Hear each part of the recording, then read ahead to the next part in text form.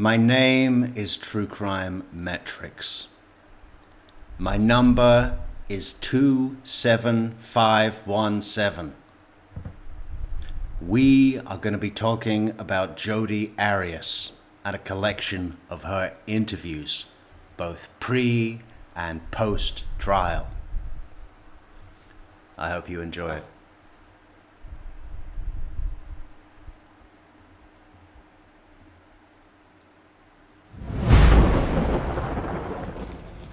I guess that's really all I needed. Sorry. Don't roll the tape yet. Jodi, how did you meet Travis and when?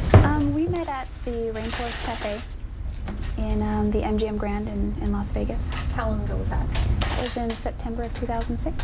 What was it about him when you saw him that kind of drew you to him? You know, there wasn't really any initial magnetic attraction. At the time, Magnetic attraction. I think you've done about 55,000 different things in the last 22 seconds that is a huge play for magnetic attraction. That's her whole thing, right? She's like a little flower that everyone wants to pick up and sniff.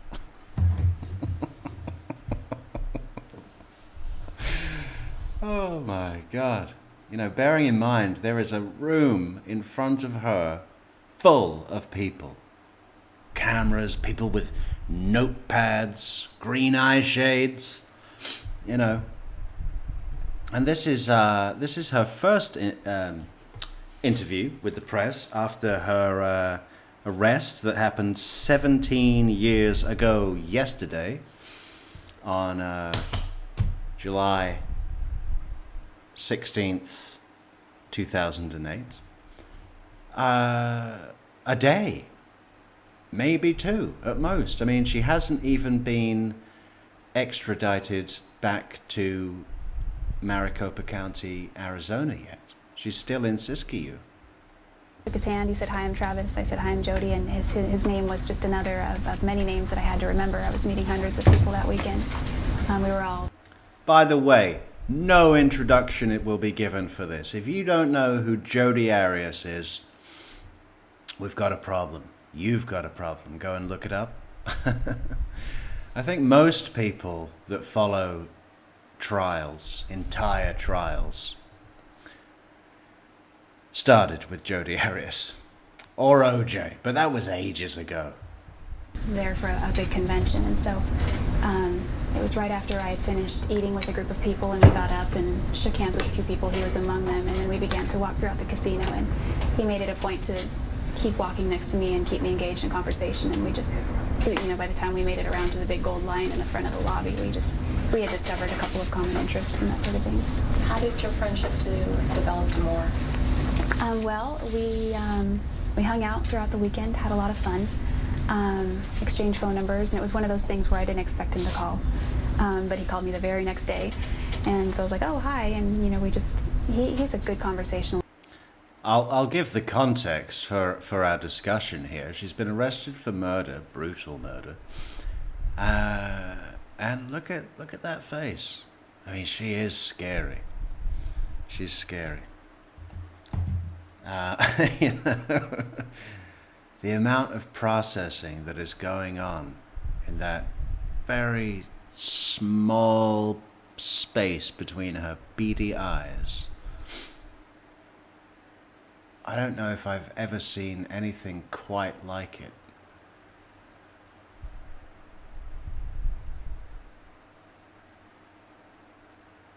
You know, it's almost like she's a completely different species. He just kept me engaged in conversation constantly, and you know, he wanted to know about me, and people like to talk about themselves, so you know, it was just one thing led to another, and we became great friends. Did you two work together? You know, the reason that the ancient Greeks had to come up with characters like Medusa and, you know, the other ones, is because of people like this in those ancient times, right? They had to come up with some kind of explanation. And those stories, those those ancient mythologies were the result of just chance encounters with someone like Jodi, but in ancient Greece, eating a huge block of feta. We worked together on occasion. We were with the same company, but we sort of worked in different departments. Is that how you speak? Oh, we got asymmetry going on. I love it when we spot that. Half my mask is on my face, and half of it is missing. Wendy's got a great one. But how is it that, well, I don't know if I should say at this stage. We'll save that for later. I might get in trouble. And at the same. Yes, we met at a convention where our company was. You mentioned that you guys love to travel together. Tell me. One thing I like to do with strange, incongruent behavior, we did this a lot in Wendy Adelson's 5.5-hour interview with General Isom. One thing I like to do with incongruent, strange behavior that doesn't match the setting that it's in, is try and imagine where that strange behavior would make sense. And then it becomes quite easy to see what the intentions are of the person who is portraying that strange, incongruent behavior. Example, when Wendy is speaking to General Isom, we've noted on this channel previously that she seems to be speaking to him as if she is a 6-year-old girl talking to her terminally ill uncle. How are you doing? You know, that sort of stuff.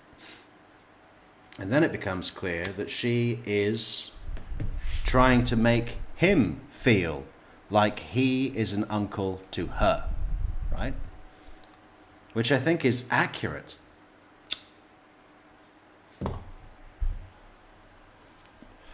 And there's several different characters where we can do that with in Wendy's interview, but it works in all other test fields that I've tried it. I'm going to try and ask the question to the chat. Jodi's behavior here, going on over these accounts of how they met, the Rainforest Cafe, they would work together on occasion, which I think is false, but I think that what that means is he attended a convention and I went as his guest. I think we're going to need to watch this more than once, but we've got a bunch of these to get through.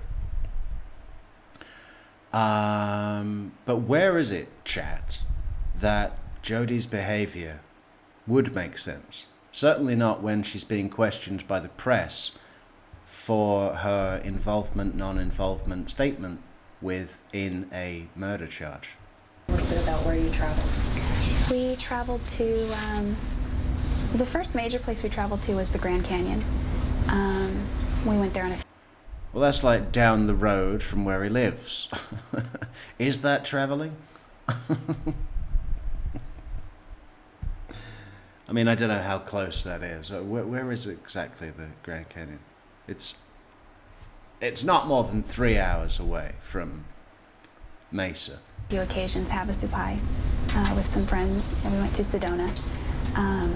We went all over New Mexico. We saw the Carlsbad Caverns, we saw Roswell, we saw the Balloon Fiesta. We went to a spa that was kind of renowned in Santa Fe. Why was he a good traveling companion?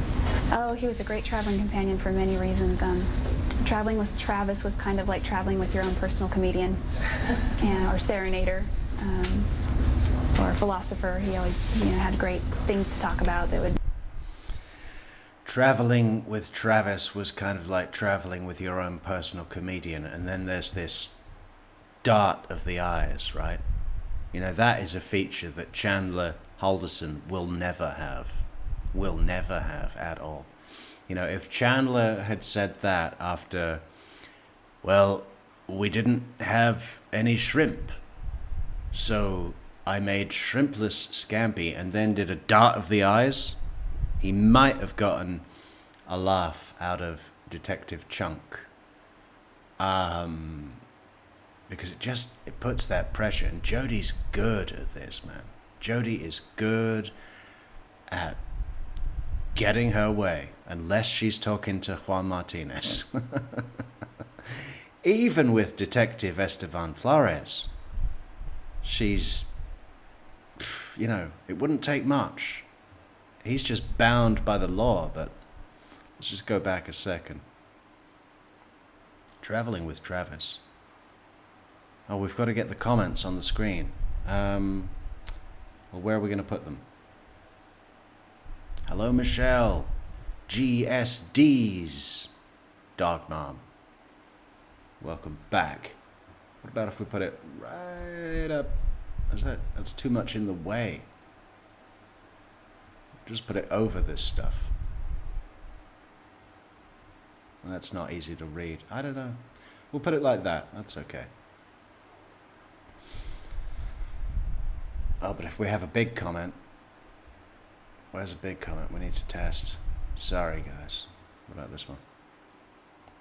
Okay, well, we can correct it later. Oh, he was a great traveling companion for many reasons. Traveling with Travis was kind of like traveling with your own personal comedian. Whoa. It's okay, so it's dart of the eyes, irresistible tooth smile.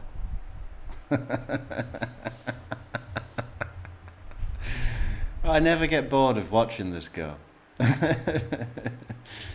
She's funny and sick, but also funny, but mostly sick. Yeah, or serenader, or philosopher. He always, had great things to talk about that would make you think. And he.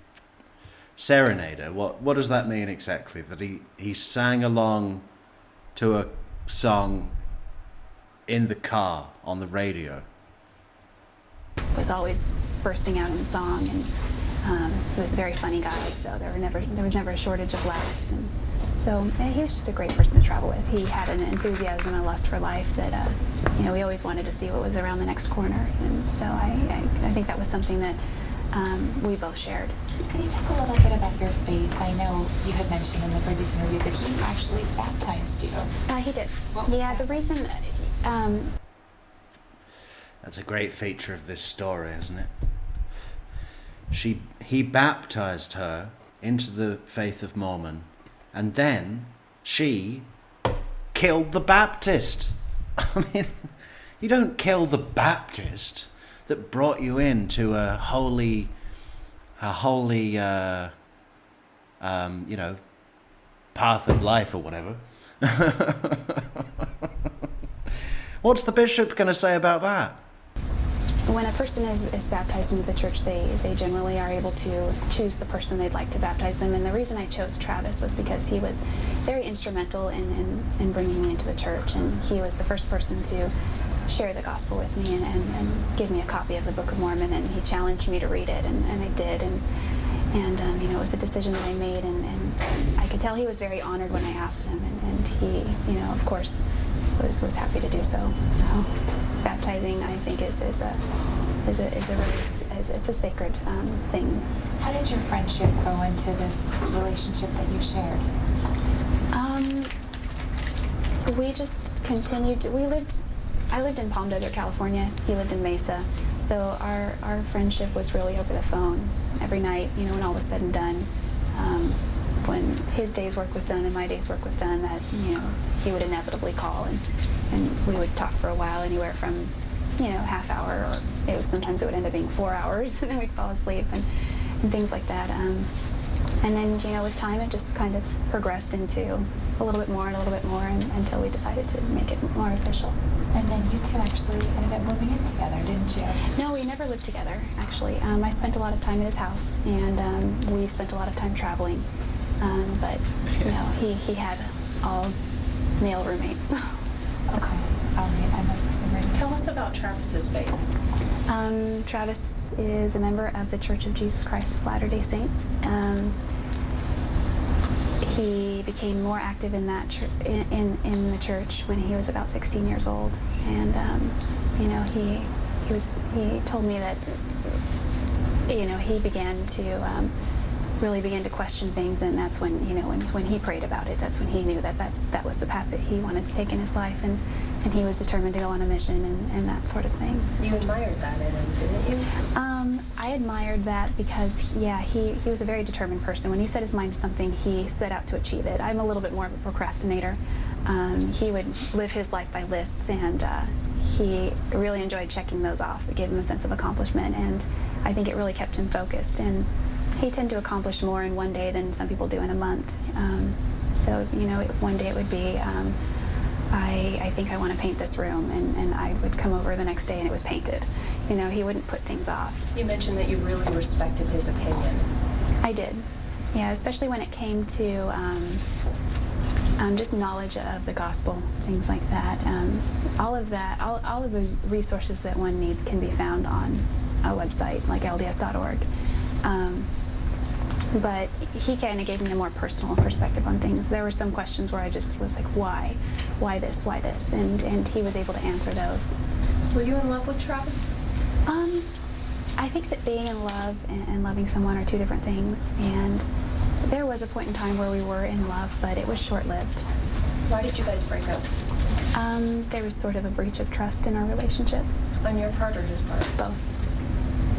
You guys couldn't move past it? No, we really couldn't move past it. But you guys managed to keep dating. We didn't date per se, we just hung out. Was it separate interests? Were you interested in different people? He was interested in different people? How did you? There was a breach of trust in our relationship. No. The real answer, Jodi, is that I was obsessively possessive. And if another woman spoke to Travis, I would flip my shit. And when he had enough of that, he said, maybe it was not a good idea that we see each other anymore. Can we take a break? Then you got into some, what do we call it? You took a load of pictures of yourself having sex with another guy and sent them to him. And he was upset, but saw it as total confirmation that you're not meant to be together, and eventually moved on and started to spend time with other women, and then you started climbing into his house through the dog door. If we're truthful about it, Jodi, I know that's not your strongest suit, but this is reality now. There was a breach of trust. Oh, on your part or his? On both. That's funny. There was, we did eventually move on in that regard, and I think that it was hard to fully move on, I think, because we continued to spend a little bit too much time together on occasion. But yeah, we did. So from the time you met and the time you developed this friendship into a relationship, how long were you guys together as a couple? I'd say a period of 5 months. And how was? I'm sorry. It's a period of 5 months. And talk to us about those 5 months. What were those 5 months like? They were a lot of fun. There was a sense of uncertainty at times, and there was a sense of excitement, and there's an excitement about the future, and we just had a lot of fun together, and it was one of those things where it was very fun while it lasted, and when we decided to break things off and become just friends, we continued to be friends, and that's just how it went. Was there jealousy on the part of both of you guys, or? I would say, on my end, not so much jealousy, maybe a sense of insecurity, but that's just me. On his end, sometimes. I don't think it was warranted, but I took it as a compliment. I was reading, I think it might have been his last note to you, May 1st this year, and it said, you know, you're one of the hottest people he knew, and you must be making your town a lot hotter for being there. Yeah, he said the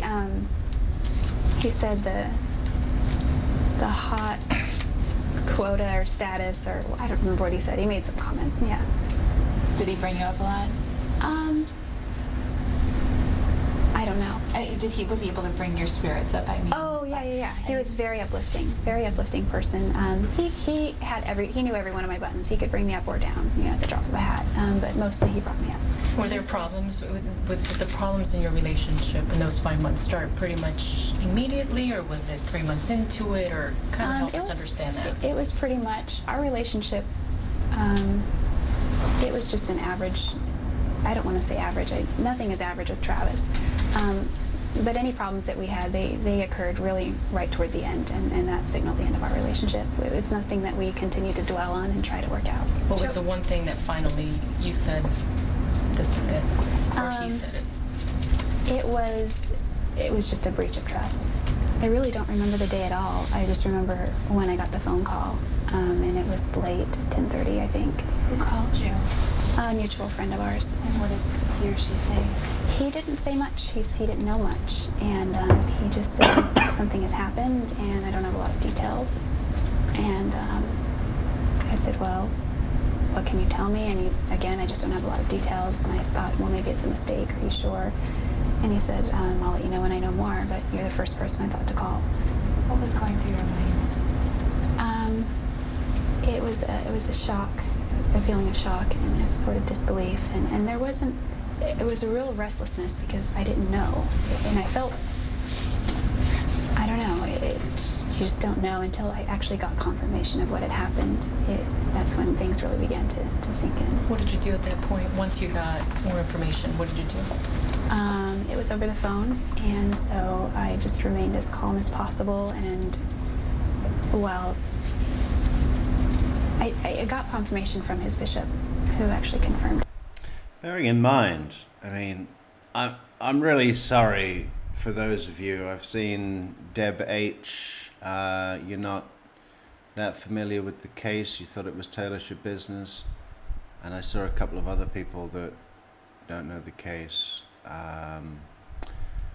We can't explain the whole thing now. I think we will do over time. What was I just about to say? She's talking about when she got the call from a friend. You know, she was back in California at this time, and it was, I think, 5 days before his body was found. She killed him in his own house, and there were people living in the house, and they just didn't see him and didn't think much of it. Eventually people came round to the house looking for him, discovered the body, and called the cops, but that was 5 whole days, right? Now Jodi doesn't know that he hasn't been discovered. How would she know? I think it would be very likely, it would be, you would assume that it would be likely for him to have been discovered before 5 days had passed by, right? Especially as there were people living in the house.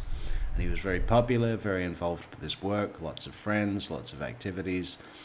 So during those 5 days, as they more and more pass along, she must have been thinking, wow, maybe he's been discovered and no one has named me as a suspect. My plan has worked. Then she got the call. And yeah. There was another thing I wanted to say. Oh, about how many times her story changes.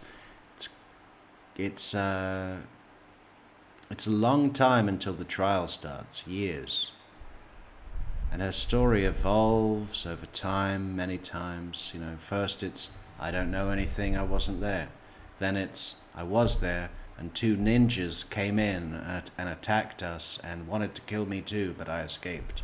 And then and then. I mean, it just goes on and on. But what she would eventually end up going with on the stand is that Travis was an abusive, physically abusive, struggling paedophile who was trying to deal with the issue that he couldn't escape his sexual attraction to small children. I mean, which was completely baseless, but that was her official her official line on the stand when facing the trial for her actions here. Total character annihilation after she's already killed him in an incredibly brutal fashion. For those of you who don't know how she killed him, I forget the order of this, but he was in the shower. She had tricked him to go into the shower, and she came to him in the shower when he's naked, and I think she got him to kneel down under the guise of, I want to take some photographs of you posing in the shower, because she was somewhat of a semi-professional but mostly amateur photographer. And then stabbed him 27 times in the back, slit his throat so viciously his head nearly came off. Seriously, I'm not exaggerating. That's what the medical examiner testified to. It was almost a decapitation. And as if that wasn't enough, she then shot him in the face. You know, pretty brutal. And she's tiny. She's like 5'3" or something. And he wasn't a small guy at all. Of course, her line as to why she did that in the shower was that he had attacked her and threatened her life, so she reacted in self-defense. And at that point, it was just about me holding it together over the phone and crying as silently as possible while he told me what he knew. And then I hung up with him and Were you here in town, or were you... I was in Wairika, California. When was the last time that you saw Travis? It was sometime in early June. How far before his death do you remember? I don't remember exactly, but it was very close. So he was killed June 4th or 5th. I think she got there on June 4th and killed him on the morning of the 5th. I think that's right. Something I want to do at some point. It's probably not going to happen for a little bit because, like I said, we've got to get back to those Adelson cases. I've been working on a video, a nice little edit for us today, but it became very clear about 3 hours before the show that I was not going to finish. So we had to ditch that for tonight and go back and do some good old Jodi. You see, Jodi's always there, right? We can always go and get some Jodi on when we're late and struggling to get out our edits. But yeah, tomorrow we should be back on Adelson's. But at some point I would like to go over a detailed examination of Jodi's full plan, because it is pretty epic. You know, her plan to commit this murder and have herself go undetected and not in the eyes of law enforcement, in the sights of law enforcement, was pretty epic. I mean,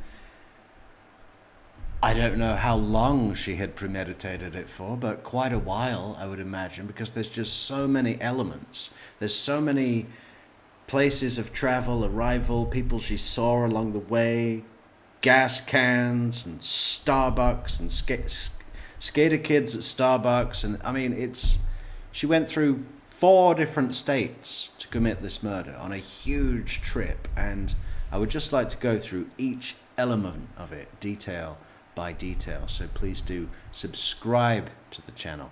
Remember to like, share, and leave a comment. Too. There were, you were mentioning in the interview before this, the pictures that were found and recovered of the two of you. Mm-hmm. You were mentioning what was on those pictures. The detective did show you one. Can you explain that? Well, it's not. It's Deb H. Sorry to interrupt again, but Deb H. You've never seen the trial. It's epic. Jodi herself was on the in the witness stand for, it was at least 19 full days. I mean, possibly the longest time that I know of, well, definitely that I know of, a defendant has ever taken the stand in their own defense. It was incredible. I mean, that's almost 3 full weeks. More than 3 full weeks, because they only have court Monday to Friday. So almost a month of the jury. The jury were going there for a full month, and every day of that month, well, the jury were going there, you know what I mean? To see her, it was almost a full month of the jury's time. Incredible. And the cross-examination shakes the very earth. I mean, Juan Martinez, the prosecutor in the case, who works alone, I mean, he just, it was like a death match. And it was. I mean, it was certainly a death penalty case. She didn't get the death penalty, but it was a death match. It's all public information, but it's nothing that I'm really comfortable talking about. And it's nothing that he nor I ever intended to be made public. It's something that we intended to keep private. But now that all of this has been thrust under a microscope, everybody knows about it. So part of me says, why bother trying to skirt around the issue? And another part of me says, have a little discretion. But again, it's public information, and they're just photos that we took and that we deleted with the intention of, that wasn't a one-time incident. I mean, there were many times where. So what she's referencing here is that while she was visiting Travis the night before she murdered him, they were having sex and taking photographs of themselves having sex with this new camera that Travis had bought for himself. And then after they had looked at the pictures of them having sex, they deleted them. And after she killed him, what she did with the camera was put it in his washing machine with the sheets that were on the bed, and started the cycle in the hopes that it would completely destroy the camera, memory card, and any chance that the police would have of retrieving those pictures. But the police got lucky, and they were able to do a clone of the memory card, little SD card, and they retrieved all of the pictures of them having sex with the time and date stamp, which really didn't look good for her when she said, "I was never there, I haven't visited him in months." And the detective's like showing her these pictures going, "Is this you? Is this you with your asshole in the air?" And she's like, "Oh, that looks like me." You took pictures? Yeah, pictures, whatever, and any kind of media, and it was deleted because it's just something that we didn't intend to ever keep. Can you talk about some of your love for photography and just in general the type of photography that you did? Yeah, I've loved photography since I can remember, since I got my first camera. I've taken pictures of everything you could think of, and I think what I really began to enjoy and settle in on was people. I really enjoy nature and sunsets, but people and their expressions, moments, especially weddings, when you can just see expressions on people's faces and emotional moments. I love capturing that sort of thing. Jodi, why do you think investigators believe that you killed Travis? Well, there's a lot of forensics suggesting that I was, in his house. Of the evidence that they presented to me, I was asked the question, if you were presented this evidence and you were a third party, what would you think? And, I need to be honest, and the evidence is very compelling. But none of it proves that I committed a murder. None of it proves that I committed a crime. What it does substantiate is what I did tell detectives. I have to ask you this, did you kill Travis Alexander? Absolutely not. No, I had no part in it. Did he have any enemies at all? To my knowledge, no. He had a strong personality, but he was very well liked and loved. I just can't think of a single soul. So you had nothing to do with Travis Alexander's death? Is that what you- Nothing to do with it. To know that he was stabbed some 27 times and shot once in the left cheek, who could have done this to him? I don't know. Who do you think killed him? I have no idea. Do you think that it was a random thing or somebody that knew him? I mean, this is a guy that you were pretty close to. This was a guy I was close to at a time when we were really trying to move apart from each other. So, I mean, there were certain details about his life that I never did know about, and there were even more details that I did not know about, as well as details about my life that he didn't know about because I had moved on. Thank you very much, Mike Crawford, for the supporting the channel on buymeacoffee.com. Moved to California. So we were making a sincere effort to grow apart and to be apart and to move on.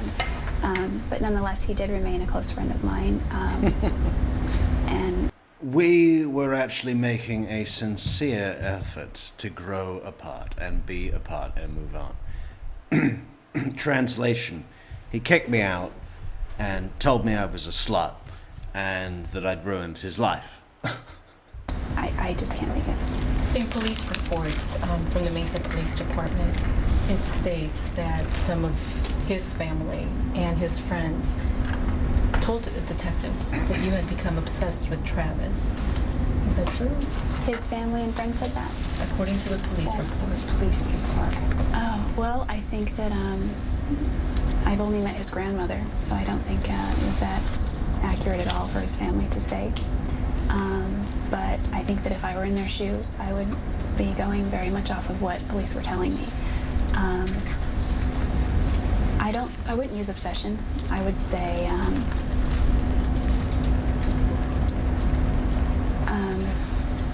I don't know. I think that when more evidence comes out, it'll be very telling that it was a two-way street, and Travis was a wonderful person, but he was also very persuasive, and he was hard to say no to, and it was hard. He wouldn't allow me to not answer his text message. If I didn't respond, he would keep calling until I did. And so to me, that wasn't obsessive behavior on his part. It was just, I took it as a compliment. He wanted to talk to me, okay, that's great. But were you obsessed with him? Or those are the allegations they make? No, not at all. Jodi, you're pretty calm sitting here. Somebody who's been arrested, accused of murdering somebody, how are you managing to stay so calm? Through my faith and through the knowledge of my own innocence. That's the only thing. I would be shaking in my boots right now if I had to answer to God for such a heinous crime. But I'm very grateful that this is one thing that I will never have to answer to when I stand or sit, when I'm before the judgment seat someday, and all of my actions. Is it stand or sit when we're meeting St. Peter? I never remember which. When I sit before, stand, sit, or when I sit or stand in my day of judgment. Jodi, I think you need to refer to the scriptures because we're lost right now, Jodi. How are you remaining so calm and charming? Through my faith and through my knowledge of my own innocence. I would be shaking in my boots right now if I had to answer to God for such a heinous crime. Oh my God.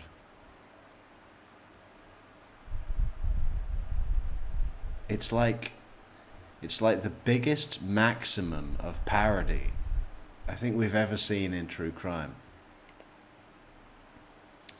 It's quite something. But I'm telling you, I know many people love to say that she's a moron and that she's talentless and so on. I'm telling you, she's an operator. This really bothers me about the case, because as far as how was Jodi doing in life so far? Yeah, she's 27 here. She's just turned 20. No, she's just turned 28 here. July 9th, 1980 is her birthday. So she was 27 when she committed the murder. She's now had her birthday and she's 28. How was she doing in life? Not great. Not great. Massive amount of debt. Total fucking career reject, which really surprises me. This it's not hard to imagine Jodi's character here. We were talking about where does incongruent, strange behavior fit? Where would it fit? No, it's quite akin to a job interview of some description, right? Charming, efficient method of answering questions, quite clear in the sentence structure of sentences, unlike what I just did. Quite clear in the structure of sentences.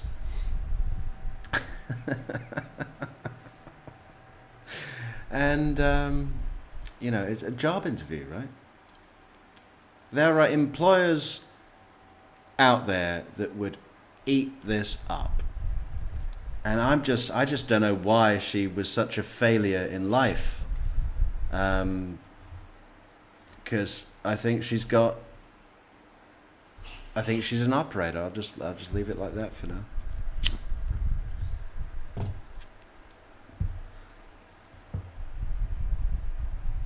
Maybe a little overconfident in times. Yeah, her jobs were like a waitress at the Mexican restaurant. And that's I'm not saying that that's a bad thing. Everyone in chat's going, well, I wait tables at the Mexican restaurant. That's a great thing. It's a great job. But it wasn't for Jodi, is the point. It wasn't helping her reduce her debt. It wasn't giving her job satisfaction or social recognition that she seemed to crave.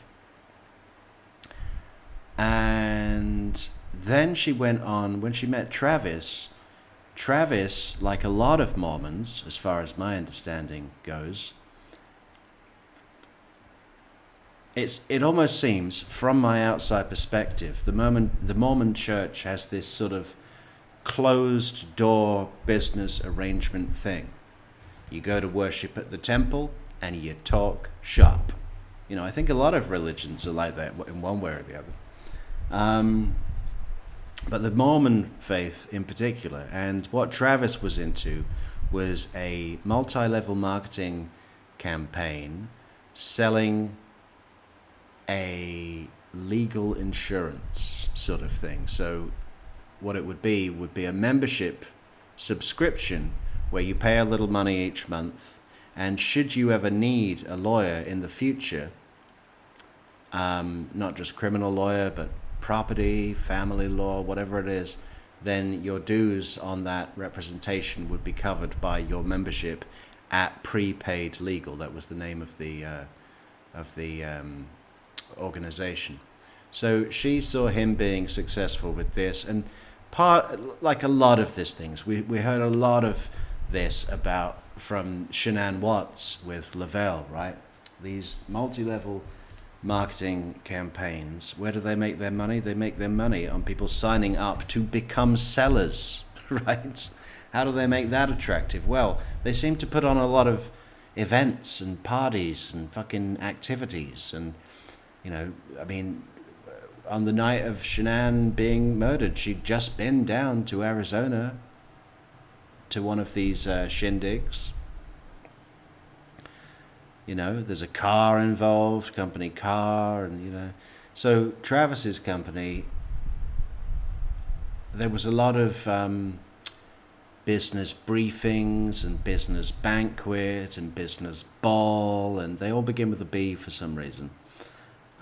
So she met him at Vegas when he was dressed up in a pinstripe and at this huge event with all the people that are selling the product, right? And she found that very appealing. She wanted to join in on that successful path, right? So she became involved with the company. But she said to Detective Florence, I'm kind of like a deer in the headlights when it comes to prepaid legal. So when it comes to real things, like actually achieving tasks, life tasks, she doesn't seem to have it. It's just in this sort of lying, manipulative prowess where she might have the big guns. But those guns weren't big enough for Juan Martinez, state prosecutor. On his part, it was just, I took it as a compliment. He wanted to talk to me, okay, that's great. But were you obsessed with him? Or those are the allegations they make? No, not at all. Jodi, you're pretty calm sitting here. Somebody who's been arrested and accused of murdering somebody, how are you managing to stay so calm? Through my faith and through the knowledge of my own innocence. That's the only thing. I would be shaking in my boots right now if I had to answer to God for such a heinous crime. But I'm very grateful that this is one thing that I will never have to answer to when I stand or sit, when I'm before the judgment seat someday. And all of my actions, my thoughts, my words, the things I've done and said are called into account. You know, this is not one of those things that will be brought up. I've done many things that are shameful, but this is not one of them. Did you have a gun? Did Travis have a gun? To my knowledge, it was like a 25 caliber gun. I did own a gun. It was a 9mm though, and it had never been fired. It was a brand new gun. But when my freedom is taken away for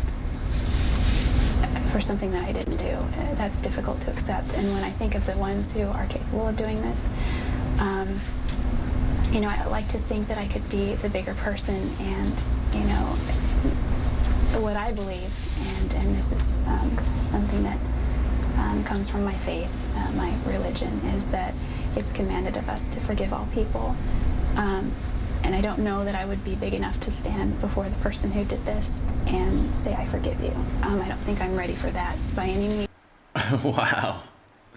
Nice psychology, Jodi.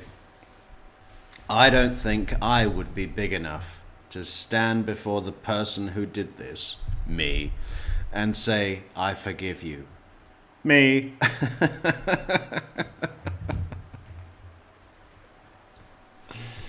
Oh, God.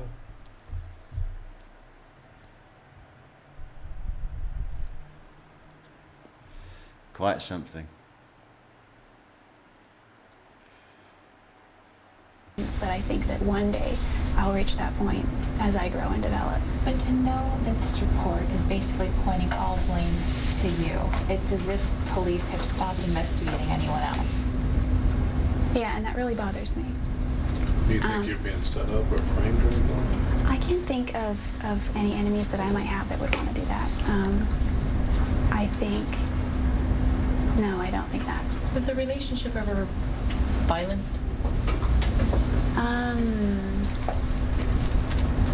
Pass on that question. You yourself said that some of the evidence that investigators have is damning.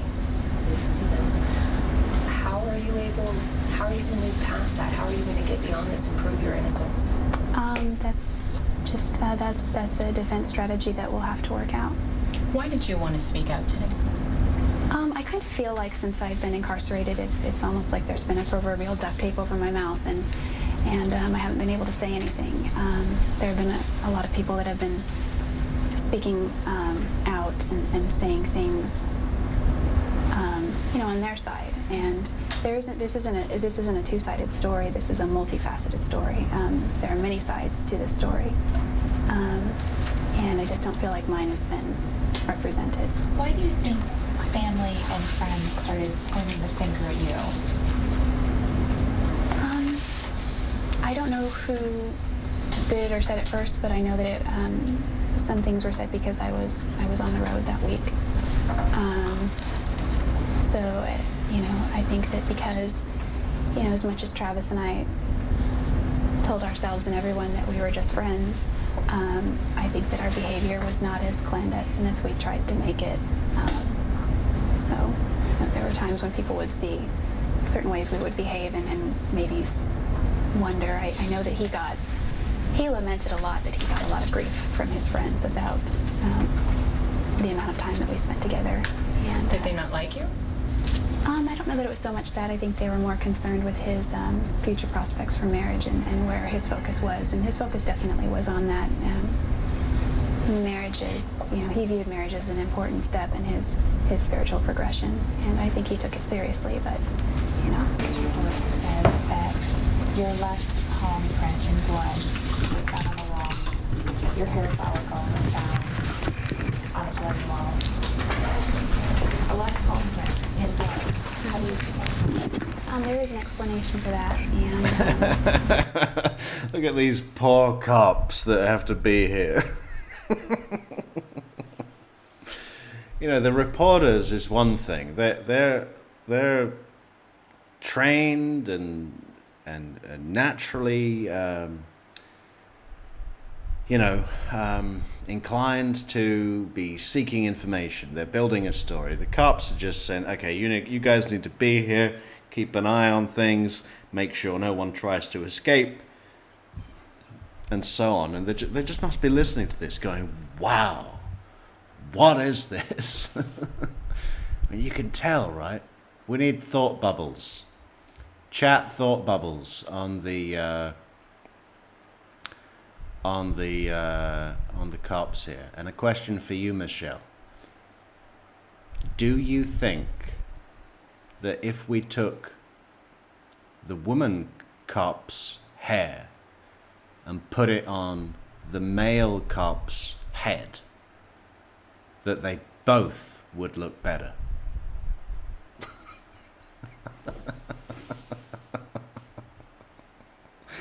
We'd be doing them both a favor. Put it on his head. It will be made known very soon. Is there anything you would say to his friends or family? Anything you would say to them?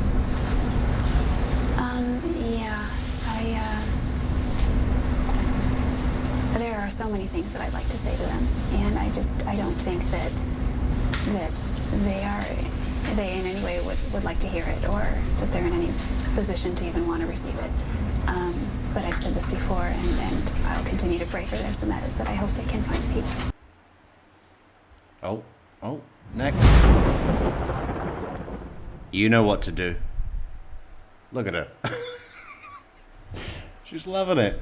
Okay, so full disclosure, the Inside Edition interview and the 48 Hours interview are nowhere to be found, original full videos on the internet. Seems to be some copyright issues there.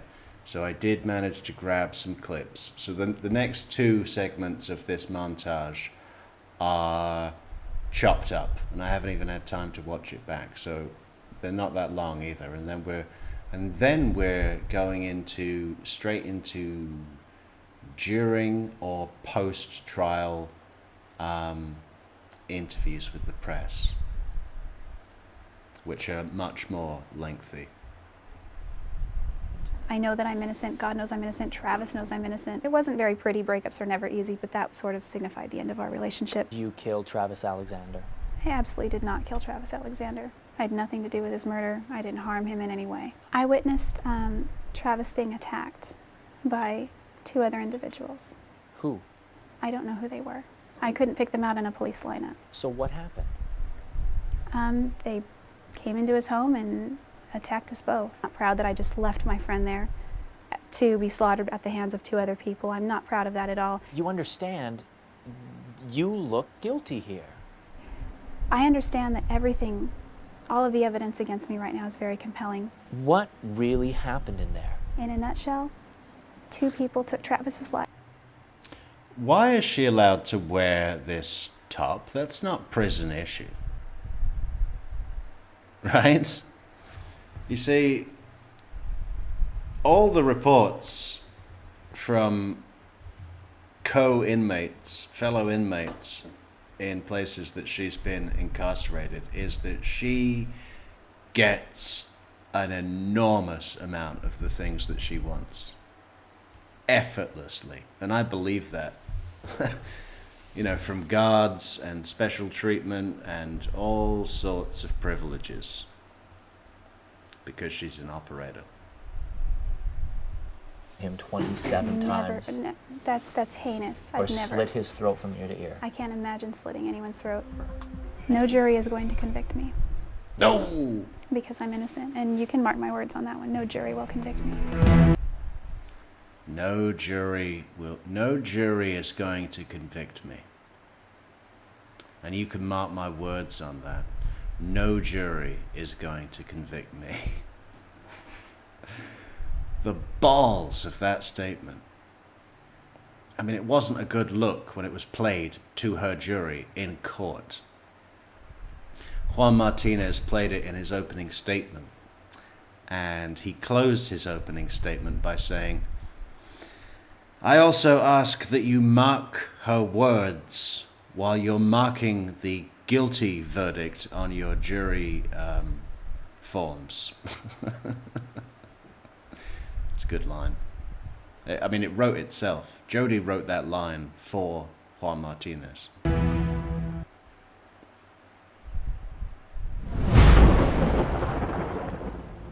Hit on the back of the head.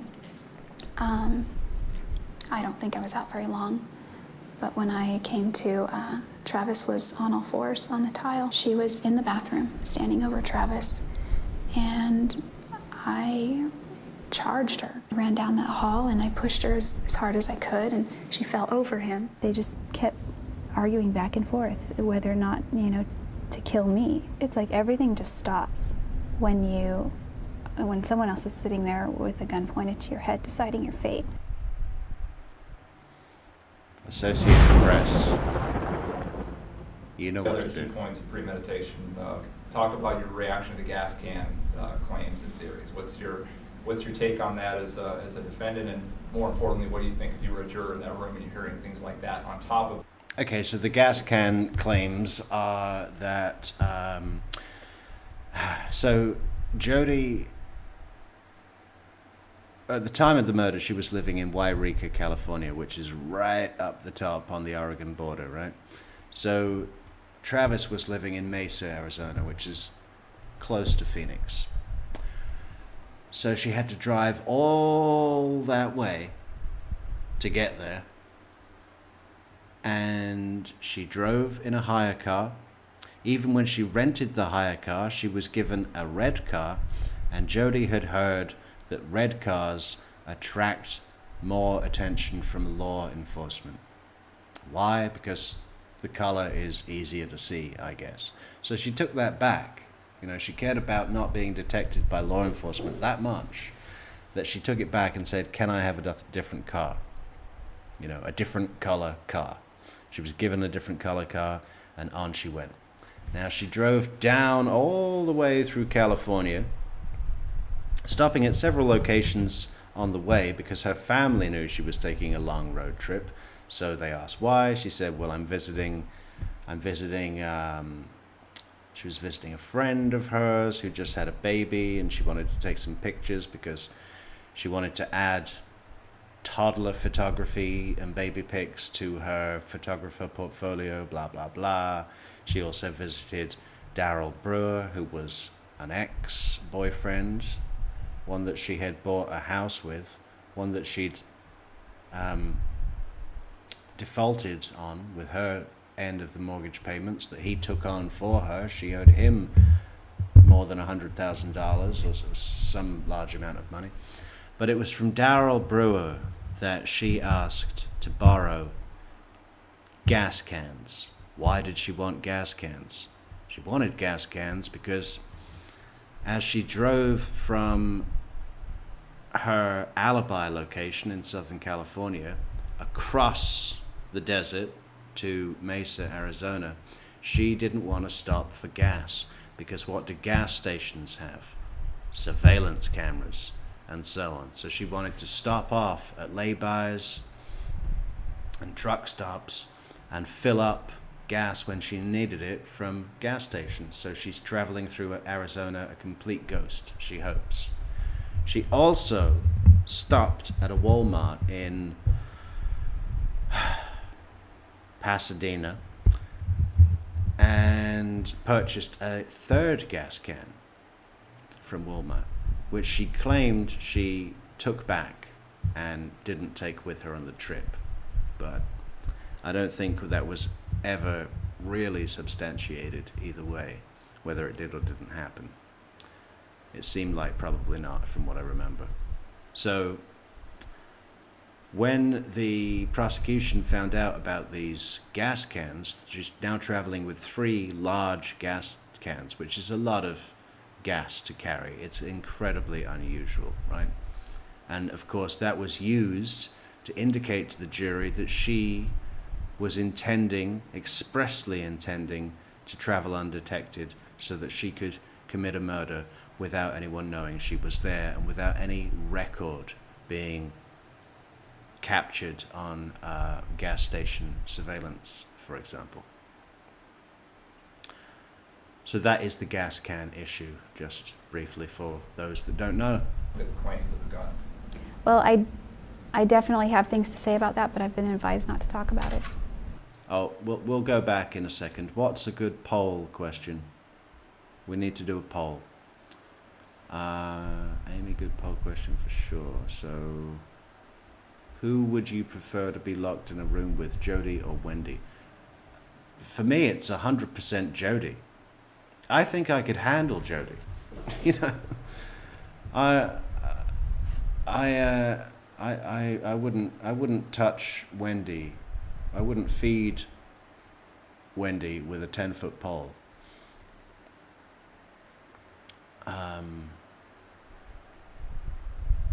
Yeah, well, we can do a poll. I mean,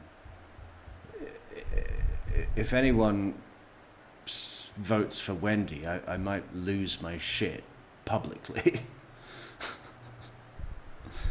Yeah, okay, let's do that poll. I'll do it right now.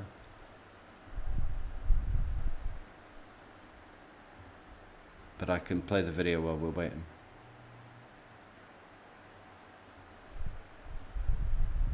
It's your head deciding your fate.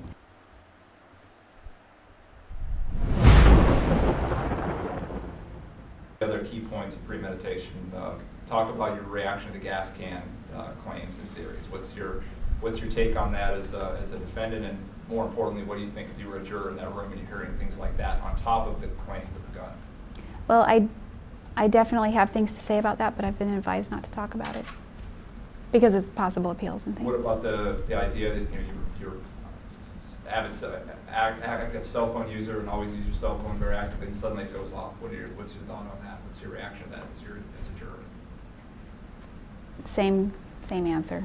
I'm sorry. I'd like to answer that because I do have things to say about that, but they told me don't relitigate the case. So. Will there be a time you feel comfortable doing that, or Sure. if they come back with a death sentence, do you plan to appeal until you run out all of your appeals? For the sake of my family, I do, yes. You talked about wanting to try to affect positive change in prison. You talked about many other examples. Have you had success with that as an inmate so far? I believe I have. What's an example of that? Where you felt like you changed somebody or affected somebody? Well,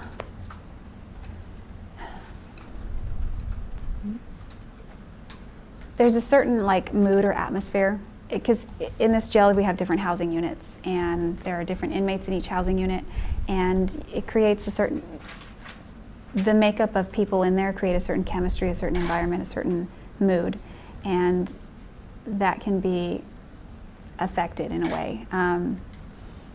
I think I do it without knowing it, because people come up to me and tell me, they tell me about the positive influence I've had on them or on the people around me and that sort of thing, and and they thank me for it. And that was never my intention. I think they've looked at my attitude throughout the years here as something. I feel like I'm tooting my own horn.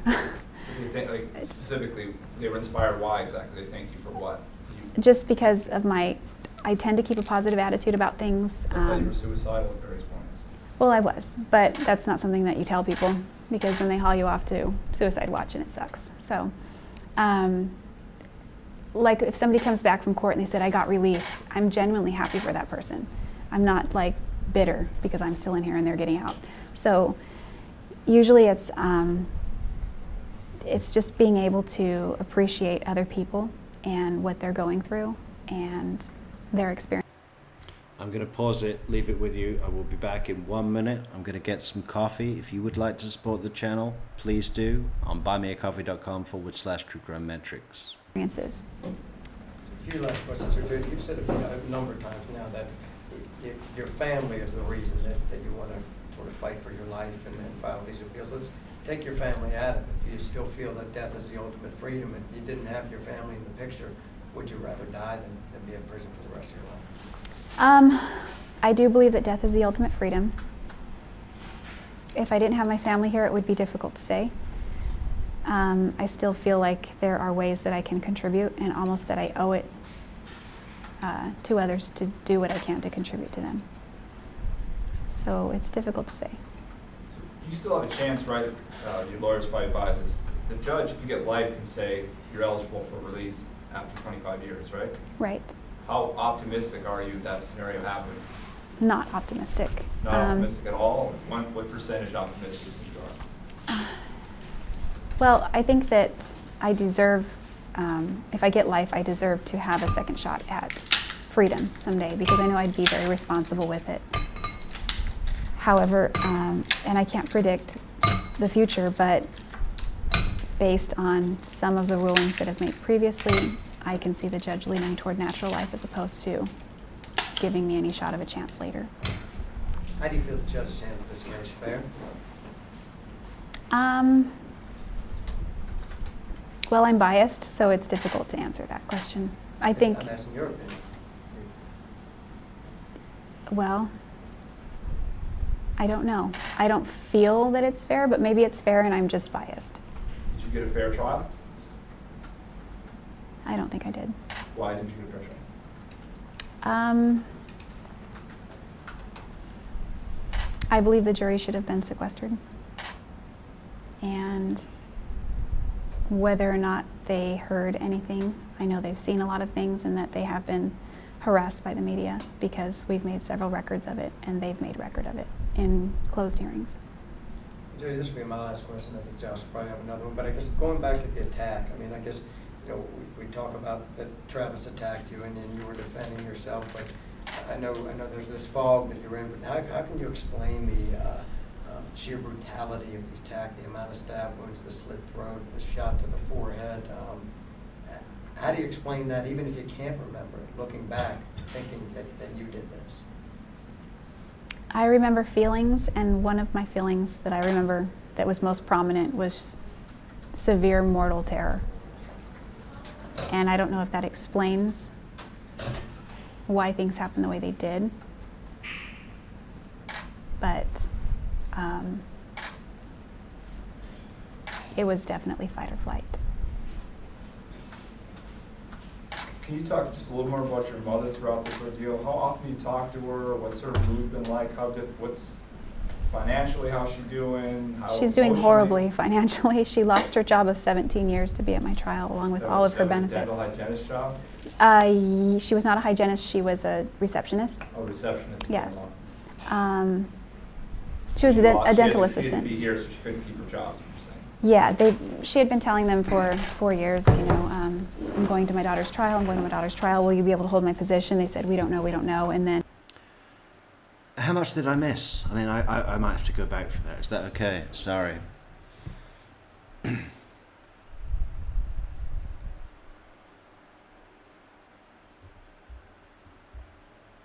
As the ultimate freedom, if you didn't have your family in the picture, would you rather die than be in prison for the rest of your life?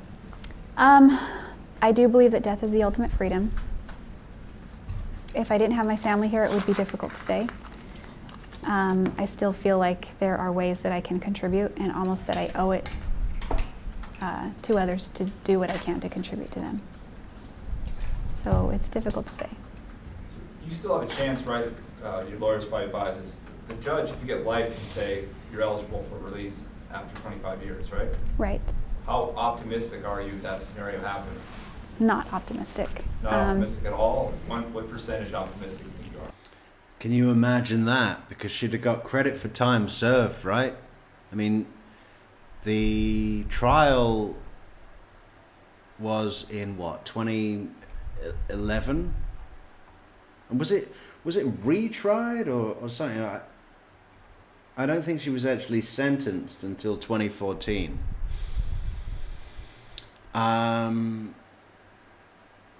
But if she had been given the option for parole in 25 years, it would have been from the point of her arrest with all the time served, right? It's been 17 years now.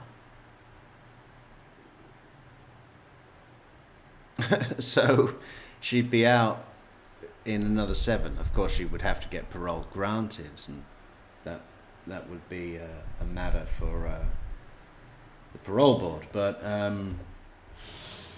you know, she's what, 45 now, so she would be 52 years old coming out into the community. You can still do a lot of damage at 52. That would be pretty scary. Well, I think that I deserve, if I get life, I deserve to have a second shot at freedom someday, because I know I'd be very responsible with it. However, and I can't predict the future. Well, you should have thought of that before.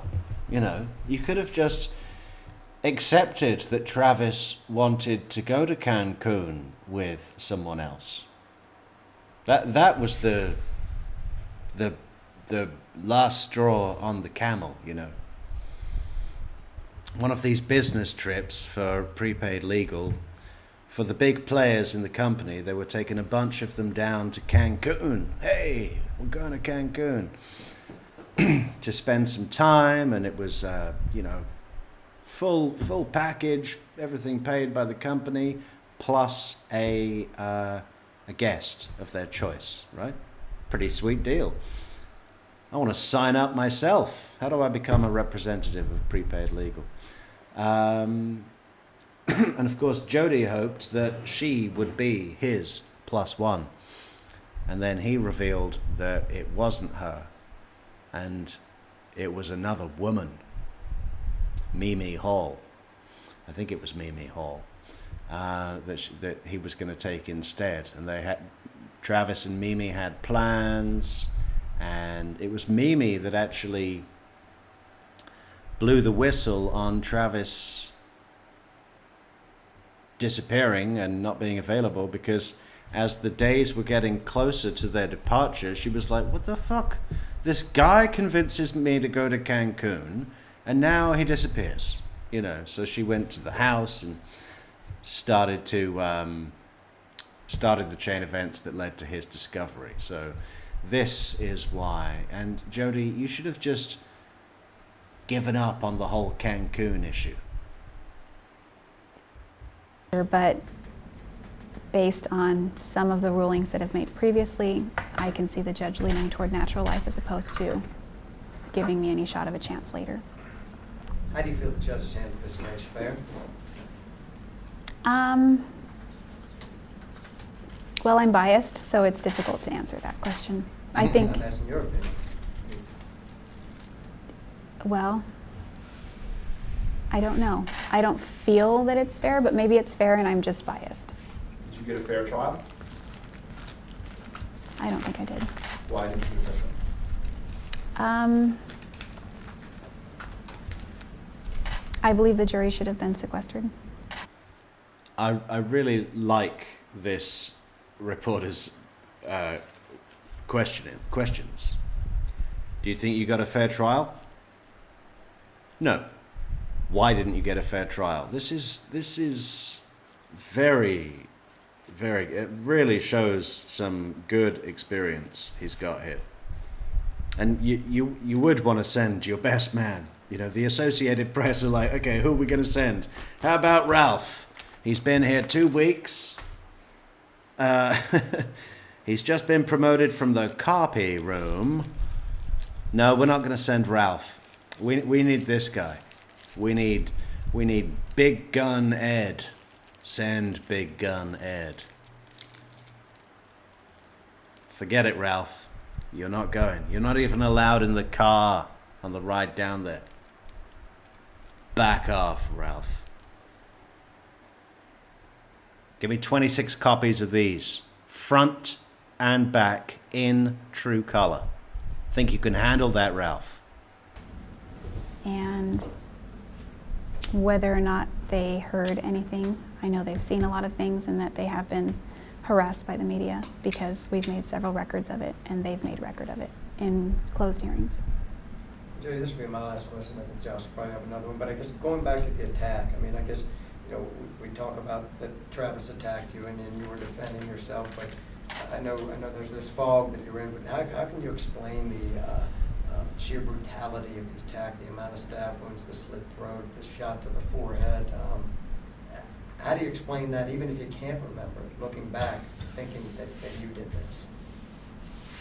I remember feelings, and one of my feelings that I remember that was most prominent was severe mortal terror. And I don't know if that explains why things happened the way they did, but it was definitely fight or flight. Can you talk just a little more about your mother throughout this? Well, you did both, Jodi. You did fight and flight. You know, you know, yeah. You fought and then flew away. You know, how often you talk to her? What's her mood been like? What's financially, how's she doing? She's doing horribly financially. She lost her job of 17 years to be at my trial, along with all of her benefits. That was a dental hygienist job?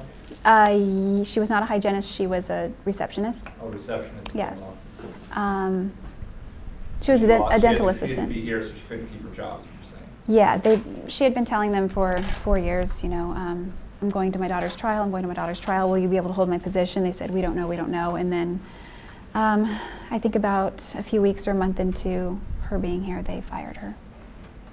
And how does she pay for hotels? Or where does she stay? How does she, without giving locations, how does she do it? We have family here. She's staying with them. She's staying with family members? Yes. And how often do you talk to her? Like during the every trial, day. for example? Every day. I call her every day. You call her, you collect calls? And Yes. Mm-hmm. You see her in person? How often? I'm limited on the number of visits I can receive here, so we use them all. We max out the visits every week. So has it actually made you and your mother closer through this whole process? I would say yes. It's kind of forced us to be closer, and that's caused some growing pains. But ultimately, I think it has. How does it feel knowing that, one of the things you talked about is the Christmas picture, and one of the things they showed. The question should have been, do you think you have been forced to abuse your mother less since you've been locked away? I'm trying to remember where it was that I heard one of the jail calls. It's very short, but it's Jodi talking to her mother, and it's it's a whole different thing, you know? It's a whole different thing. At the end was the Christmas picture and with you. And how do you feel knowing that you most likely won't be able to spend a Christmas again with your family? It's heartbreaking, but I have to consider the fact that Travis isn't either, and it's hard. I don't like to focus so much on me. I put all of that stuff about me in my allocution because that's my attorneys recommended that I do that, and they said allocution is about you and your life, and we'd like you to focus on that, your life before Travis. And so I led up to that, and we thought it would be good to put that picture in, and I thought it was a powerful picture, and so we included it. And I really hope that it wasn't, that was one segment of my allocution, so I really hope that I didn't come across as it's all about me, because it really isn't. As I did state in allocution, theirs is the greater loss. When you were being interrogated by Rachel Blaine, remember her, Siskiyou County deputy? She went through a lot of deep scenarios for you, and I know you've explained this before, but I just want to hear it in person, where she said, she was being very nice, I thought in the interview it seemed like, and she was saying, if things got a little violent or out of control, these things happen, it's okay, Jodi, just tell us what happened, we can move on, and do it for the family and things like that.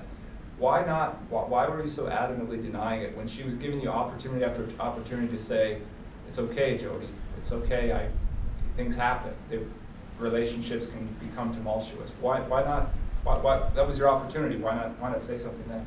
I wasn't anywhere near ready to admit that I could have been capable of that. So even though every time she said that, it just hit home, and I'm like, oh my gosh.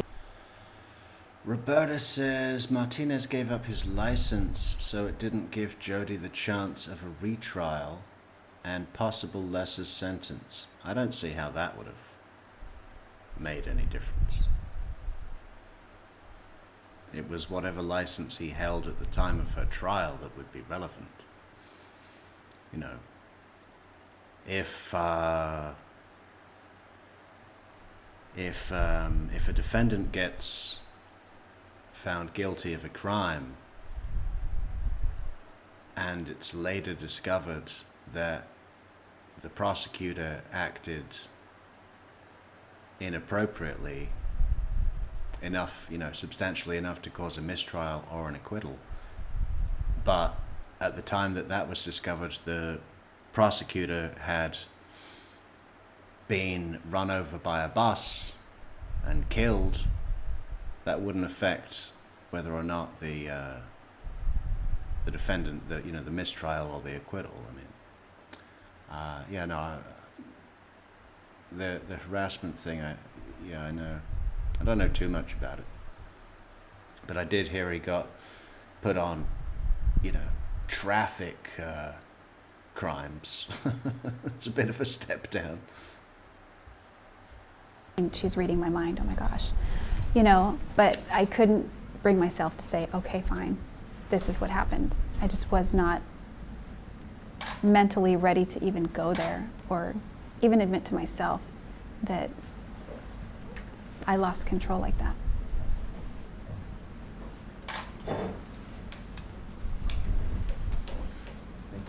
You're welcome. Yeah. I think that's it. I think that's all. You done for the night? Yeah. You guys are the last. You guys are the last. Oh, so. The one time that you started to tear up, a couple of times, you were talking about your nieces, talking about Travis's grandmother.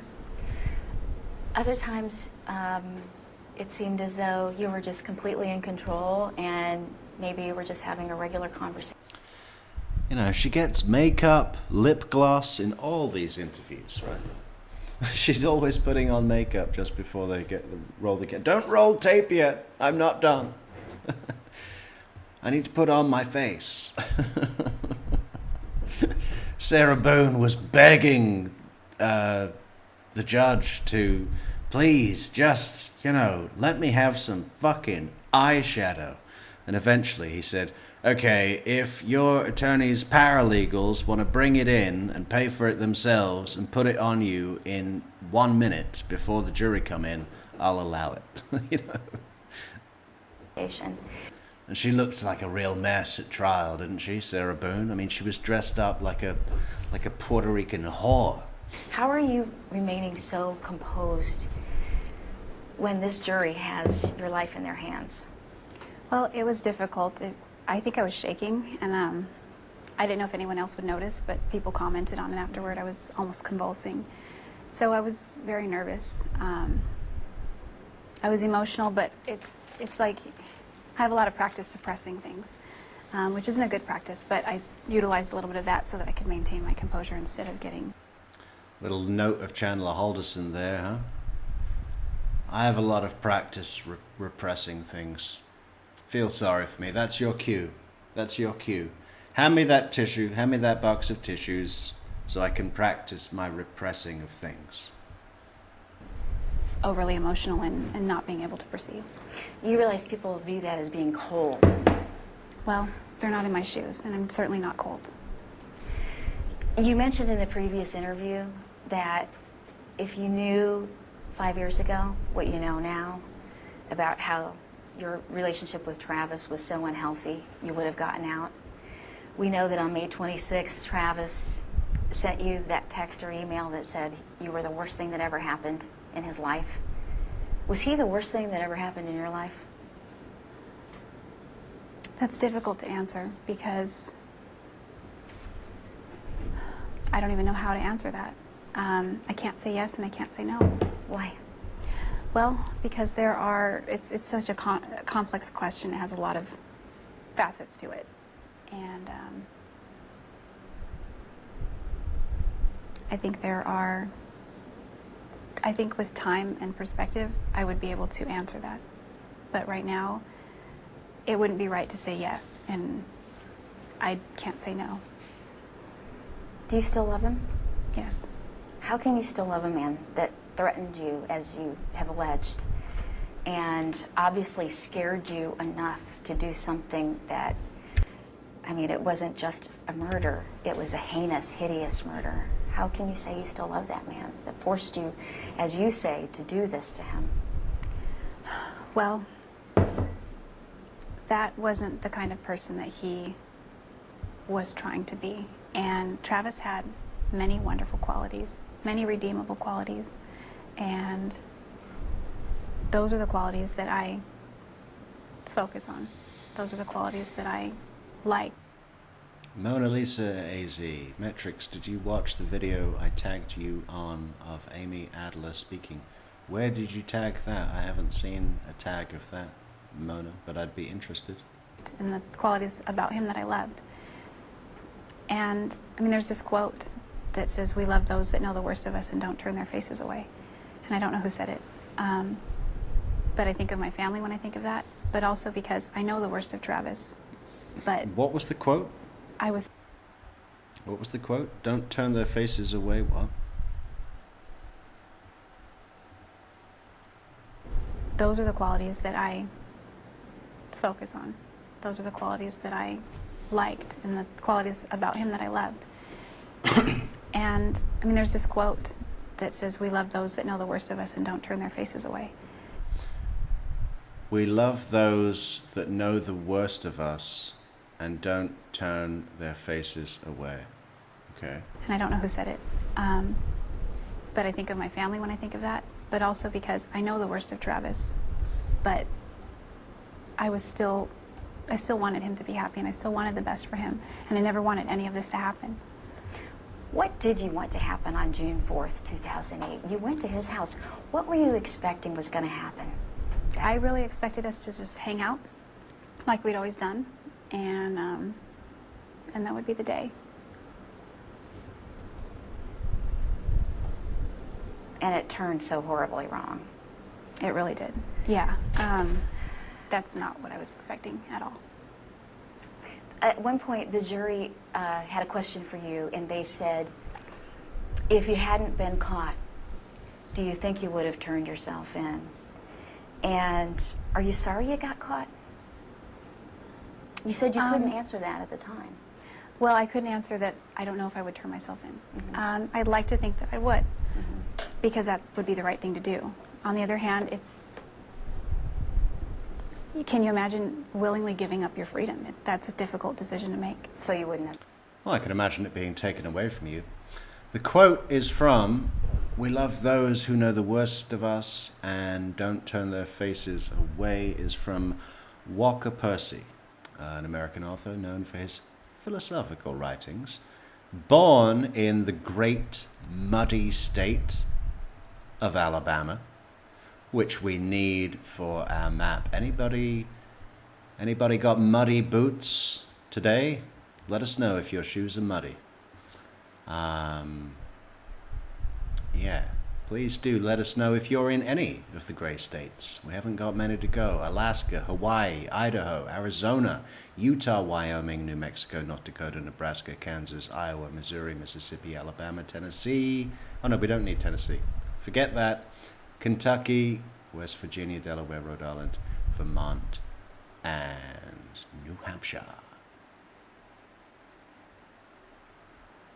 Let us know so we can close up shop. Done it. I can't say that I wouldn't have.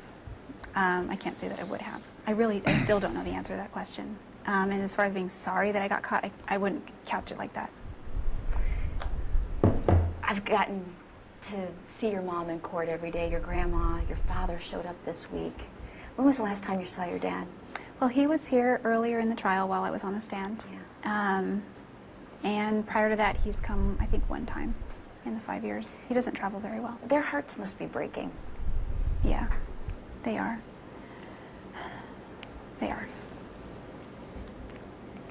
There were a few times where you'd turn and look at them every now and then, but it seemed like it was few and far between. Why was that? Well, I tried to remain focused on what was going on in the proceedings, so I didn't want to look back too much because I didn't want to take my attention off of what was important in the proceedings. But at the same time, I mean, I don't know how much you noticed, but I looked at them a lot because I don't know how much longer I'm going to see them, and I want to see them. Are you taking a mental picture of them in your mind because you think you might die? Or are you... Well, I think they'll still visit me regardless of the outcome, but I guess it just helps me and reinforces that I'm loved by these people that know the worst about me, and they still love me. And I look back and I see this whole row of support, and sometimes 2 rows deep, and that helps. We could know tomorrow with the jury's decision. Are you mentally, emotionally ready to meet your maker if that's their decision? Well, I'm ready to meet my maker, but if... Limericks. Patricia Burns says, "There once was a woman called Boone, whose lawyers..." Okay. There once was a woman called Boone, whose lawyers all thought her a loon. She caused non-intentional death because she drank like a meth and ignored her dead boyfriend till noon. Yeah. Well, I mean, Sarah Boone, we could have a full canon of limericks, haikus, and otherwise. Not so many sonnets. If anyone can write a credible sonnet about Sarah Boone, I would give them $100 as a prize. that time should come, but if that's their decision, it would drag on for years and years. So it's not really contemporaneous. Do you know what I mean? You're saying you have... Contemporaneous. Look, I used contemporaneous in a sentence. Tell me I'm good. Tell me I'm good. You're impressed. A lot more time. Even if you get death, you still have years to live, is what you're saying. Yeah, I do. That doesn't mean that it's a great quality of life or anything like that. I've heard it's better when you're on death row, you know. than being in Gen Pop. You know, I think the guards give you a little bit of leeway. I mean, you know, it's like, oh, okay, well, you know, we're gonna kill them, so let them have a few books. Let them have a few books. If I got a death verdict, this thing keeps dragging on, and I'd really like to close this chapter. I hope that I hope people can get closure. That's the goal for me. I want them to be able to get closure, get peace. Travis's family. Yes, very much. And I don't even know if that's possible. I hope it is. I hope it is for them. I don't know if it's possible. I wish I could just wave a wand and make it possible. Do you think about, okay, if the jury comes back and they give me death, do you think about what that moment would be like? When Yes. they put the needle in your arm? You have thought about that? I haven't thought about that, no. Not at all. Not in great detail. What have you thought about pertaining to? Mona Lisa, are you on Discord? I mean, you should just join the Discord, and then you can send direct message or share it with the group. Links in the description to Discord, or you could email it to me. I don't know how I can go through the chat from yesterday. But yeah, I'd love to see it. So join Discord or send me an email. Discord link is in the description, and the email is truecrimemetrics@gmail.com. That. I thought about more like the moments immediately following the announcement of the verdict. I have a pretty clear idea of what's going to happen at that point. So at that point, it'll just be taking it day by day and seeing where things go. So you really mentally haven't even gone there? Mm-mm. I haven't. It's more like I'll cross that bridge when I come to it. But you did say that you preferred death at one point, and then today, because of your family, you said I would. Yeah, exactly, Kiwi. I mean, all psychos are great in bed. That's the problem with the human race. That's the problem. Didn't want to put them through that. So at one point, it seemed as though you were thinking about death. Yeah. And preferring the death penalty. Yes. So you. Jury's gonna write a sonnet on Boone. Okay, well, I'd love to see it. I'd love to see it. Yeah, bring it back next time, jury. You have thought about it. Well, to that degree, yes. Just the fact that, I mean, I believe we are eternal, and in a sense, it's kind of like, well, if my life is over, why be a burden to my family? Why be a burden to the system? Why not just remove myself from this picture and move on? That's how I looked at it then. Mm-hmm. Who convinced you? Did your family say, look, you have a life worth living? Did they convince you? Did the defense team convince you? Did something happen between that interview? I mean, it was a short period of time. Yeah, actually, they've all said those things, but my cousin convinced me.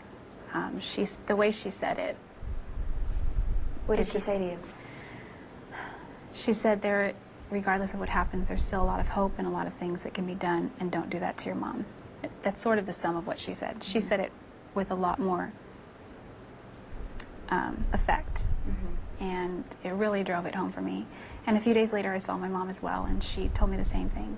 And it just reiterated that if I go against what they say, it's just going to cause so much pain, so much more pain. What's your cousin's name?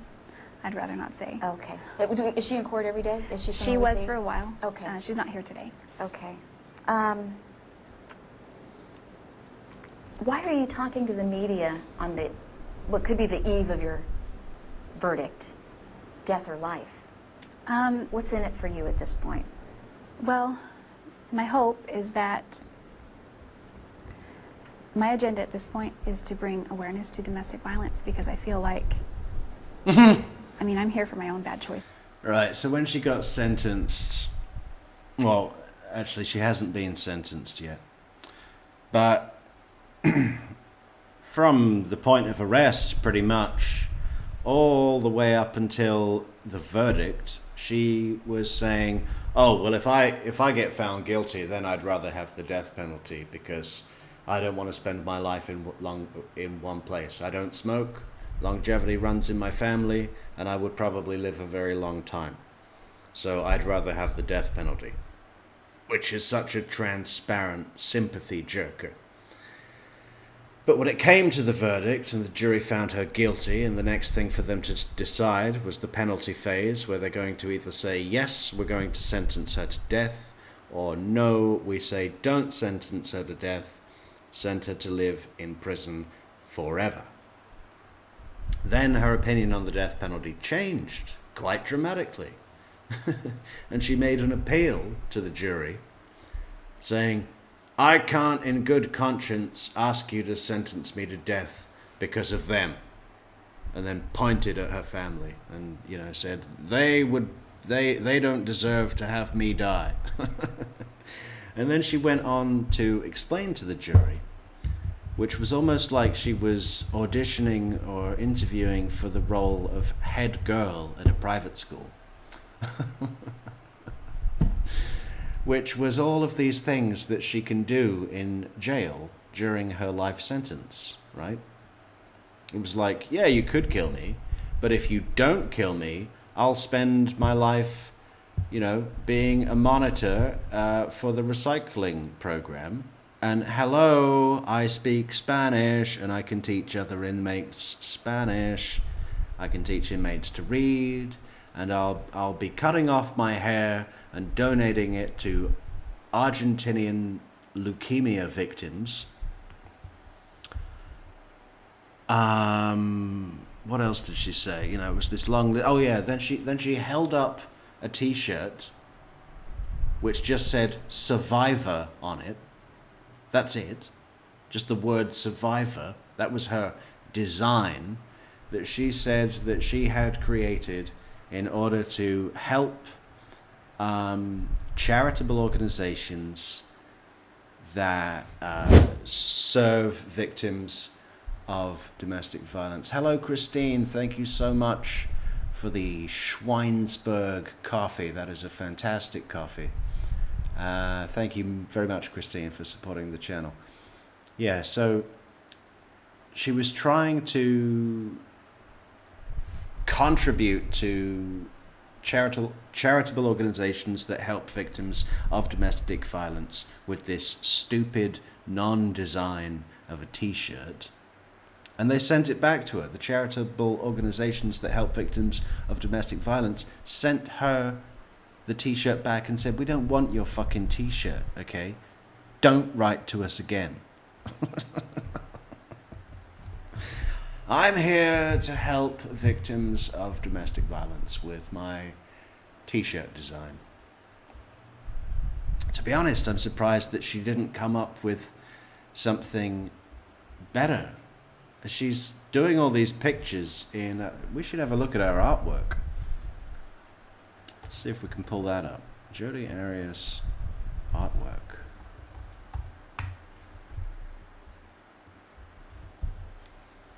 Okay, so this has been selling for a pretty penny. Quite a chunk of change. Oh, but first, if you want to see some real T-shirts, we've added Ice Blue by special request of our very good friend Sally in Oregon. Yeah, Ice Blue now with women's style. All our fantastic merch is on merch.truecrimemetrix.com. Yeah, head over and get some merch.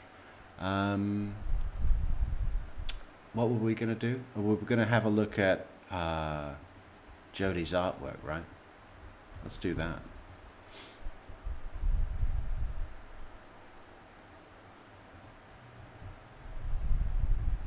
Okay, so I think that's a self-portrait of her behind bars.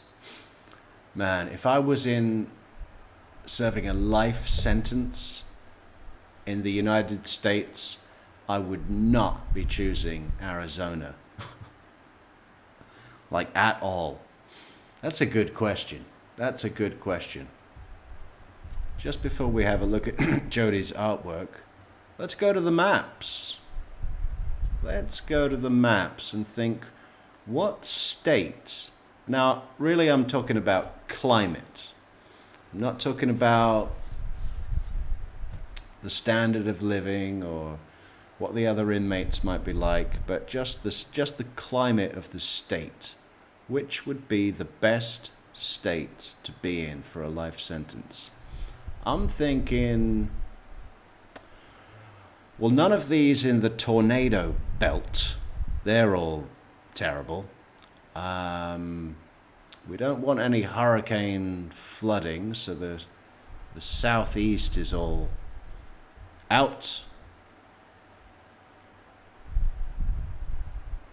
Nothing on the Sierra Nevada ridge, out.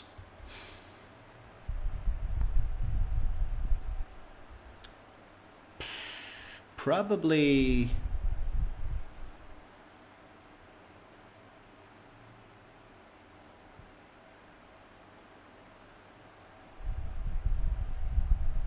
maybe Kentucky. Maybe Kentucky. Definitely Kentucky. That's where I'd do my life sentence. Okay, back to the artwork. Okay. So this is her website that she manages from jail. I mean, she has someone manage it for her on the outside, but, you know, she controls that person. And I've seen some stuff on here that is insanely expensive. And I'd love to talk to someone who's bought some. I mean, this is all pretty cheap, but these are prints, right? Where is the original artwork?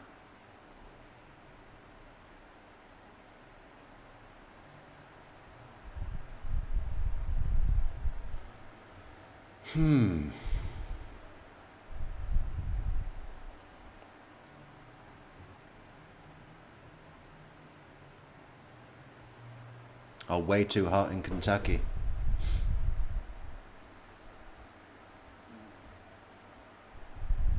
Frank.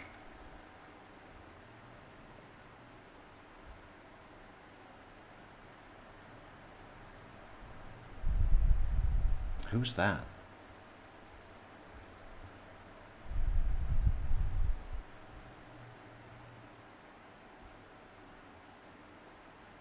Very strange. And she makes all of these in prison with her crayons.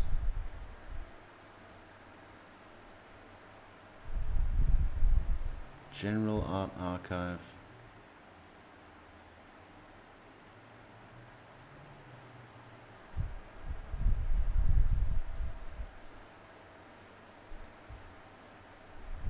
Nothing but time, huh? Couch potatoes.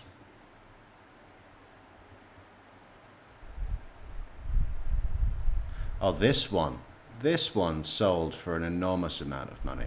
How do we click on it? Why doesn't it tell me how much it sold for? The mandala. The evil mandala.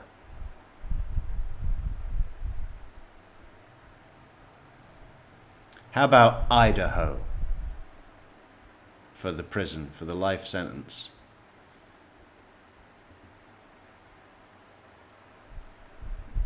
Well, the prints are $34. I don't want to spend too much time on this, but yeah, no, I can't even remember. I think it was $2,500 someone bought that mandala for, or more. No, it was more. It was like more than $5,000 for a ballpoint pen mandala that wasn't even big. Crazy. But in part, I'm also here because of that. And I don't know if you'll air it or not, because I told Troy Hayden the same thing and it didn't air. But if I could say one thing, I just really want people to document what they go through. Because if I had documented what I went through, there would be proof of it. And that's one of the big issues in my case, is that there is no physical proof. And had I documented that, there would be. And to this day, even my sister goes through things with an ex, and she documents it, or she says she does, but then sometimes she doesn't, and those things could help her later. Is that what all the recording was about? Were you documenting at that point, or why did you start recording conversations? And it just seemed a little odd that it was a private moment and then you were recording those things. Well, was it? That's just something we did. I've never done that with any guy before, and he wanted to, and at that point I was probably willing to, I was really a dumb girl at that time. I was probably willing to do anything for him. But he didn't know you were recording. Yeah, you don't understand, reporter. Travis wanted me to secretly record him, and we agreed not to make any reference or mention of the fact that a recording was happening. That's how he wanted it. Yeah, he did. He knew you were recording his Right. conversations. Okay. Yeah, that's what we talked about it on a chat conversation right prior to that, except it didn't come in as evidence. Okay. So, Yeah. What was the chat conversation?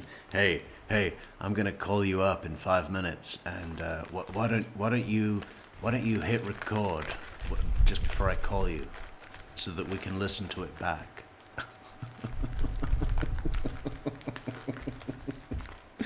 For what? For what? the other reporter before me sort of touched on this. You know, from the outside looking in, the world looking at Jodi Arias at this point, they think that you love the attention. You know, you've allowed us to do interviews with you on the eve before the verdict. Nice poker face, Jodi. What are you holding? She's got a full boat with the ladies doing the paddling. Are you enjoying the attention, for the record? No, not this kind of attention. Not the kind of attention that I receive. Well, I'm not really aware of the attention. I'm very insulated where I am. And so, I mean, I get a lot of support mail. Tell me about that. What kind of support mail? Hundreds and hundreds. I have like 200 plus postcards right now that I don't even think that it's logistically possible to respond to everyone. No, what are they saying to you? Just give me Just, an example of, you know, Joe Blow down the street. Jodi, I listened to your testimony and I believe you. I'm in your corner. Or the best ones are when women write me and say, I was. Yeah, and Chris Watts has got women asking to marry him. You know, if you're in front of a few million people, there's going to be 200 wackos that want to write to you. In a situation like yours before, and I totally understand. Or, thank you for your testimony. I've left the relationship that I was in because of what happened. Things like that. That if I can motivate one person to get out of a bad relationship, or if I can motivate one person to at least document what's going on, you know, something, then that's better than if they just went down the path that I went down. What do you want your legacy to be? Well, it's not the best legacy, but if anything, I'd like to be an example of. I want people to see what happens when you don't document what's going on. A cautionary tale. Cautionary tale is good. I think that's appropriate. I can't stress enough how important that is. We have so much technology that's so easy to. A cautionary tale. So she wants full martyrdom for not documenting the abuse that she went through, because had she done that, the jury would have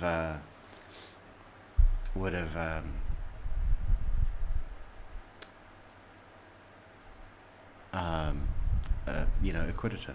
Operate this day, and it's affordable, and there's just ways to document what you're going through, so that there's never any question about what has happened should that ever arise. You don't even have to use it. You don't have to turn in the person you love if you don't want to, because most people won't. Yeah. I know I certainly didn't want to, but it's there just in case. What is going on with this poll, guys? Wendy is in the front row. Are you kidding me? I mean, I couldn't sit down with Amanda Knox either. And Casey Anthony would drive me mad. But, you know, Wendy is the bottom of the pile of this list for me, for sure.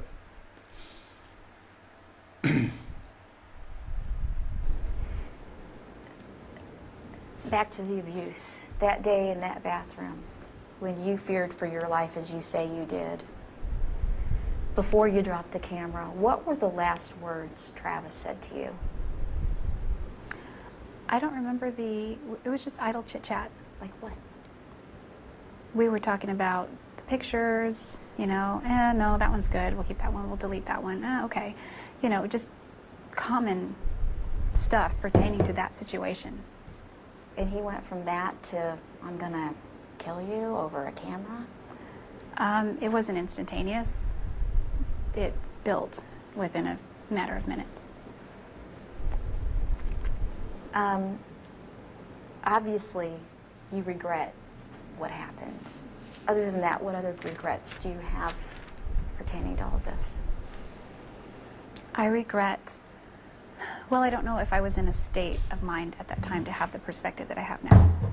So it's hard to have that regret if it wasn't even a possibility then. But I wish, if anything, I wish I'd had the perspective that I had now.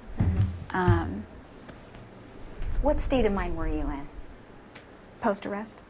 That's what, No. kind of what I was referring to. Okay. Okay, I was referring to the actual, what was happening. Oh, the day of. Yes, Oh, okay. the day of. What was your state of mind? I mean, you went there, you had hours of sex with this guy who you'd broken up with. He invited you in.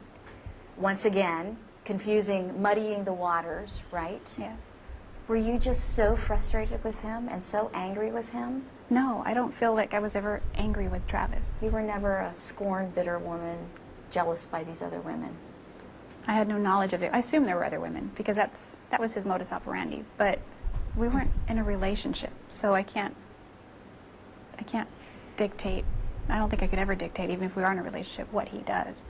That's his choice, and I was moving on in my area, and it was just hard to completely break away. So we hang out again like we always did, and you just couldn't make that break. And he really couldn't either. He kept inviting you back for more. Yeah, he did.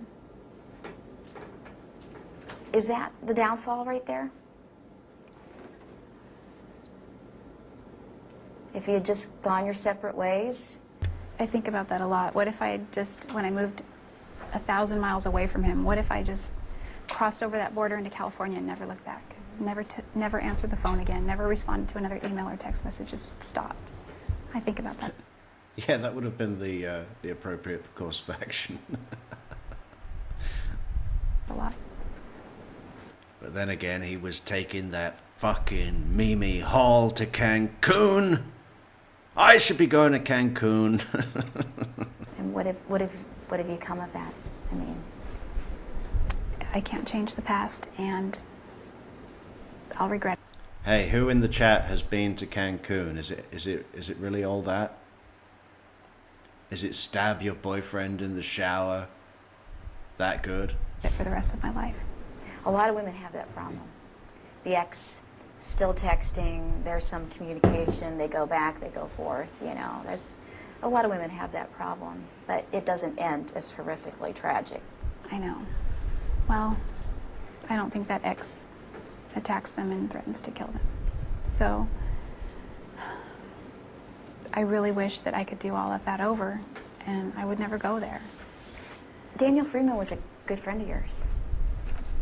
Yeah, he was. He told us in an interview, not me, but one of our other reporters, that he felt that if it was an option, that you should get the death penalty. How does that make you feel, someone who was a good friend of yours at one time?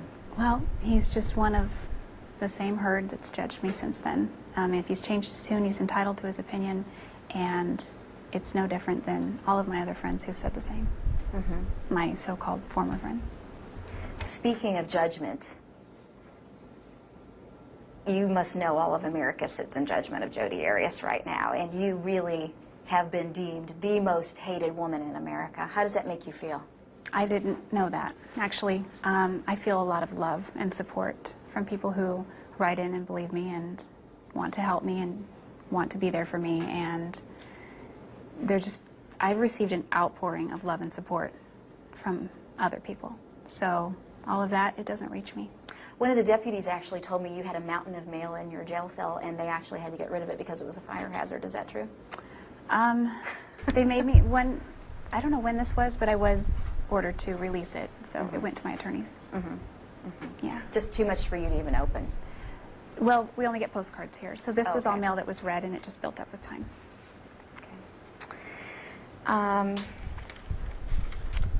You know, Samantha Alexander, that day she took the stand and Stephen Alexander took the stand. There were moments where I think the jury finally saw you, maybe feeling some remorse. We saw you crying. We saw tears rolling down your cheek.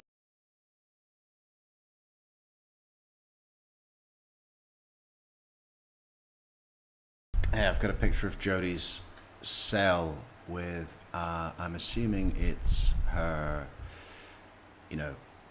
evidence discovery. But, I don't know. Maybe it's her mail. Look at that mattress. Oh, God, look at that. It's funny when Juan Martinez is asking her on the stand about Travis's closet. He had a pretty large walk-in closet. And what did he say? He said, "Oh, this closet's like a small area, right?" And she says, No, it's bigger than the cell that I live in."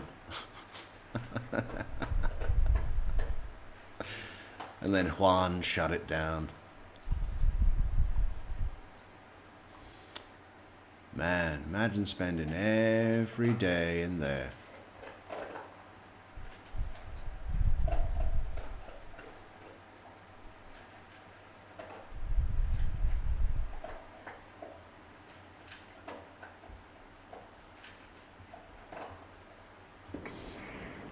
Samantha said, "We will never get those images of our brother's neck being slit out of our minds." How have you gotten that out of your mind? It's not out of my mind, but mostly I've avoided looking at it, but it's there. I've seen it. How do you go on living with that? How do you, I think it's suppressed a lot of times, and I think it comes out in nightmares. You have nightmares? I've been told that I scream and cry in my sleep, and several times I've woken myself up screaming. I don't have memories of the nightmares, so I'm not sure what I'm dreaming about. Yeah, I had a girlfriend that did that. That was a fun 8 months. I've lived with roommates over the years, and they consistently report that about me. But you've had them here since you've been incarcerated. Yes. Now, you touched on the mental illness. Most people think what you did to Travis Alexander is insane. Juan Martinez said you killed him 3 times. Why didn't they do an insanity plea? I don't know. Don't you think the jury would have really believed that? I mean, after looking at all of the evidence, why? You even said you... The simple answer to that is going to an asylum is worse. You don't know, you've kind of dabbled and, you feel that you have several things going on with your psyche. Yeah, I don't know why that decision was made. I really don't. You realize people look at you and you're slender and svelte and this tiny waif of a woman on trial, and they are baffled how you could have done that to a man of Travis's size. I think when you get into a fight or Well, when you sneak up on him with a huge knife and a gun and trick him to be in a vulnerable, naked position, crouched down in the shower, you know, after the first couple of wounds, it goes pretty smooth. flight situation and the adrenaline kicks in, you gain extra strength.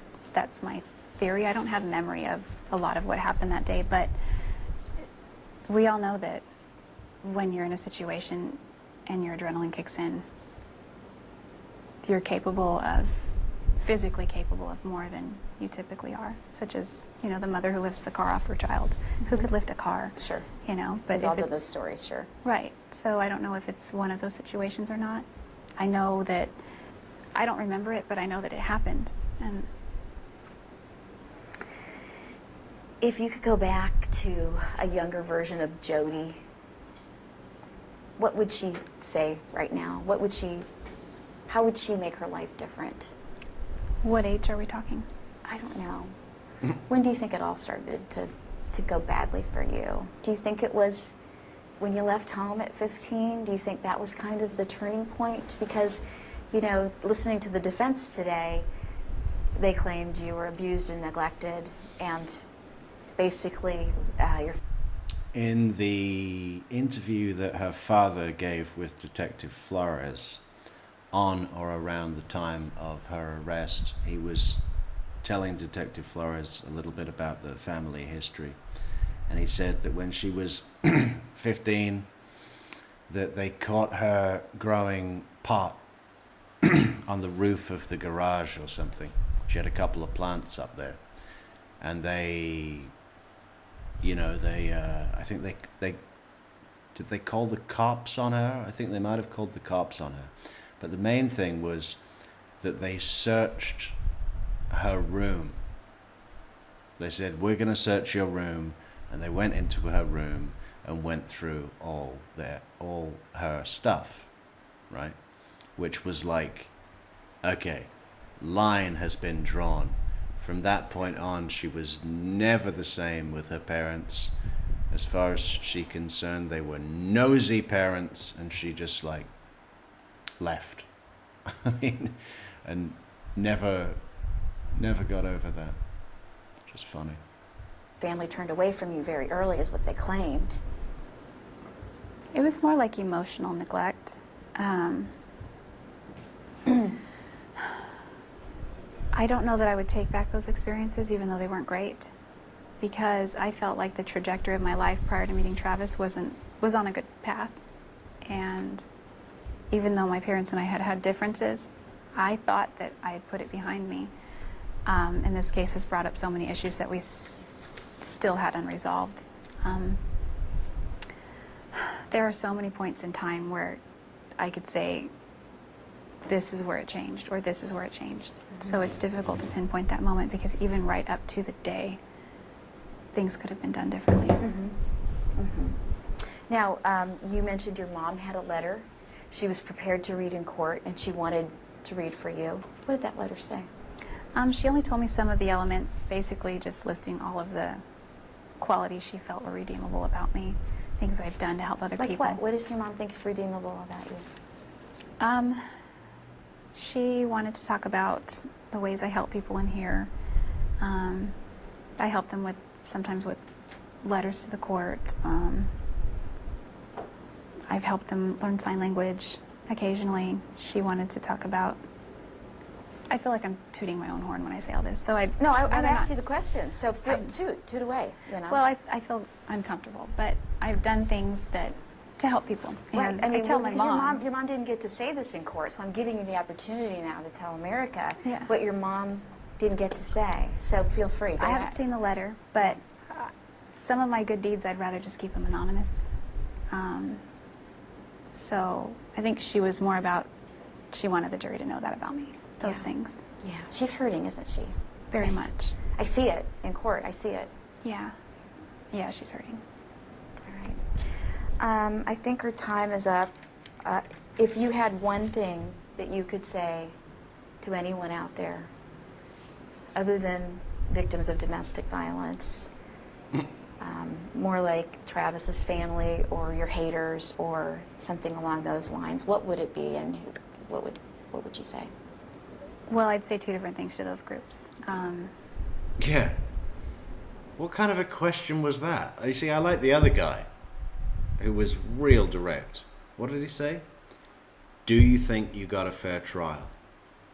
No. Why don't you think you got a fair trial? Just someone like Jodi, you got to keep them penned in. You can't give them space. They'll try and take it anyway, even if you get them pinned down in a pen. If you could say something to maybe Travis's family, or maybe not so much to survivors of domestic violence, or people you know from your past, what would that be? Lady, back to journalism school.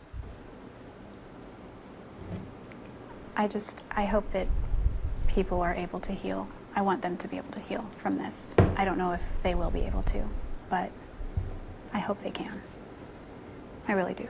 Are you going to be able to heal? Have you healed? Have you? I haven't healed. I think it's possible, but I don't know if it's going to happen. If you get life in prison with parole, do you think you could be rehabilitated? Do you think you need rehabilitation? Well, as far as being a law-abiding citizen, I don't think I need very much rehabilitation, because I'm not somebody who goes out and breaks the law. I'm not, contrary to what everyone thinks, I'm not dangerous to society.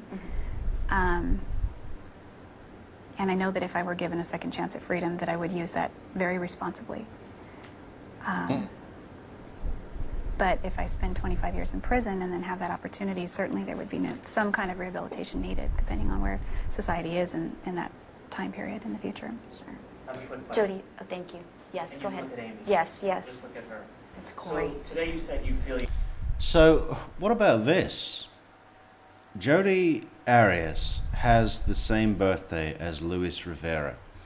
And if Jodi Arias were to have been granted parole after serving 25 years, 25 plus 2008 is 2033. And what year is Luis scheduled to be released? He got 19 years, and that was dated from 2016. So that's 2035. But with game time, they'd probably get out at the same time. Maybe they could hook up. She could become a Latin queen.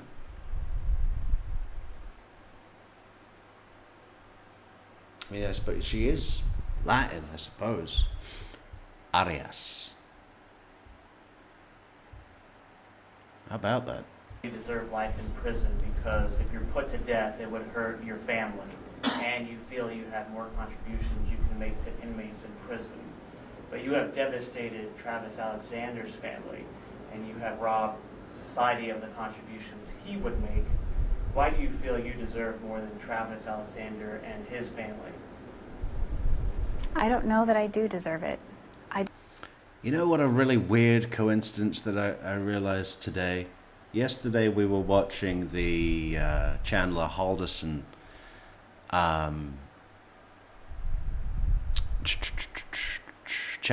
interrogation.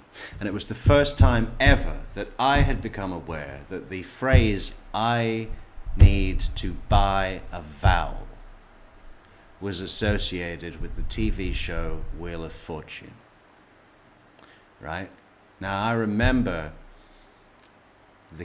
the character Janice in Friends had a quote in an episode way back in like 95, 96 or something, where she said, I need to buy a vowel because I love you. And I never knew that that was a reference to Wheel of Fortune. I learnt that from watching Chandler Halderson's interrogation. And of course, the person in Friends that Janice said that to was Chandler, which is a very unusual name, that surely he was named after that TV show. How about that for like a full circle of meaning out of no meaning? Strange. That's been happening a lot to me recently. Just know that my family doesn't deserve the pain. Travis's family doesn't deserve the pain either. But I don't know that I can do anything to change it. If I could, I would. And I wish that I knew how, so that I could do that. Do you think that you deserve to die, but you don't want to put your family through it? Is that what I'm hearing here? Well, I don't know that it's about deserving, because we all do, eventually. I just don't know. I mean, I can't say what I deserve, because it sounds so entitled, and that's not really my attitude. I just know that I just don't want to hurt people anymore. Thank you. How have you prepared yourself for the jury's next decision? I'm just going to flow. I don't really have a lot of control over it. So it's whatever's going to happen, I just have to take it day by day. Thank you.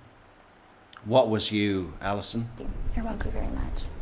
You haven't thought about it, is what you said to me earlier. Yeah. I'm so, just, well, denial? I know denial, what... Denial. A look right now from Estrella Jail, where Jodi Arias is waiting for...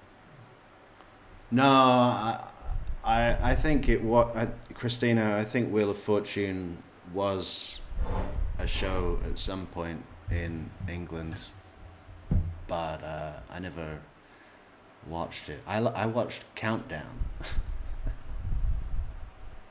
Or The Crystal Maze. Where's Patricia Burns? Crystal Maze. Am I right, Patricia? What was his name? Richard O'Brien.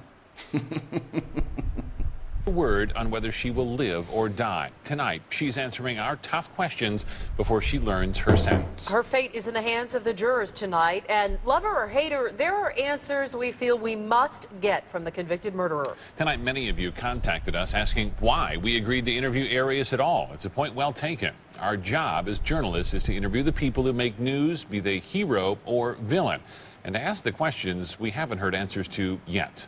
ABC 15's Amy Murphy just finished talking to Arias, and it was a no-holds-barred interview. And Amy, it sounds like you did not hold back. How did Arias handle the pressure?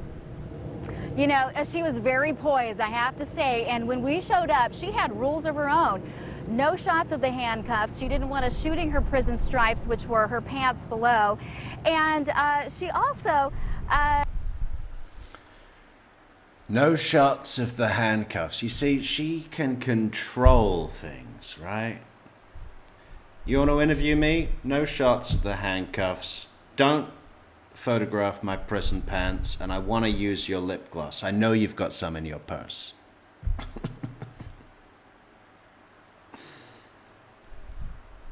Denial of reality.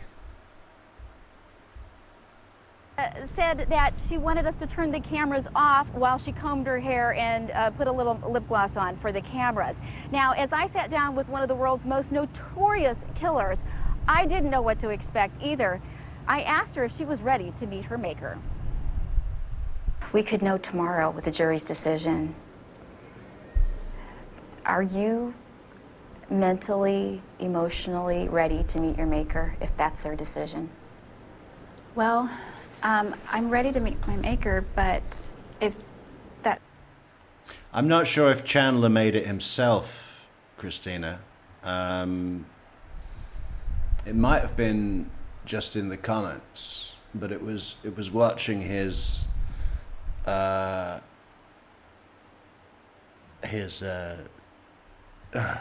interrogation that it came to me. And it's just weird that it explains something that related to Janice, that, you know, she was saying that to the Chandler character. It's just, you know, It means nothing, but it's still like, what the fuck?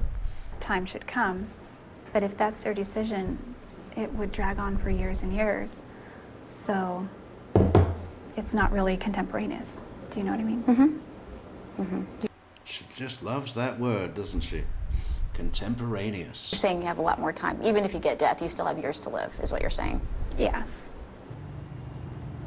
And she seemed very surprised when I told her that many people deemed her one of the most hated women in America. You must know all I'll of give her that. America sits in judgment of Jodi Arias right now, and you really have been deemed the most hated woman in America. How does that make you feel? I didn't know that. Actually, I feel a lot of love and support from people who write in and believe me and want to help me and want to be there for me. And I've received an outpouring of love and support from other people. So all of that, it doesn't reach me. Poised and very much in control, as I mentioned. I asked her, is this just a facade, or is she really this calm always? And I also talked about Samantha Alexander and her plea in court, and how she says she has these awful images of her brother, autopsy photos she just can't forget. I asked Jodi Arias how she can sleep at night with those images in her mind.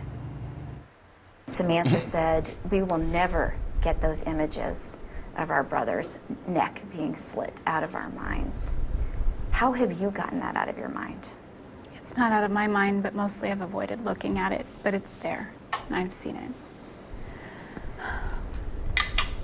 How do you go on living with that? How do you, I think it's suppressed a lot of times, and I think. Yeah, any time those images come up, I just start singing "Oh Holy Night" to myself in my cell. She won the Christmas Carol Prisoners Competition with her performance of "Oh Holy Night," which is the most haunting rendition of that carol, hands down, to have ever been sung. Can we show a video of that? Let's show a video of that.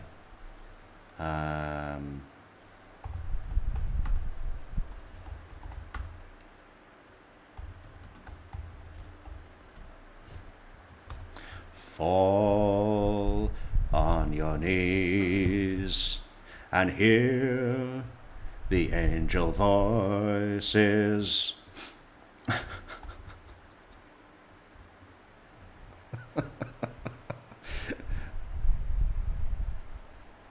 Where is it? Hang on.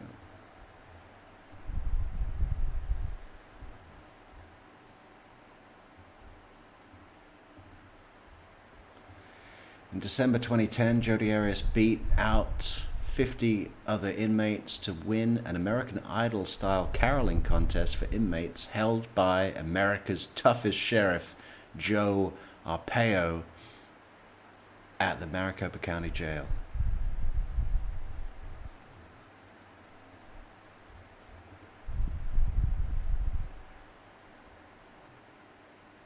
Oh, holy night, the stars are brightly shining. It is the night of our dear Savior's birth.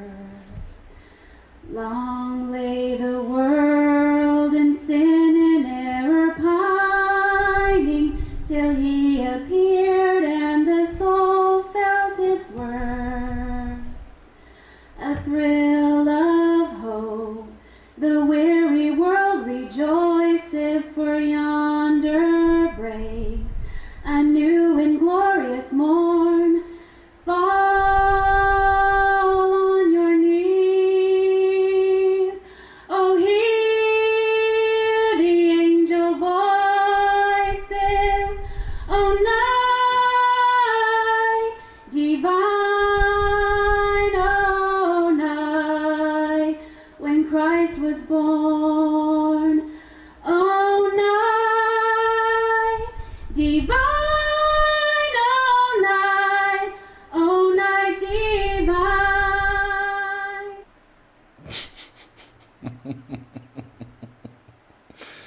prize was a Christmas stocking full of goodies and a turkey dinner for herself and her cellmates.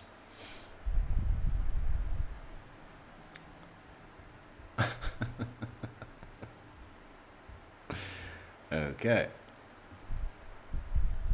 It comes out in nightmares. You have nightmares?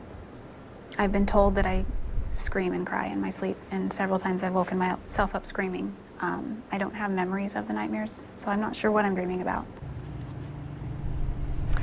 She says she's not sure what she's dreaming about, but if you remember during the trial, she also says she doesn't remember slitting Travis Alexander's throat. So she didn't say that during the interview. She does say that now she is having trouble dealing with that. Yeah, we should do a mashup with the Christmas Carol and her fucking squealing cat fake orgasms on the sex call with Travis. That was embarrassing. God. And that was played in court in front of your mom and dad. Oh, come on. Oh, I'll try and find that. Much like Travis Alexander's family has had major trouble dealing with that. Now, as you mentioned at the top of the newscast, people were writing in and calling to us saying, why would you interview someone who has been given this first-degree murder verdict? You know what? We also asked the same question, why she would be giving interviews at this point with possibly the verdict being read tomorrow. And the Maricopa County Sheriff's Department says, you know what? We've gotten tweets, we've gotten hate mail, we've gotten a barrage of phone calls from the public, and this is her First Amendment right. One last note. I asked her about her attorneys and all of the mayhem in court in this last week. The defense saying, you know, they've had it, they can't do it anymore, they can't give her a good defense. We asked Arias if she believed they had done a good job for her, and she said, yes, indeed, she believed that they had put up a pretty good fight. And Amy, Live outside Estrella Jail, Amy Murphy, back to you in the studio. And Amy, we were still waiting for 2 words through all 19 minutes when she was Yeah. up there today. Did she say the words to you? What we were all Is waiting she for? I'm sorry sorry for this? Yeah. I'm sorry. She's sorry about a lot of things. She never said, I'm sorry for killing Travis Alexander. She said, I'm sorry it happened. She said, I am sorry I didn't document abuse. She's sorry for a lot of things, and we will have much more on this interview that went on for 45 minutes tomorrow morning, starting at 4:30 on ABC15, first thing in the morning. We look forward to it. Everybody wants to hear there. And Team Okay. Just before we move on to so 5:54. This is embarrassing.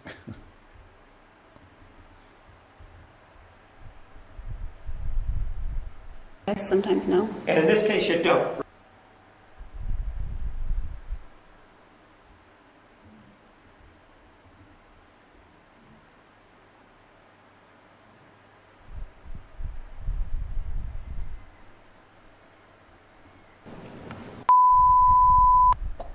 What's a cream pie?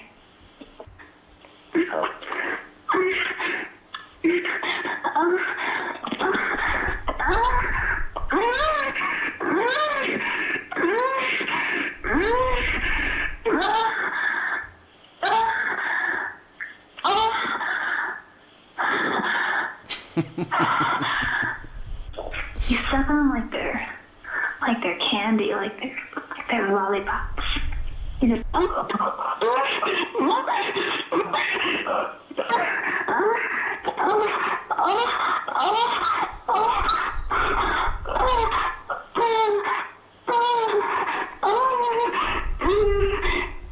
Happy birthday to you.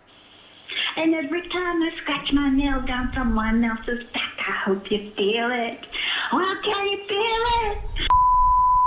So I wasn't angry, I was just shocked. Like I thought, I'm sorry. She's asking for themes. No need to apologize to him, Jodi. And I'm going to check.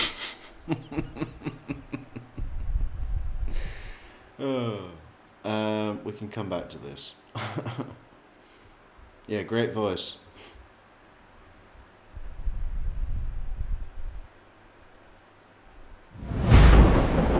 You know what to Jodi, do. we'll get started here.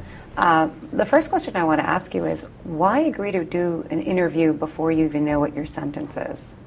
Well, I felt obligated because I made a verbal agreement, and I felt overly obligated this time because there's been so much, how do I say it? So much, sorry, I'm drawing a blank, but my credibility was in the toilet, basically. And because I made this agreement, I felt, well, I definitely have to keep this agreement because, I'm not this person that lies all the time. So this interview is a chance to set the record straight. Well, I guess it's more about, if I had an agenda, my agenda for the interviews would be to bring awareness to domestic violence. That's kind of like my mission now. You said that, I heard you earlier, and you said that you were speaking your truth. But today... She's going for some sainthood, isn't she? I will strive, I will not stop my cause until every woman is safe. The jury, you told them, I admit, I've said many lies before. So which one is it? Well, I think the difference is that I'm not still lying about lying. I've lied. That was years ago. And whether or not I'm believable to the public is not important to me. I just know that I need to go forward. That's all I can do. Do you think you committed a crime?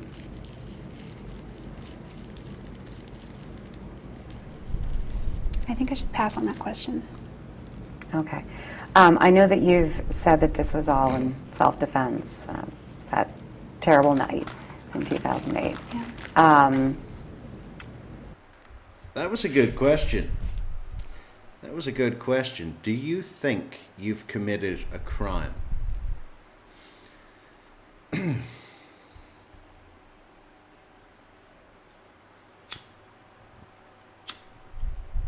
God, it would be fun, wouldn't it?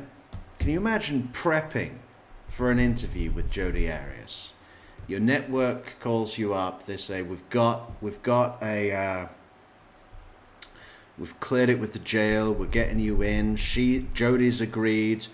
It's happening. Come up with some questions. We need to get something out of this. Do you think you've committed a crime? Think about the answers to that. It's not just yes or no. If Jodi had ventured a response, it would have probably been, well, do you mean a crime in the eyes of the Lord? Do you mean a moral crime? Or a crime here on earth? I'm surprised she didn't go with that. That's a very Jodi-esque way to answer the question like that. But if it were just yes or no, I love the question. I wish she'd have answered it. Let's see what else this reporter's got. Something tells me, I haven't seen this one yet at all. I've seen all the others. If it was self-defense, though, what would you have done differently that day? I know you've said that you wouldn't have gone over in the first place, but let's say, what would you have done differently in the heat of the moment? Well, it's hard to, I know what I would do now, but in the heat of the moment. What would you do? Okay, in the heat of the moment I wasn't thinking, but the thing that would have made the most sense is to go left instead of right and run out of there. I can't say, I was panicked, I was scared, it was the heat of the moment. If it was self-defense, did Travis deserve to die? I don't believe that Travis deserved to die. I don't recall. I do have memory gaps, and I wish that I could take back everything. Another good question. And very similar, They're very ultimate questions, right? Blanket questions. Do you think you committed a crime? Do you think you have committed a crime? If it were self-defense, did Travis deserve to die?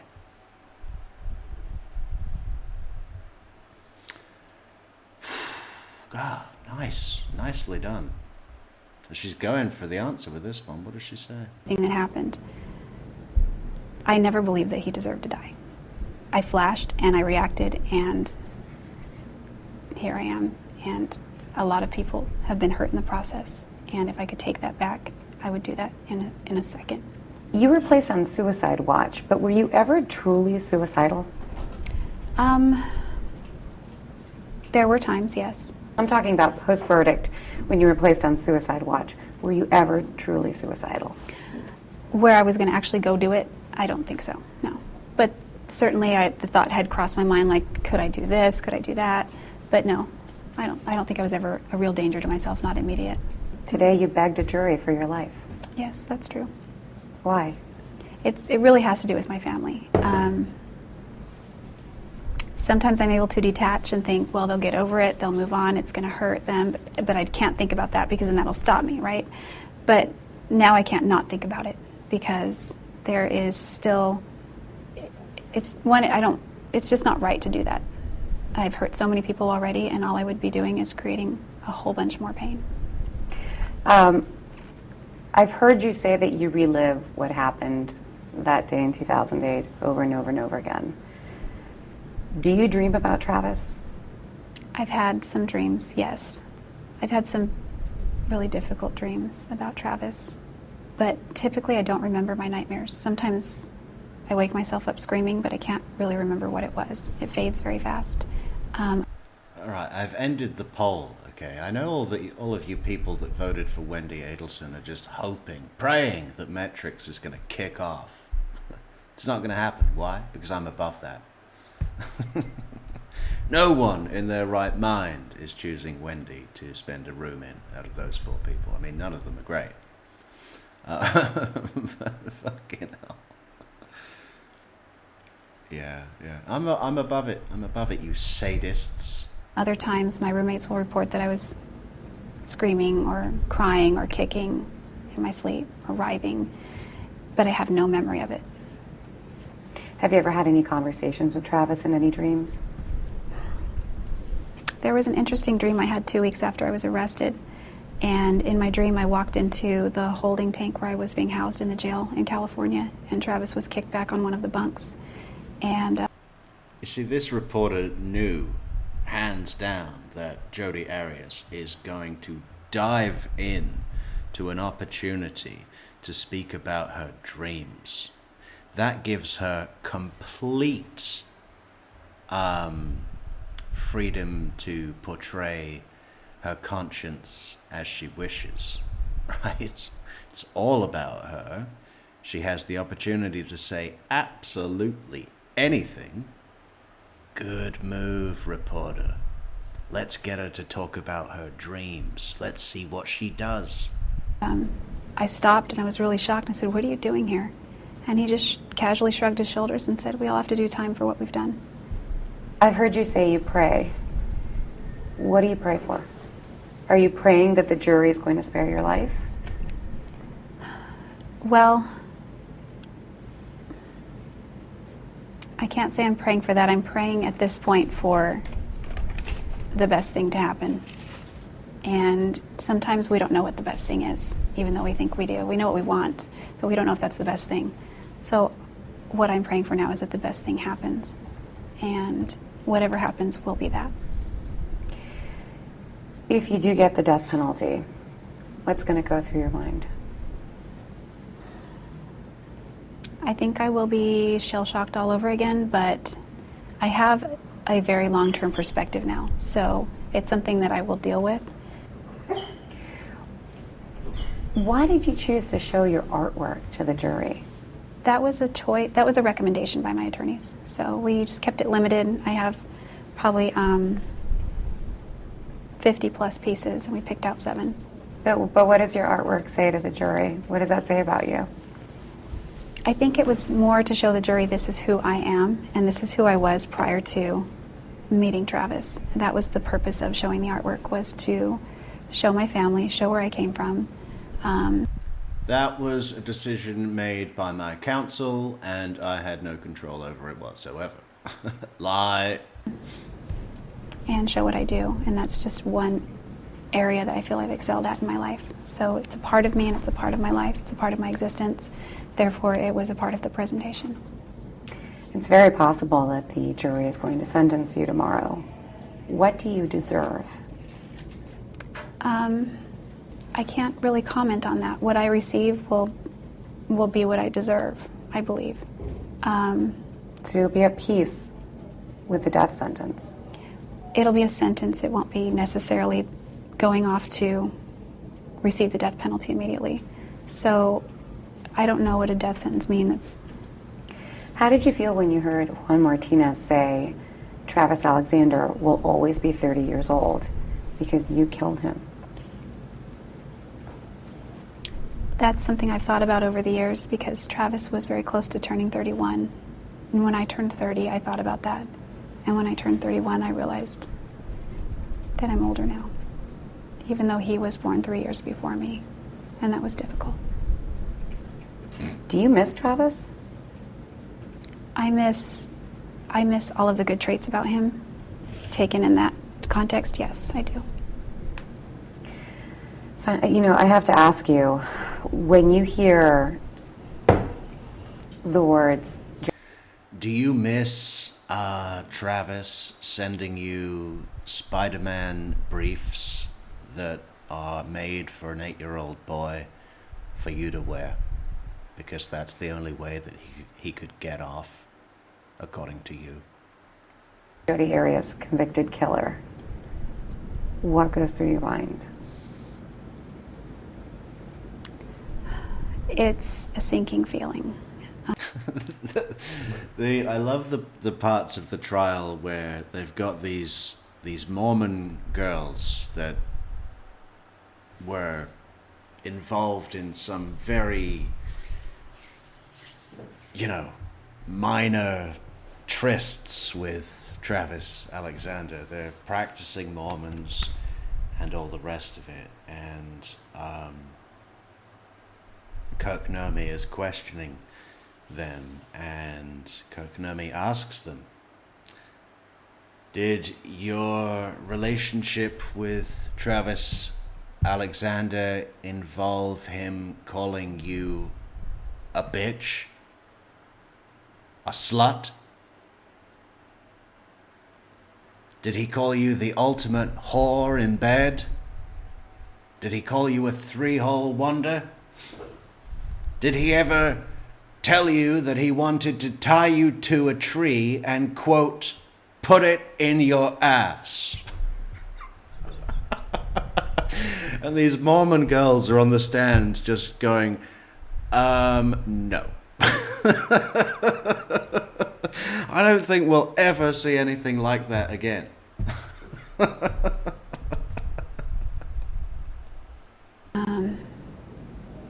It's something that I'd known was a possibility for years, leading up to trial. But now that I am, it's heavy. I know you said it was self-defense, but why such a violent killing?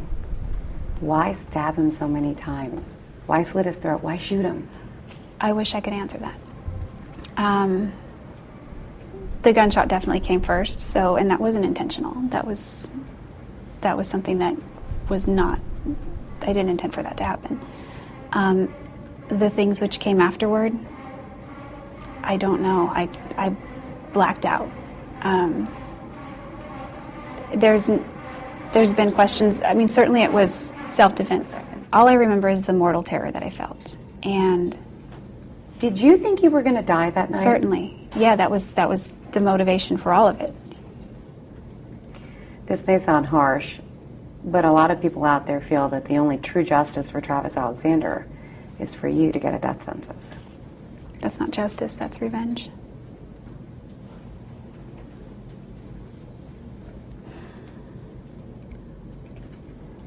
And what about revenge?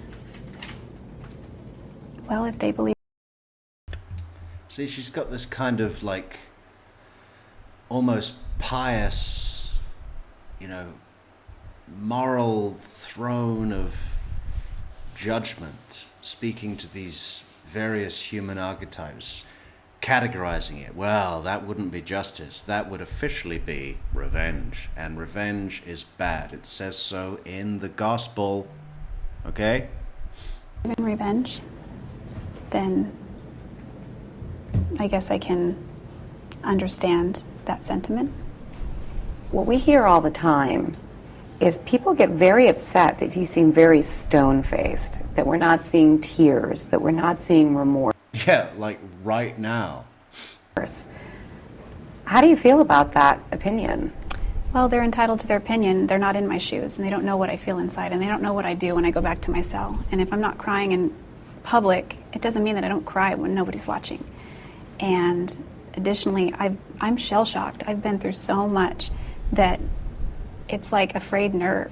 It almost doesn't work anymore. It doesn't mean that I don't have feelings. Of course I do. And there are a lot of times when I cry, it tends to be private, and it's difficult for me to cry when others are present. I don't want sympathy. I don't want everyone coming up to me and saying, "Are you okay?" And additionally, when I cry, they're just going to think my tears are fake anyway. So there's one more thing that I think is hard for the public and for Travis's family, and that's that minutes after they convicted you of murder, you said, "Give me the death penalty." And then today, you changed your story. Well, I never said, "Give me the death penalty." I said,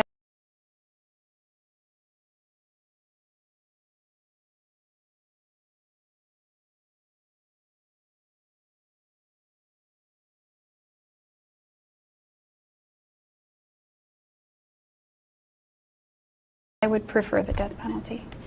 And when I said that, that was absolutely true.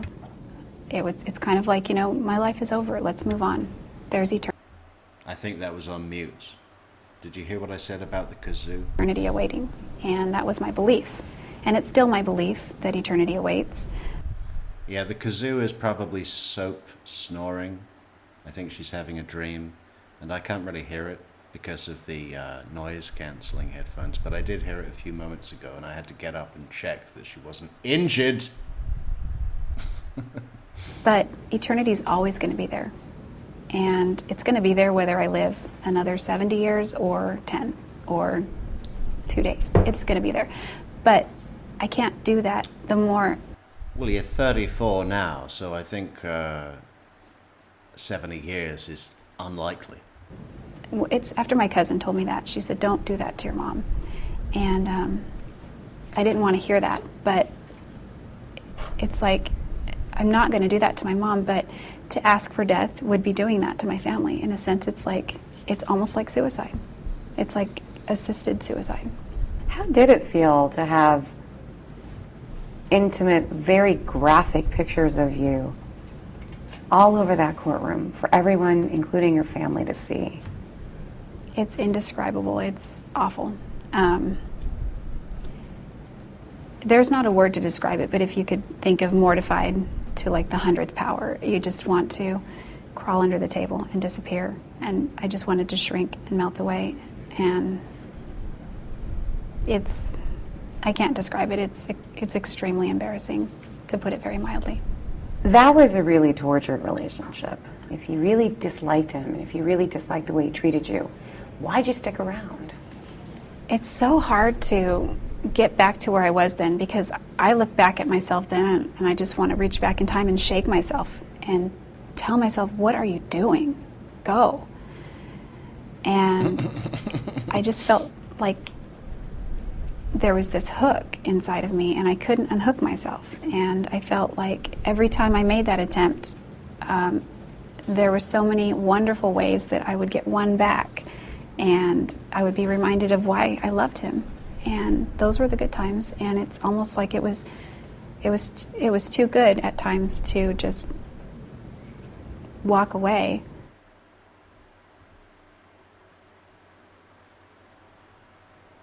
Oh, this is brutal. This is the most brutal one. BuyMeACoffee.com. Uh-oh. What? Over his shoulder. Hang on, let me check something.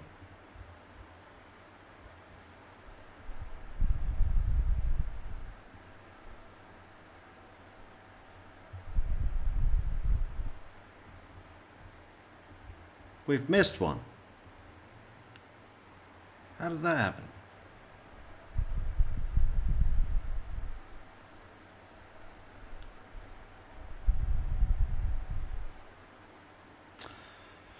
Huh. All right.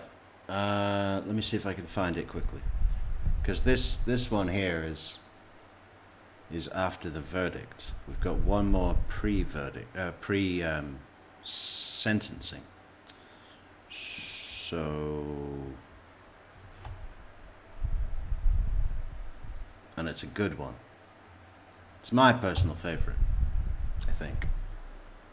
Although this woman, the one who just did the previous, was decent.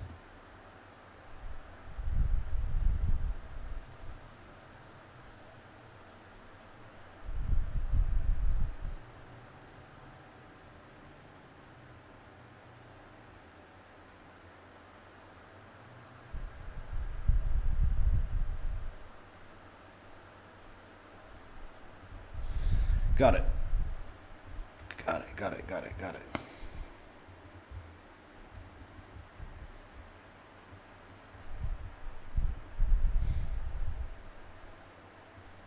Jury. She spoke with ABC's Ryan Owens, who joins us now from Phoenix. You've been covering this trial from the beginning, and now you had a chance to talk to her. The indelible Ryan Owens. Good morning, Ryan. Good morning to you, Robin. You're right. We sat down with her for almost an hour last night. She was worried about her hair. She was worried about her makeup, and especially about her wardrobe. She did not want anyone to see. Sally, how you doing, Sally? Good to see you. Those stripes that they make them wear in jail here. But the one thing she seemed to not be very worried about is the very real possibility she could be sentenced to death as soon as later today. To this day, I can hardly believe I was capable of such violence. Even though Jodi Arias repeatedly said she'd rather die than spend her life in prison, when it really counted, the convicted killer changed her tune. She claims to spare her family. I thought I'd rather die. Oh, Pinto became a monthly supporter. Thank you so much, Pinto. See you every month. I'll be back every Sunday. But as I stand here now, I can't in good conscience ask you to sentence me to death because of them. Just hours after her final plea for mercy, we found out the 32-year-old wasn't done talking. She sat down with me for a 40-minute jailhouse interview Tuesday night. I started with that statement to the jury and the words she didn't say to Travis Alexander's family. Why didn't you apologize to them? I did apologize to them. You never said, "I'm sorry." I said that I'm sorry, that I'll never be able to make up for what I did, and that I can never replace their loss. But you didn't use the word, "I'm sorry." Well, then I'm sorry I didn't say that, because certainly I am sorry. I think, in a sense, the words "I'm sorry" just seem meaningless, especially since nobody believes what I'm saying anyway. You said it right there, no one believes a word out of your mouth. Why do you keep talking? Well, because I know that I'm not just, I've lied before, that doesn't mean that I'm... And then in parentheses, why don't you shut your fucking mouth, okay?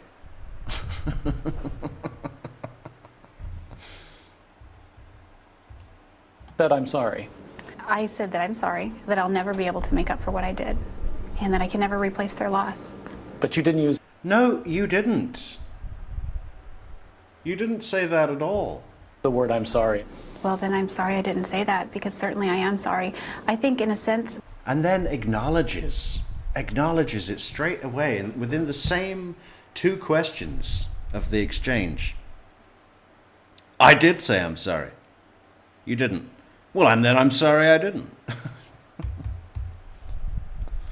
It's only a short video. We might watch it a couple of times. It's great. Wasn't done talking. She sat down with me for a 40-minute jailhouse interview Tuesday night. I started with that statement to the jury and the words she didn't say. Oh, maybe we should watch her appeal to the jury after. That's got to be good. You see, there's so much with this case that it's really hard to know where to go with it sometimes. To Travis Alexander's family. Why didn't you apologize to them? I did apologize to them. You never said, "I'm sorry." I said that I'm sorry, that I'll never be able to make up for what I did, and that I can never replace their loss. But you didn't use the word, What is the symbol on that hat, please? Someone tell me. "I'm sorry." Well, then I'm sorry I didn't say that, because certainly I said that I'm sorry, that I'll never be able to make up for what I did, and that I can never replace their loss. That symbol, what is it? But you didn't use the word, "I'm sorry." Well, then I'm sorry I didn't say that, because certainly I am sorry.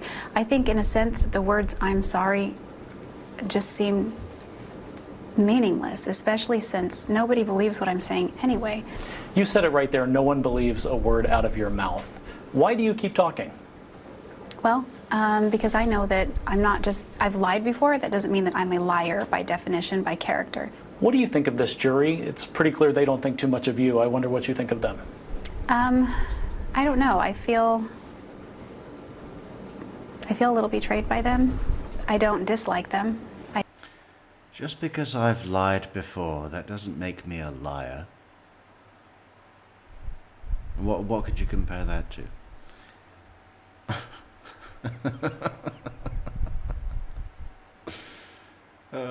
Just because I murdered someone doesn't make me a murderer. I just was really hoping that they would see things for what they are, and I don't feel that they did. To a lot of people, they think this switch from "I want to die" to "now I want to live" is just another lie from Jodi Arias. Well, I don't know what that means. Was I lying when I said I want to die, or was I lying when I say please spare my life? You know, whatever happened. At least one of those times, as Andrew Vandervaart would say, I don't want to take all of Andrew's statements about this video, but everyone should check out his video on this interview. It's great. Does everyone know his channel? It's very good. I'm just going to take it and deal with it. You said today you want to give Travis's family closure. You know they want you dead. Look at their faces. Terrible, terrible. The pain.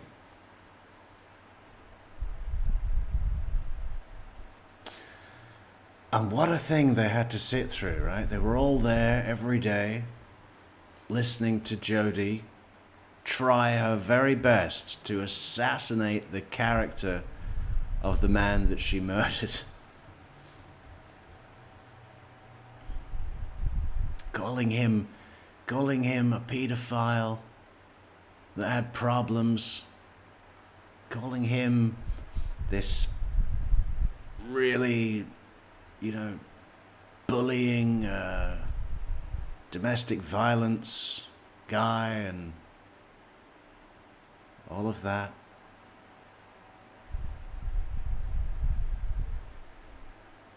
And they had to look. They also had to look at his nudes. I mean, and listen to his phone sex stuff as well. I mean, Jesus, what a task. So why don't you give them that closure? Well, what do you mean by that? Why don't I kill? Whoa! What? You know they want you dead, so why don't you give them that closure?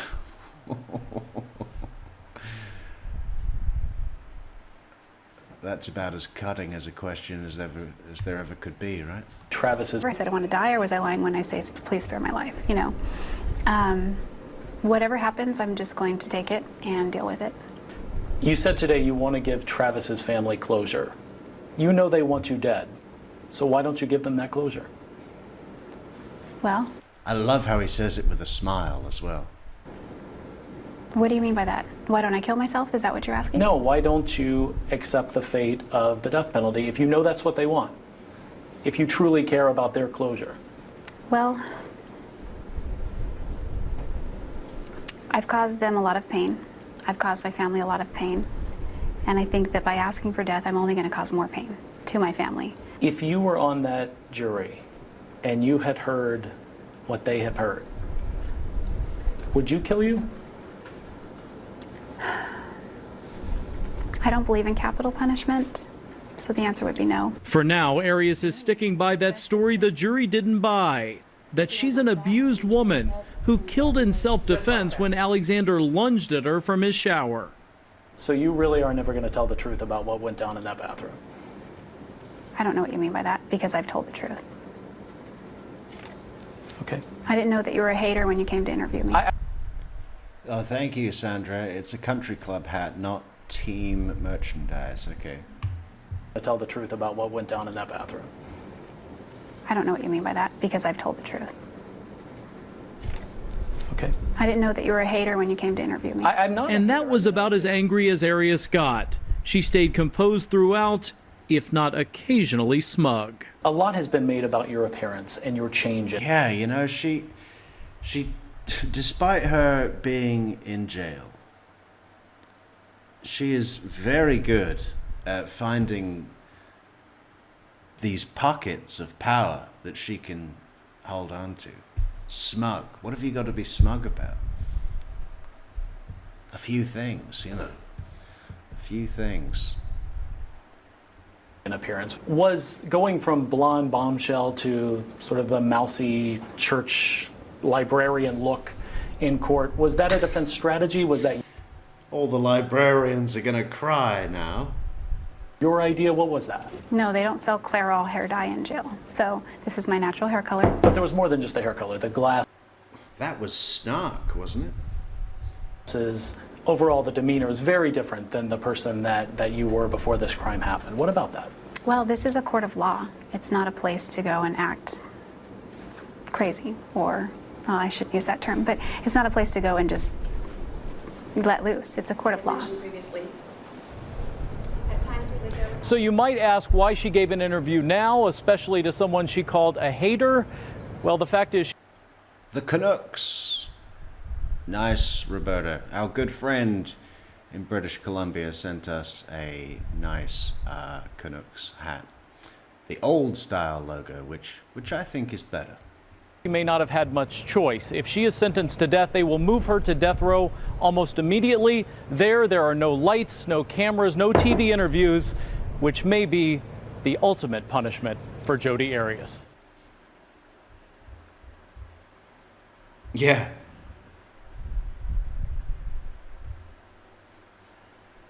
I'm sure she's doing fine.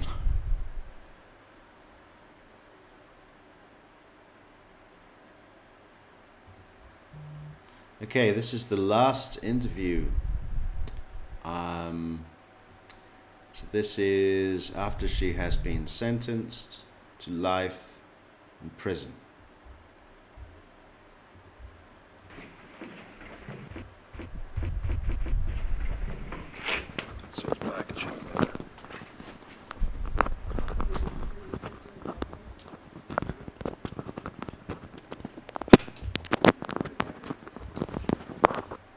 And this reporter seems to not be able to believe his luck. You know, he's actually quite appreciative and giving, because he's got the scoop of his career right here. I'm thinking I'm going to come over through your hair here. You want to pull it to the side for me? I'll come right here. She's really got that move down, hasn't she? The old pull your hair to the side. I'm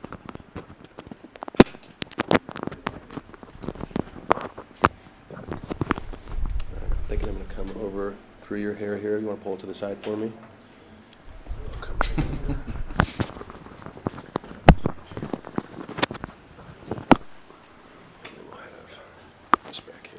Okay, go ahead and put your hair down. Is that going to work, guys? Okay.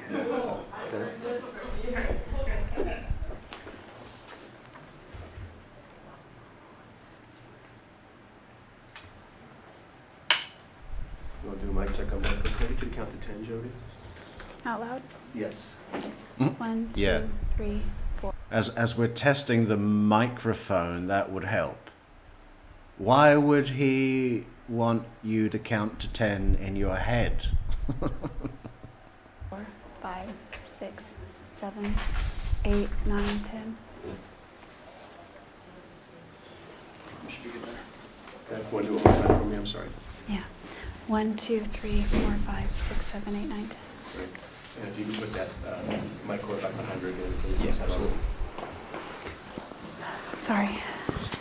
Okay, I just want you to be aware that the doors are locked. Go ahead and lean up. If anyone needs to leave, it makes a noise. Go ahead and lean back. So if you need to leave for any reason, if you want to stop, because I don't know if you want that noise in the background of the sliding doors opening up. It's pretty heavy Yeah, we should be mechanical. good. We'll go straight through here. Get my notes up. Yeah, these are special brain reading microphones.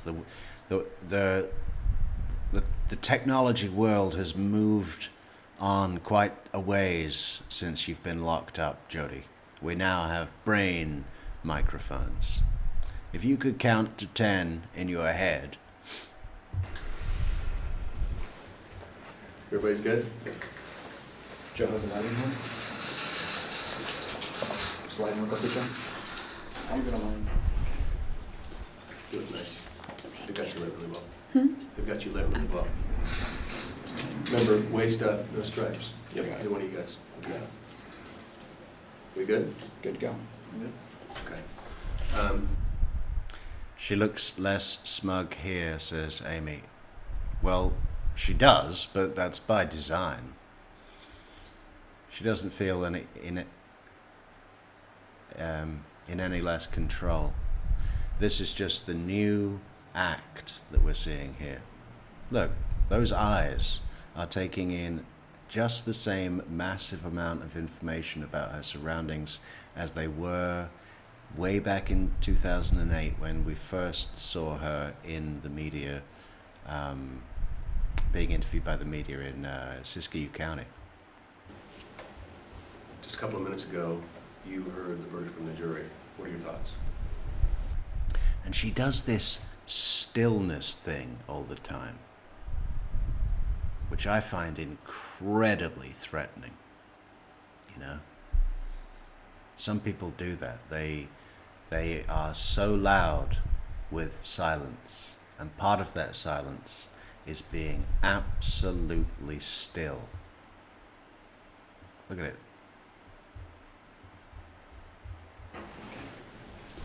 It was nice. They got you lit really well. Hmm? They've got you lit really well. Remember, waist up, no stripes. Yep, either one of you guys. Okay. Waist up, no stripes. Good to go. Just a couple of minutes ago, you heard the verdict from the jury. What are your thoughts? I think I just went blank. Just, I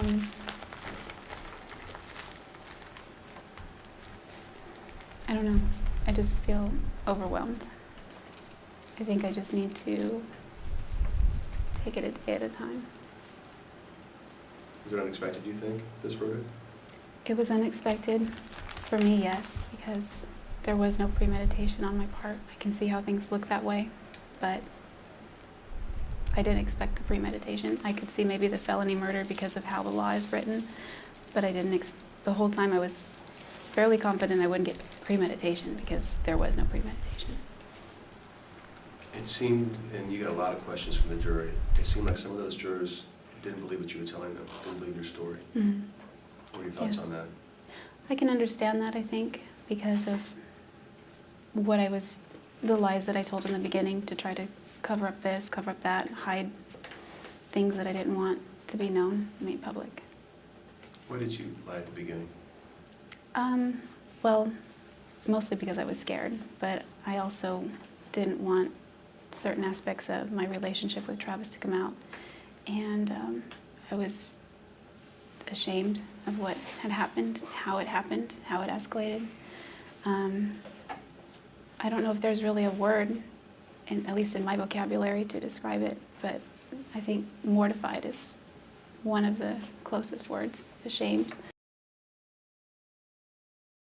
Mortified, ashamed. She just said she could see felony murder because of how the law is written. How is the law written in Arizona? Let's check.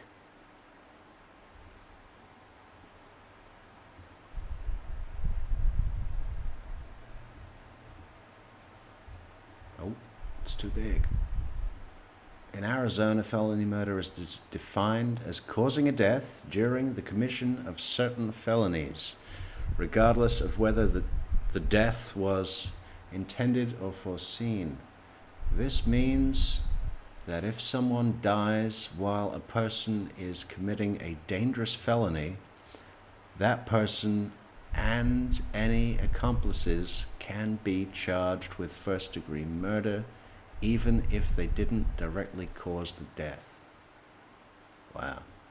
Yeah, watch out for that one. So what was she going with? Burglary. I don't know. I could see possibly felony murder because of how the law is written, you know, just because of how the law is written. If the law were written properly. Things like that. Did you avoid eye contact with Travis's family while you were in there, or did you make eye contact, and what are your thoughts on that?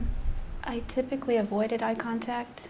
Travis comes from a family where they all sort of look a lot alike, so when I see their faces, I see Travis, and I see the man that abused me, and I don't want to look at that.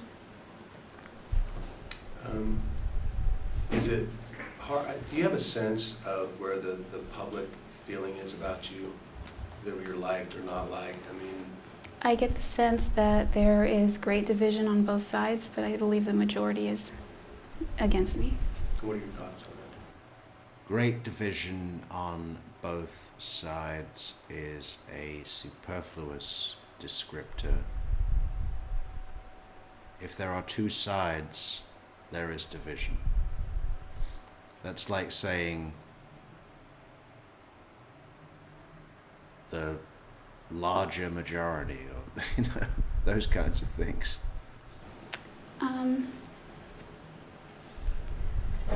A psychologist once explained to me that society has this need to persecute people.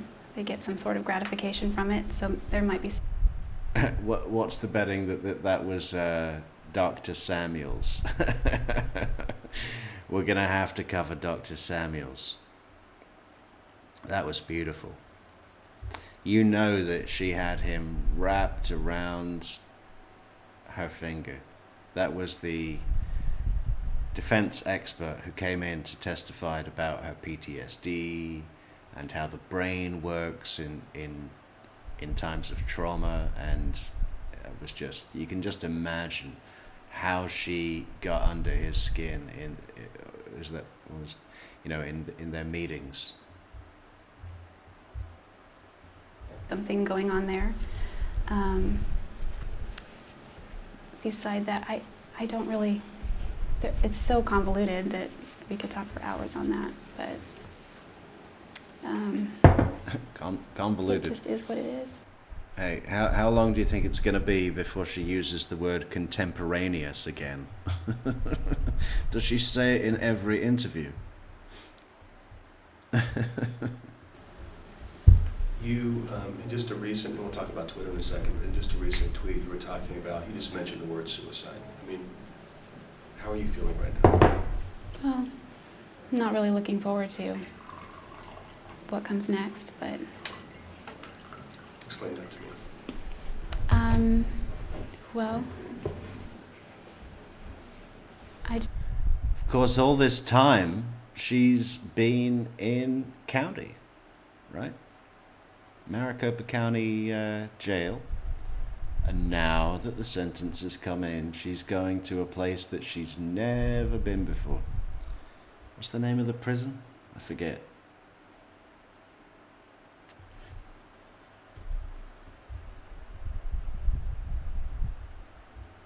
it's just more court. It just keeps going on and on. I just wanted to get it over with.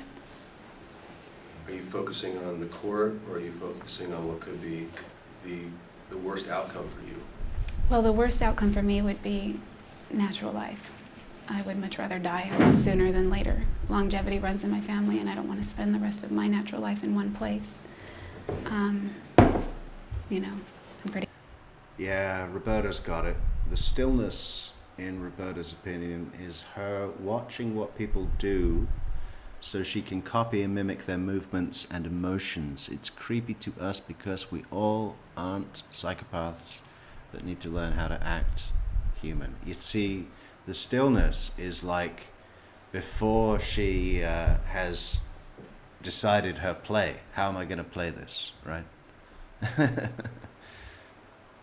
Yeah. But it's second nature to her. You know, she's not thinking, okay, I need to be still and monitor my surroundings so I can make a decision about how I'm going to present. It's just what she does. Healthy, I don't smoke, and I would probably live a long time. So that's not something I'm looking forward to. I said years ago that I'd rather get death than life, and that's still If ever there was a time to take up smoking, Jodi, this is it. is true today. I believe death is the ultimate freedom, so I'd rather just have my freedom as soon as I can get it. I believe death is the ultimate freedom, and I wanted to set Travis free. So you're saying you actually prefer... Free from the chains of his pedophilic urges. getting the death penalty to being in prison for life? Yes. That might surprise some people. Well, I think that if you look at things eternally, it's not as scary. I mean, we do get attached to our lives, and I'm attached to mine. But I don't know, I can't fathom staying in one spot for the rest of my life. So I've been everywhere. And I think it would just drive me a little crazy. It's Perryville Women's Prison in Arizona. You had some clashes with Juan Martinez. You kind of went after him on Twitter a little bit. What are your thoughts on Juan? Well, prior to trial, I respected Juan as a very capable attorney, even though he's done some very shady things in my case, as far as hiding evidence and failing to disclose certain things, hoping it would just go away. But in the end, what does it matter? It didn't help my case. As far as all the evidence that did come to light eventually. In trial, I think that his accusation that I was seeking fame is absurd. I remember a hearing we had in 2011 when he stood up before the court and said, I don't control the media. If it were up to me, I'd be on TV every night. So I think he's the one seeking fame, not me. But, you know, it is what it is. You had some pretty tough things, I would imagine, to go through in the trial. During the trial, there were photographs of you displayed. I noticed you tended to look away. What were you thinking when those photographs were being flashed up in front of everybody? I wanted to crawl under the table and just disappear. I'll bet. If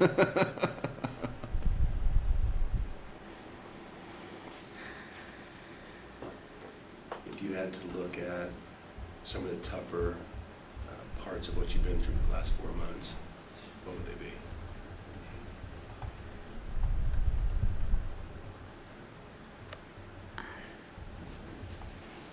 Just coming to fully understand what I've put people through. My family and everyone else as well. That's the part I'll always regret. Tell me more about that. Oh my God, I just found the Jodi Arias porn pictures. I guess I shouldn't show these on the fucking stream.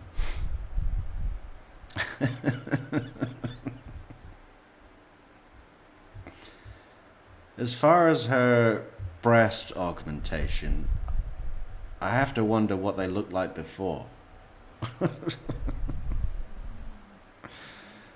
Yeah, well, anybody who wants to can find them pretty easy on Google. Well, just the way everything happened, think that if I had just been honest from the beginning, I'd be in a different place. And so would everyone else. And because of what I've done, a lot of people will hurt for a long time.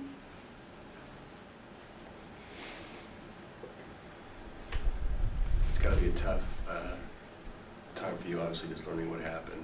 But you're telling me that if you would have done things differently, do you regret how you went about doing things after Travis was killed, after you killed Travis? Yeah, I think that I was just freaked out. Well, I know I was freaked out. I didn't know what to do. I knew that I couldn't just carry on as normal, but I tried to do that. I tried to act that part until, until everything came down on me. I just couldn't imagine going to my family and saying, hey, look what happened, or going to the police and saying, here, arrest me. I was just horrified with what had happened, and it was difficult to face that I had been pushed to that point and that I could be capable of something like that. And let's talk a little bit about what happened after you were at Travis's that night and that day. A lot of people who have talked to me about it have said, how could she have gone up and been with another man, basically 24 hours after this? How were you able to put that behind you and basically go on a date? I don't think I so much put it behind me as I just sort of checked out. I hardly remember that day. I don't remember it being nearly as intimate as he described. I remember falling asleep and taking a nap, and he was laying next to me. I remember feeling, it's strange, but I remember feeling safe. He wasn't going to snap. He wasn't going to, take advantage of me and try to do things I wasn't comfortable with. I just felt safe with that person, but I knew that,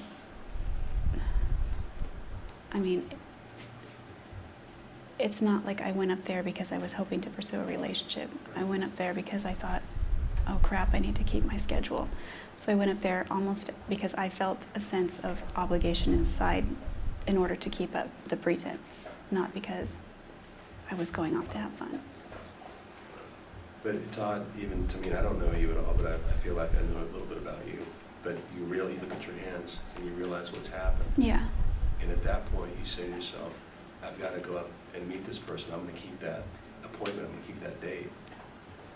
I don't understand how that goes through your mind. Well, what happened was I slowly began to come to while I was in the desert. And when I found my charger and I turned my phone on, there were tons of voicemails. One from Leslie, I think a few from Leslie, maybe one from Ryan.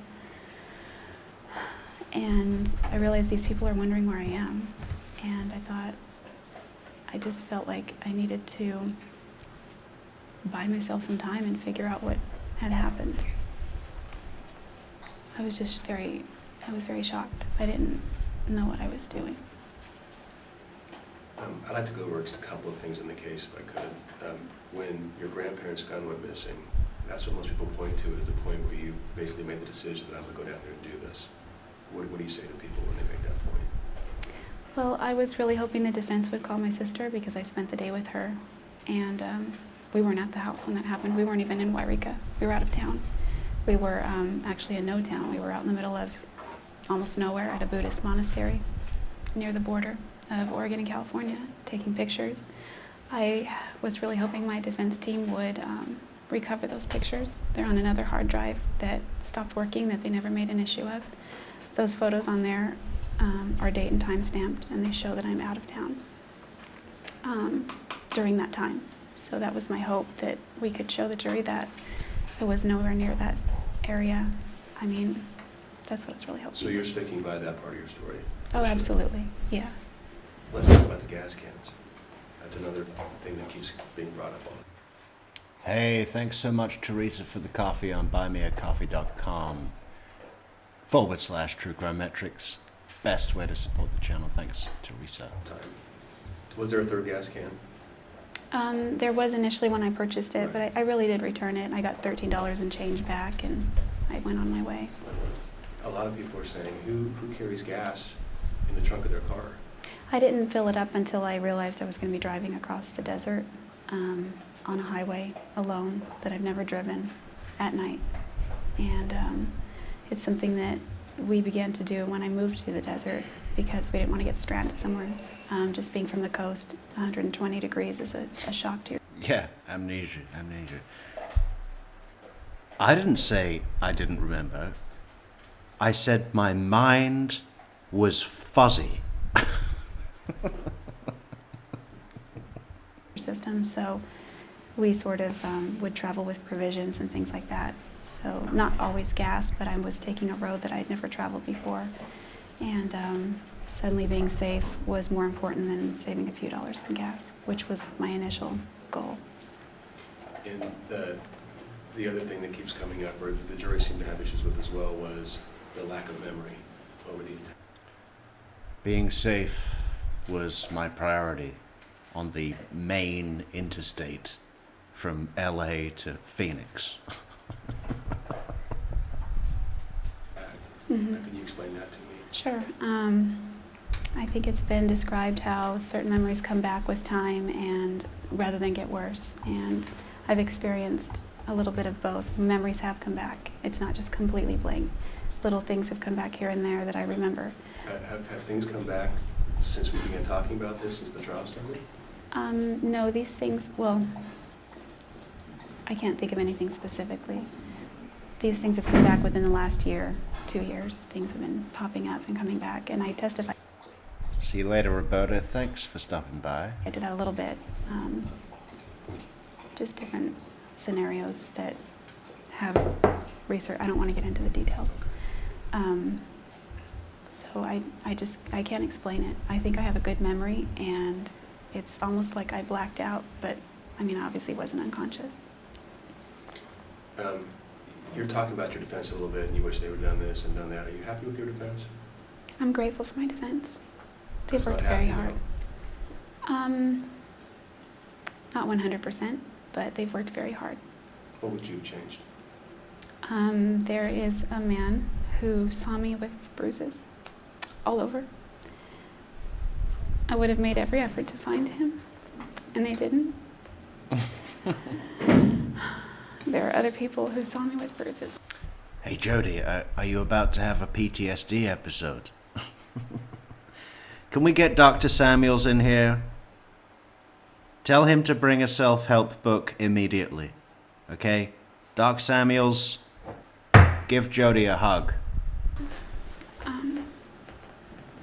My friends. There was a man who saw me with bruises all over. I would have made every effort to find him. My sisters. And the defense didn't call them for their own reasons. And I think that would have corroborated some of the things that I said. On the hard drive that we just discussed, the one that was not part of my trial, there are photographs during that time, and I think there might have been a photograph on there. Maybe, maybe not. We wouldn't know unless we looked. Of your bruises, you're yeah, saying? I took pictures of myself during that time, not specifically for that purpose, but just being on the road, and I just keep thinking maybe it was in that photo.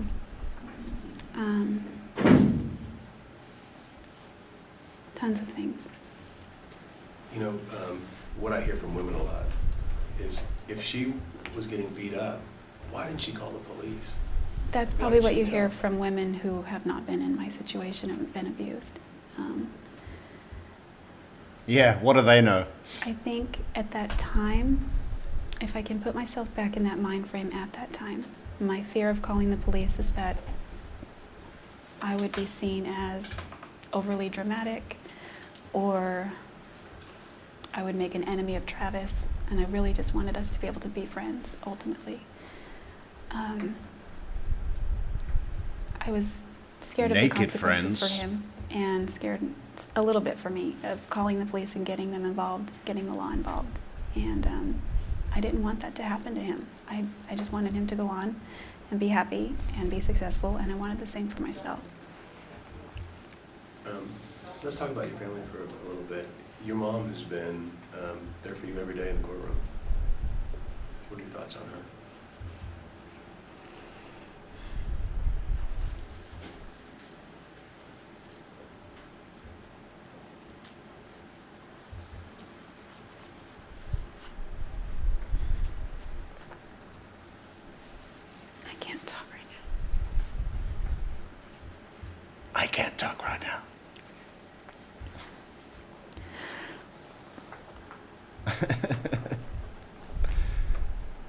Hang on, where's pause? I'm sure that we saw Kat Melander do that thing. I can't talk right now. I think she'd said exactly that in that voice. It's a thing.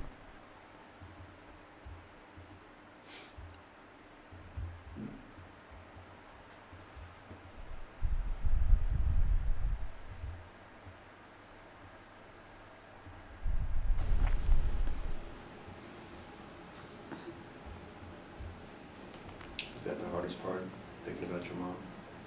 Yeah. My mom and my whole family.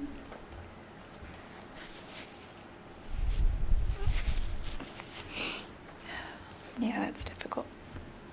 As far as my mom, I feel like I don't deserve her. She's been a saint, and I've not treated her very well. Yeah, I'll say. We heard the calls. There was some talk about you getting physical with your mother. Did that happen in terms of fighting and things like that? I vaguely remember the incident. I think when they say I kicked her, we were arguing and she was kicking me under the table, and I think I kicked her back. I was a teenager. She did anything she could to keep us under control. So. She visits you often. What do you talk about? She kicked me. Pretty much. Sometimes they're good visits, sometimes they're bad visits.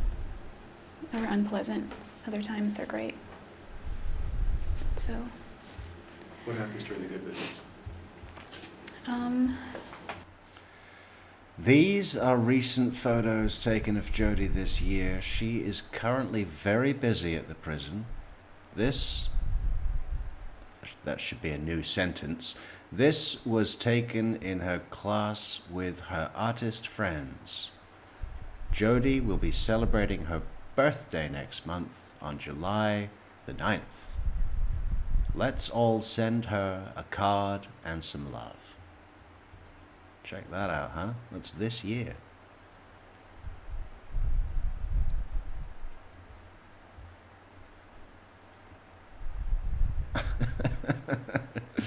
What a character. And here's her full art class. Hang on.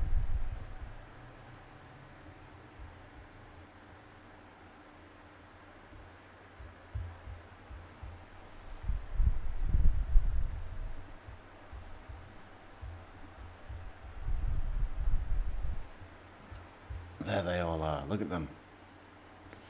In the prison. Doing art. Art of our soul.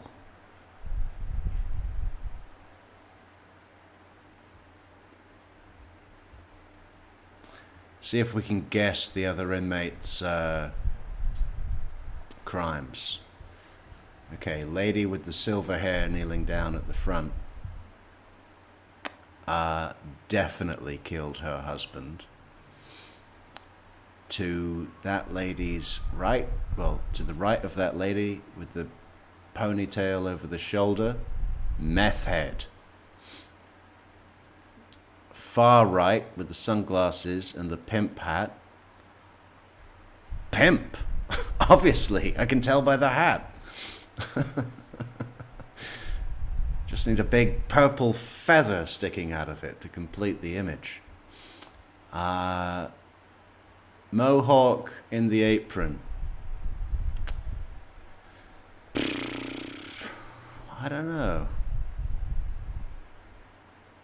What would her crime be? Probably, I don't know.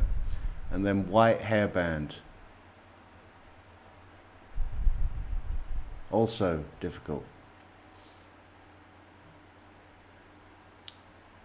And then the one at the top on the right looks like a soldier for the Viet Cong. Hey, are you NVA?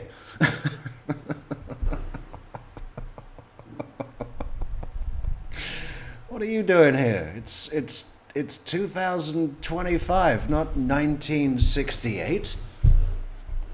Get back to Ho Chi Minh City. Okay.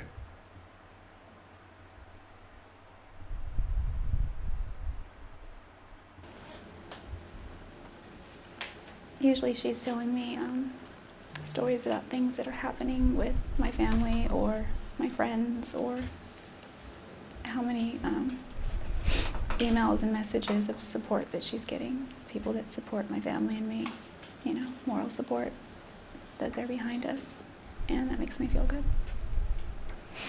What about the bad visits? What are they like?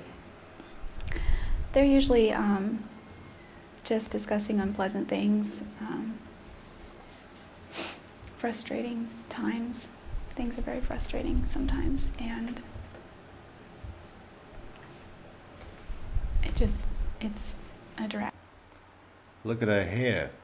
In this one, she looks like she is the instructor for a Zumba class.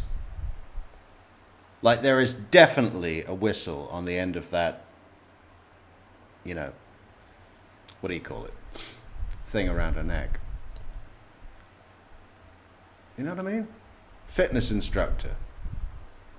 The one at the front of all the participants at the gym with the mirrors around the room, teaching Zumba.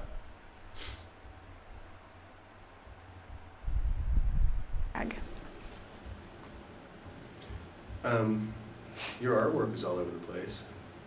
Do you take pride in the fact that people are paying money for your art? It's interesting. I take pride just not so much in the price tag, but in... Let's have a look at your art, Jodi. Let's have a look at... Show us your art. Oh, where is it?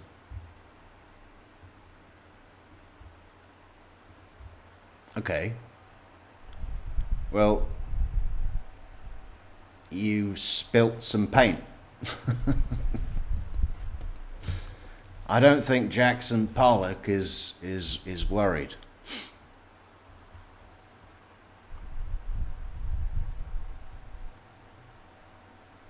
She looks healthy though, doesn't she? These programs they have for these murderers.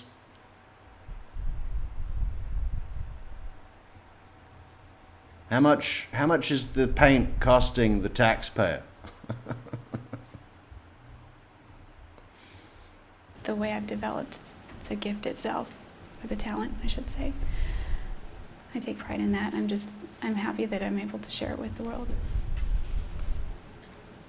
I noticed that, and I saw this on another network, so I don't know 100% if it's correct, but that you buy large amounts from the commissary, and then you tweeted out that it's not only for you. Tell me about what you do behind bars when it comes to the commissary. Yeah, after I was arrested, I'm no longer working or going to church, and so I'm not tithing anymore to the church, but the church encouraged. Yeah, I had no need to keep up the pretense that I was a practicing Mormon. Encourages you to tithe 10%, so what I do is I take 10% of the dollar amount that I spend, and I give that away. And then recently I've been blessed with the ability to spend a little bit more, so I'm able to give more. And I've been glad to be able to do that. Are you still practicing your faith? I don't think I'm still a member of the LDS Church, but I'm not actively practicing my faith at this point. They don't offer LDS services for maximum security inmates, and the Mormons rarely come around to visit me. So I've sort of fallen away for that. I don't know. I still have my scripture, I still read it, but it's hard to maintain an active status in the church when you're sort of cut off from it. You said the Mormons don't come around to visit you. Who are you talking about? They do come, but maybe like once or twice a year. They are volunteers that are members of the church that go to jails, prisons, facilities where people are incarcerated to visit them. The Alexander family, especially the two sisters and the younger brother, if you could say something to them, what would you like to say to them? I hope that now that a verdict has been rendered, that they're able to find peace, some sense of peace. I don't think they'll ever find the peace that they would like, but maybe they'll be able to have greater peace now, or some semblance of it, and be able to move on with their lives and remember their brother the way they wanted to. Do you still think about Travis? Yes. In what way?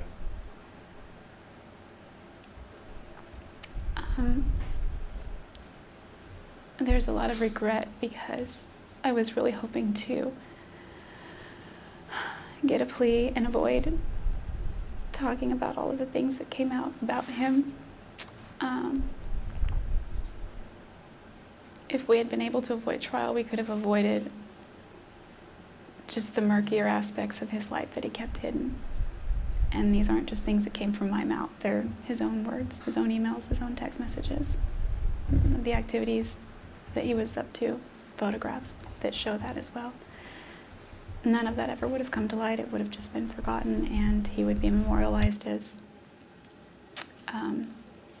not perfect by any means, but somebody who was known to adhere to his morals and the principles that he espoused. But now the curtain has been drawn and you can see the hypocrisy and everything that was there, and I regret that because I know that even though he was living the life of a hypocrite, that's not how he wanted to be perceived, and I think inside he really didn't want to live that kind of life. There were some parts of your story that were definitely backed up by emails. He was living the life of a hypocrite. He didn't want, what did she say? I saved him from himself. I set him free.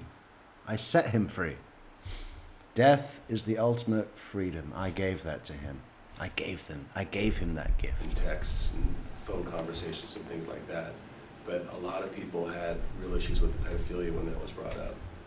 How do you respond to that?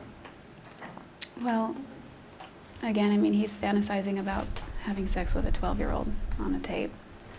That's a pedophile by definition.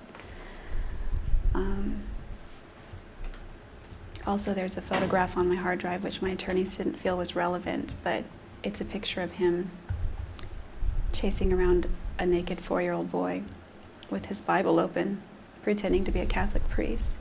I don't know why we were all hanging out. I thought it was silly at the time, and I snapped the photograph. I'd love to see that picture. He was chasing around a 4-year-old boy with his Bible open, pretending to be a Catholic priest. I mean, that just sounds hilarious. That doesn't mean pedophile. She'll spin anything. And at the time, I just thought he was mocking the Catholic Church in poor taste, and then that was that. But that was a year before I walked in on him, and so after that incident of walking in on him, I began to put all these things together, and that was one of the puzzles. Yeah, she said that she walked into his room one day and he was on his bed jerking off, and then he started grabbing at something on the bed, some paperwork, and as Jodi came in, she saw what was on the papers, and it was this printed out photo of a young boy. That's what she says. You see what I mean? She had to say all that in front of his family. Make all that up, obviously, in front of his family.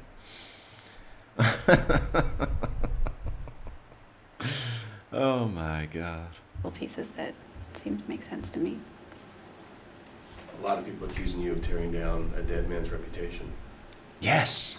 I would have been very happy to remain silent and go quietly into the night off to prison. My defense team decided to rip the lid off because we were forced to trial. The state didn't want to settle. So it's not that I wanted to plow ahead and do this, but I took the stand because strategically they advised me to, and when I was on the stand, I had to answer the questions that were posed to me. So if you had to do this all over again, you're in the desert, you notice that you've got blood on your hands, how do you handle it? I would turn around and drive to the Mesa Police Department. And what do you think would have happened to you then? I don't know, but it would have been the right thing.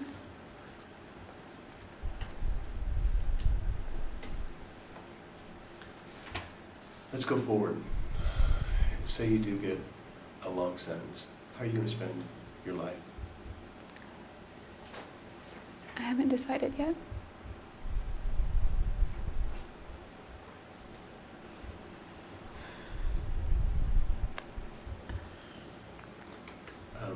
Talk to me again, if you can, briefly, about wanting to hurt yourself. Do you feel like you want to hurt yourself right now? Not right now. I think I've gone in and out of periods of that since 2007. There was some talk about me being suicidal in high school. I never was. I think I might have written the words something along the lines of wanting to die, but that's distinctly different from wanting to actually kill myself. So I never was. I found it strange at the time that after I had gotten into the church and I gained a testimony of the church, suddenly I'm feeling suicidal. I didn't understand that. But I never did anything, so it could just be talk, it could just be purging my thoughts, that kind of thing. You're tweeting. Talking about Twitter. Is that your idea? Initially, I've never been on Twitter. I don't even know what it looks like. I just have heard about it through other people reading about it in magazines. In 2009, somebody started a false Twitter account in my name and began tweeting, pretending they were me. So I had that shut down. And then it just became sort of an idea that I thought of in February, and we decided to go for it. Are you happy you have? Yes. Well, I wouldn't say happy. I don't regret it. Right. Yeah. What has it brought to you? I think there's a little bit of satisfaction gained from being able to just impart my ideas and my thoughts and sort of let people know where I'm coming from. Whoever wants to look. I mean, you don't have to read it if you don't like it. So. You went after Nancy Grace there a couple times. Yeah. You want to talk about Nancy? You hear what she said there?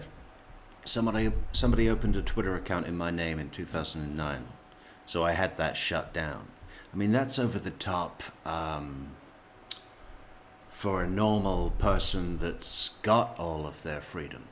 That's the kind of thing that would be said by a CEO or the chief of police or someone in high office politics, right? I had that shut down. I had my people shut that down.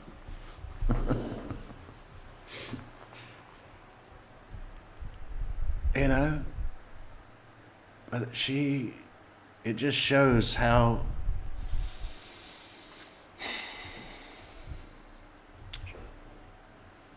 she garnishes this power. I had that shut down. They opened a fake account in my name and I shut it down. I don't think she's worth it. Nancy Grace. Juan, you also went after there.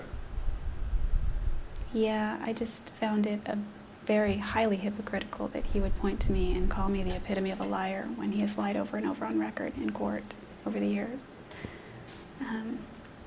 I wish I had the ability to comb through those records and say, right here he lied, right here he lied, right here he lied, but he's not the one on trial. So in that sense, it doesn't matter that he lied, but in another sense it does, because of the important position that he has. So now she sits in the seat of judgment to the prosecutor that cross-examined her. She wants to sit above him in the pyramid of power and judge his work, because she owes that to society because of the important position that he holds within that society. She needs to be the person to ensure he acts correctly for the good of all. She's a holy man, holy woman. How am I doing on time, Lisa? Okay. You've got a mitigation hearing coming up here, or at penalty phase.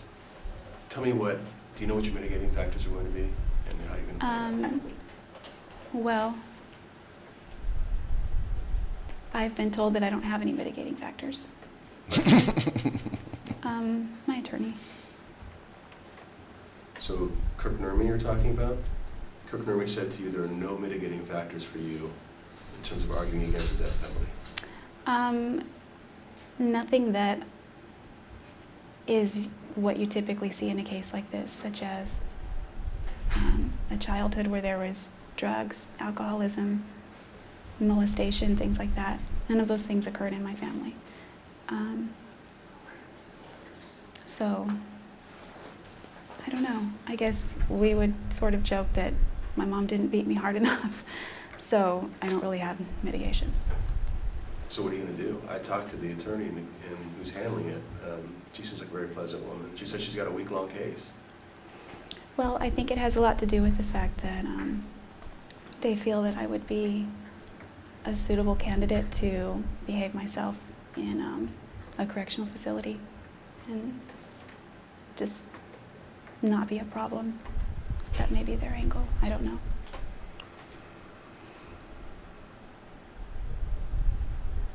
Did you have any knowledge of, the interest in your case? Do you have an idea of how many people are interested? I hear things, but I have no access to the news, the internet, that sort of thing. No direct access. What kinds of things do you hear? I do get the newspaper, so that's been one portal where I've learned things. A lot of inmates have come in to the jail since then, and they tell me they want to come up and shake my hand. They want to give me a hug. They want my autograph. I'm not going to sign anything. Pinto says, did anyone else notice how much her and her attorney looked alike? Yeah, well, we see that, don't we? We saw that when Katie McBanawal was literally dressed up in a Tara Kawas costume. I mean, there was that one point where Jessica Rodriguez was asked, do you see the defendant, Miss McBanawal, in the courtroom? And she said, yeah, she's sitting over there with a black blazer, white striped shirt, and glasses, with her hair tied back. And Georgia Kappelman looked over and said, well, we've got two of those. Because they were wearing the exact same thing. I think it's because they want to make the defendant and the attorney, look alike, so the defendant will be able to take advantage of, the jury presuming that the defense counsel is a law-abiding citizen. I guess that's why. They want a piece of something, so it's kind of strange, but that's given me an idea. Yeah, Roberta, it was her ex-cellmate running the Twitter account for a while, and then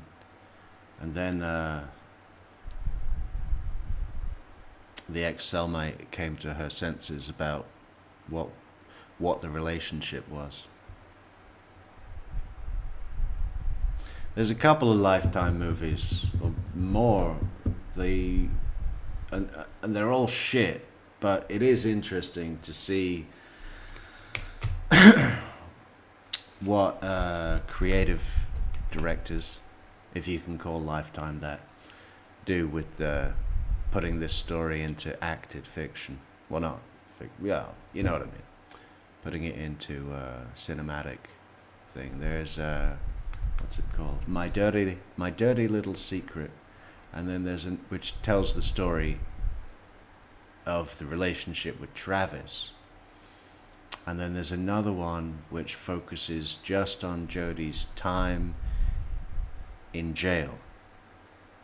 And they're both shit, but worth a watch.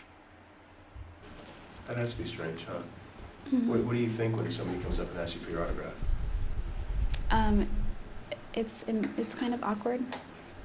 I mean, I want to be nice to people, but I tell them no.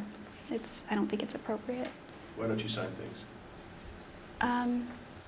Pebbles, the Juan Martinez was, I don't know if he was fully disbarred or relegated to a much, much lower responsibility level in his job. I heard he was put onto dealing with traffic violations or something, driving traffic, but I'm not sure. And it was due to harassment allegations in the workplace and possibly inappropriate relationships with reporters. I think that there was a podcaster that was following the Jodi Arias case, and they had some sort of romantic tryst, and he shared some form of information, but I do not have fully confirmed facts, but I do believe these to be true.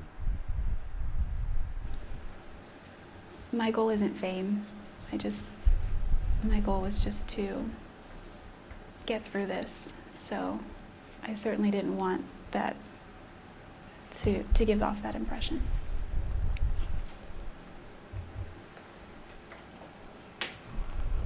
Pretty a quote or a soundbite from your trial that's played over and over again, and you even smiled at it in court. It was Kurt Nurmi saying 9 days out of 10, even he doesn't like you. Yeah. What did you think when he said that? I actually thought of Elizabeth Johnson's trial because I was reading the coverage in the paper, and her attorney said, See you later, David Anderson Kirk. told the jury that it's important. Well, I'm paraphrasing, but he told them that it's not about whether or not you like her. It's about the facts of the case. So I think it was, I believe it's standard somewhat that jurors need to remember it's not about whether or not you like the defendant. Does Kirk like you? I think 9 days out of 10. I mean, 9 days out of 10. One day out of 10 9. likes you. 1 day out of 10. Yeah, I think so. Yeah. He doesn't like you. He said 9 days out of 10, I don't like Jodi Arias. Yeah, the book Trapped with Miss Arias. I got to get that when I come over to the States. I think when I come back from the States, I'm going to have a whole suitcase of true crime books. I got to get the Ruth Markel, what's that one called? I forget. But all of them. Why don't you get along? Well, we got along very well for a long time, and then we just have had clashes in ideas, and ultimately he's the boss.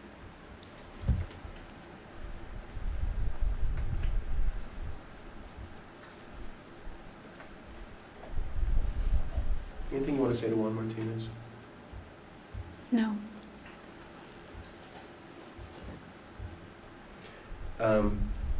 You seem to be writing quite a bit during testimony. Or were you drawing? What were you doing? I was writing just thoughts. When I heard something with testimony, I would write notes, pass it to Jennifer, pass it to Kirk, things like that, just to keep them informed. So you weren't drawing? There might be occasional little scribbles in the margins, but no drawing.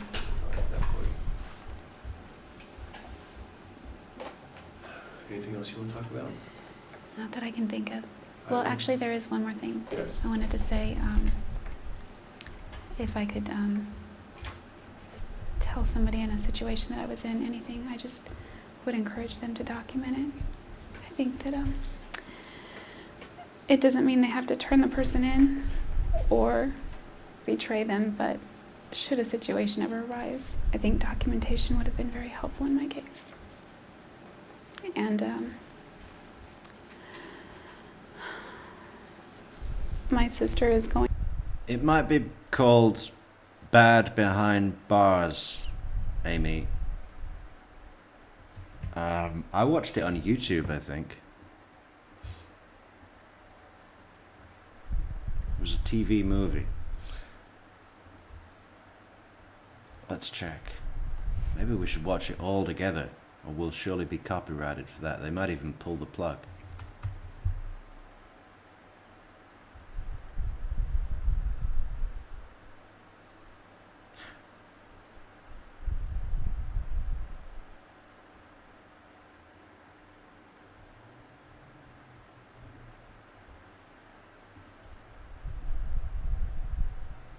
Yeah, Bad Behind Bars. Should we watch the trailer?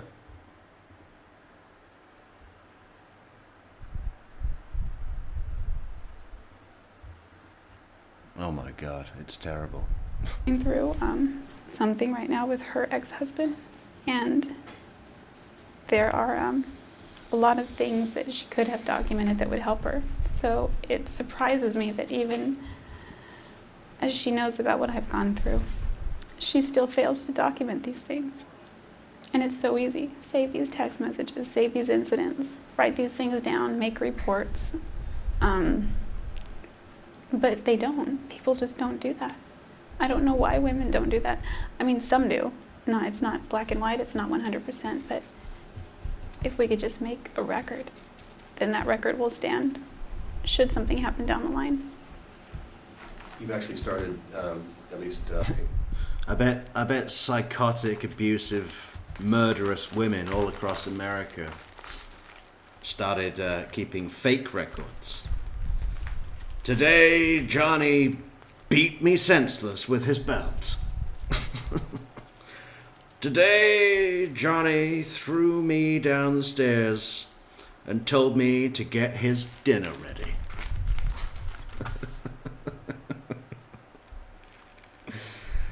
Today, Johnny... You see, I'm saying Johnny, but it's funny because Amber's like, shit, I should have done that too.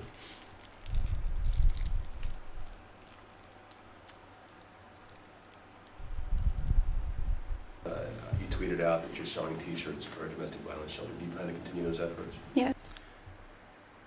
You know what's funny is that Amber Heard is significantly younger than Jodi Arias.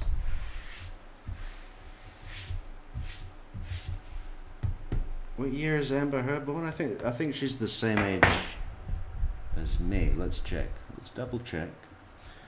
Amber Heard.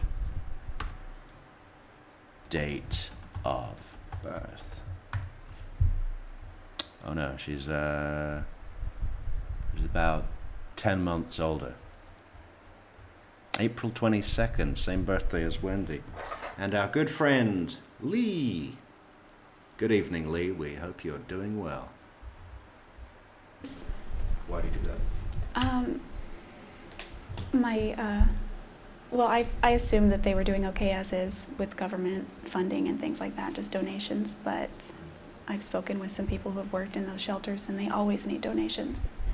And it's important to me to be able to assist them in being able to assist survivors. So I guess I'll wrap it up by saying, you talked about domestic violence. A lot of people are going to be seeing this.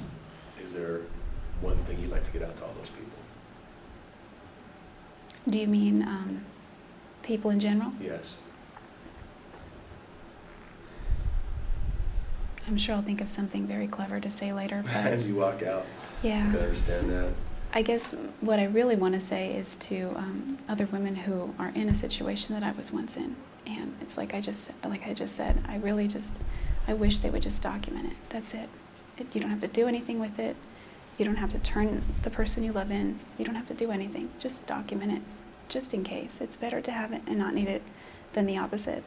And again, I think that things would be very different right now if I had documented all of the things that I went through, instead of being in a state of denial.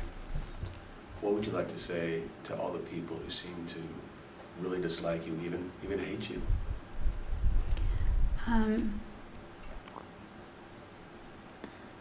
Well, maybe I should be flattered that they focus on me so much. If they dislike me so much, then why am I always on their radar?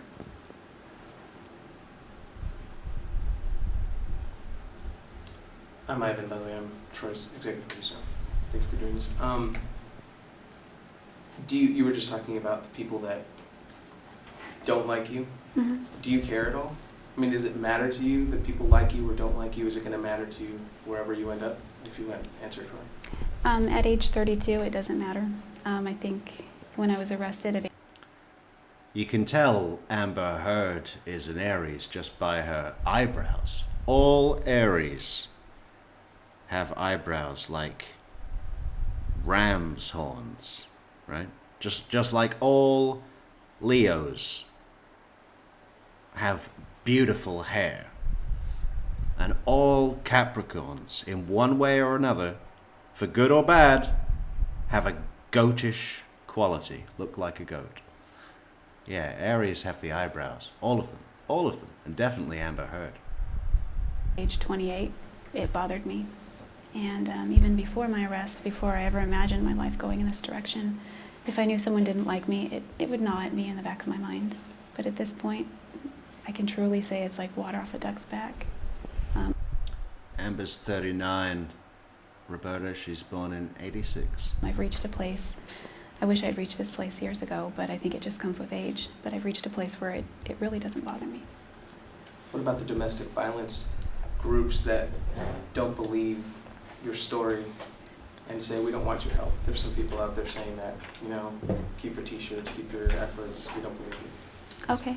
I'm not aware of any organizations that help survivors of domestic violence that are calling a survivor of domestic violence, saying that they don't believe that person. That's not a good thing to say to somebody. Virgos aren't animals, Amy, so they don't have, a visual trait from the animal kingdom. Who's been through it. It would be like a child running and telling somebody what's going on with them, and the parent says, I don't believe you, or an authority figure says, I don't believe you. So you can imagine what it does to that person. Hey, someone should tell Jodi the story about the boy who cried wolf. People don't believe me. People don't believe me. I'm 38, Pinto. Am I? I'm 38. Yes. And I have a question about the jury. You think they got it wrong, correct? As far as premeditation, I know they got it wrong. Some said felony murder. I think that's a very ugly law sitting in my position. But as far as the way the law is written, I think I can understand how some reached that conclusion. So what's your message to the jury right now? Well, I don't know that I have a direct message for the jury. I know that I prayed constantly for every single one of them, so that's the jury that was brought to me. That's the jury that I was meant to have. So you pray for the jury? I prayed prior to trial that the right jurors would be on. I prayed that I would get a jury of suckers that would buy all my shit. Dear Jesus, please give me a jury of suckers. On the jury. So I just have to believe that those were the right jurors. And the last question I have is going back to when you were on the stand and Juan Martinez was cross-examining you.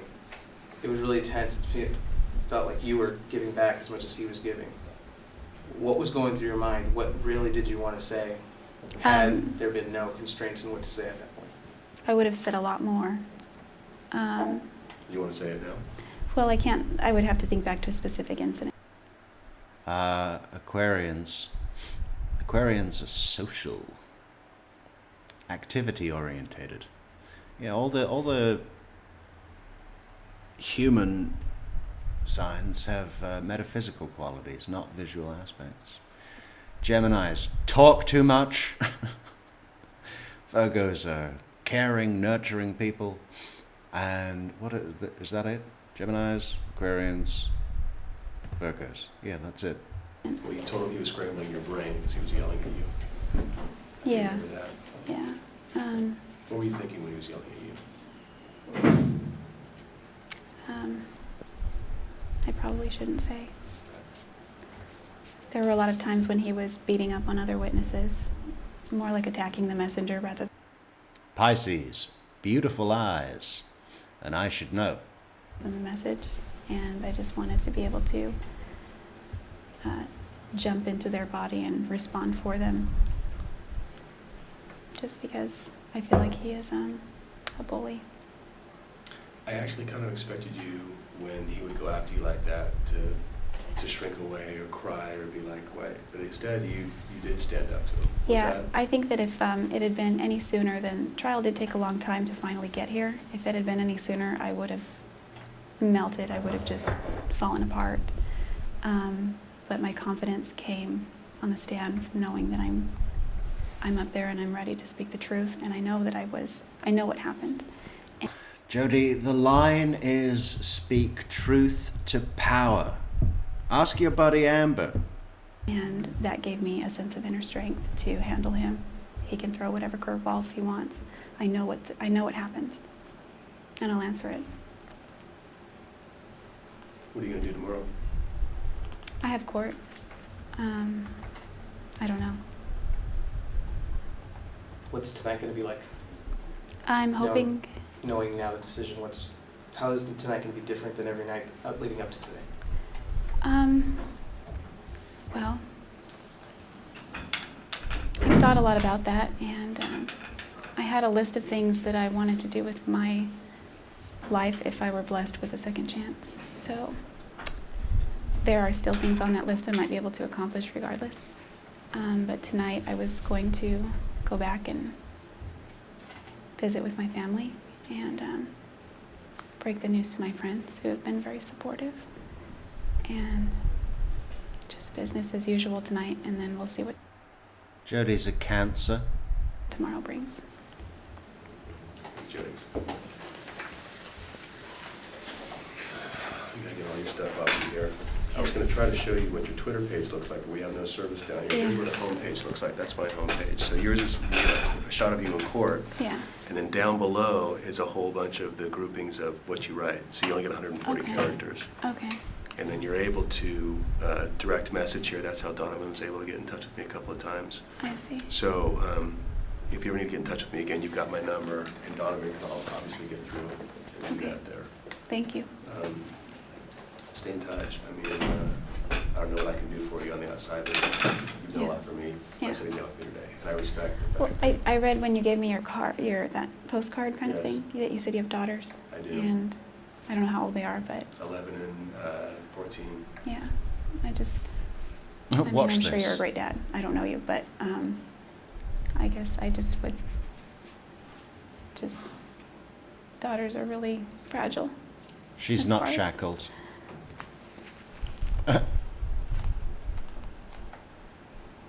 Look at that.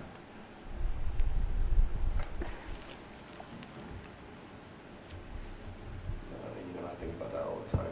My wife and I talk about it quite a bit. My 14-year-old had a boyfriend who we weren't really crazy about. It's her first ever boyfriend, and she's still crazy about him. And I'm going back and forth about what to do about it. Yeah.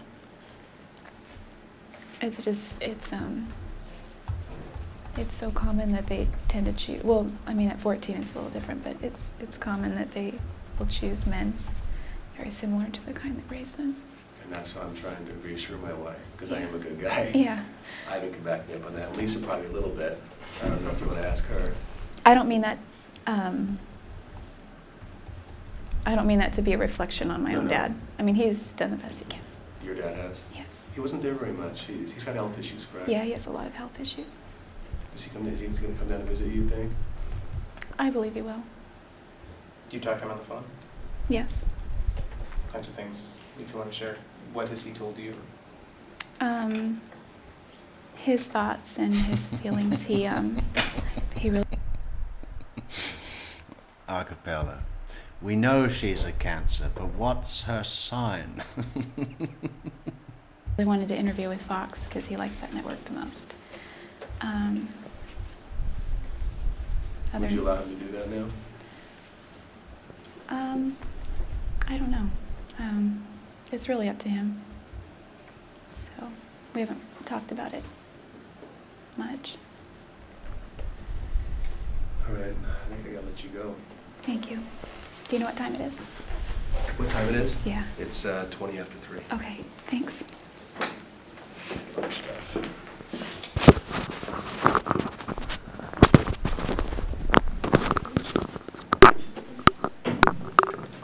This was really, really big for me. Thank you so much. I know. Really appreciate that. And This was really big for me. And I'll never forget it. So if you need anything, I'm not kidding. Give me a call.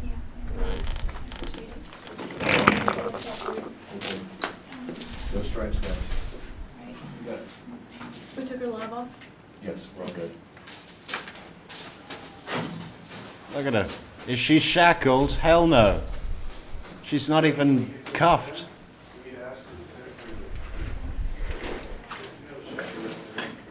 She's walking off like she's just walking off set on a fucking movie set, you know? She's just got it sewn up.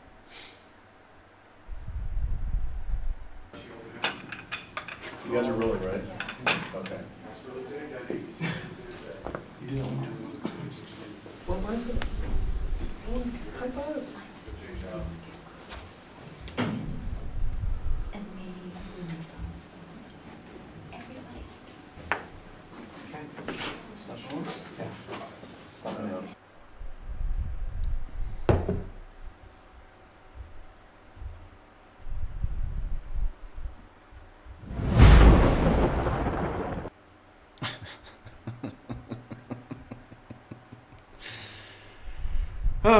Where are we?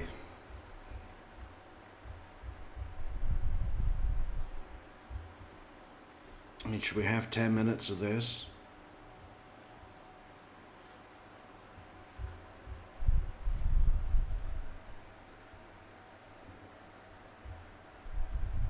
$3.49.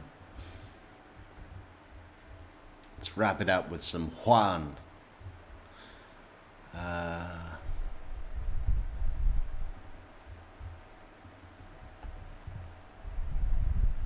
Sometimes yes, sometimes no. And in this case, you don't, right? I don't remember if I... The hardest. Sustained.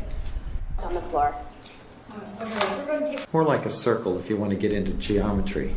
Sir, that's not my question to you, is it? I'm asking you who's making the money, aren't I? The people who work the hardest. Sustained. Who we've talked about 2 times. What about the 3rd time? Well, let's continue on with that time. I Sir, met her I'm several... asking you when you met her the 3rd time. You don't get to ask the questions, I do. So when was the 3rd time you met her? During this time, again, everyone during the day is expected to dress professionally, right? Right. And that's how she dressed, correct? And in the evenings as well. Sir, am I asking you about the evening? I'm not, am I? I would not want to go on vacation to Thailand with this guy.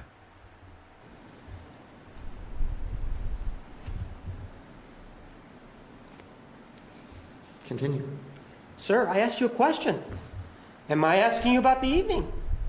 No. Anything else after this particular murder happened, right? Yes. Pardon? I didn't hear your objection. Objection as to him calling, referring to it as murder. Is there a reason to bring this I'll say killing. Rephrase. One of them is 417. Do you see this one? It's interesting, isn't it? She's charged with murder. Your Honor, I object to calling it murder. But I suppose she's right. I suppose that's fair. One. Objection. Are we still talking about the hard drive? No, we're not. And I thought, but it's their speeches. I think they use the term entertainment because it's entertaining training. Do you know what I'm saying? It's entertaining training, I guess you could say. If I was involved with an organization that ran entertainment sessions, I would immediately hand in my notice and probably knock over a couple of tables on my way out of the building, you know. Anyway, this is embarrassing.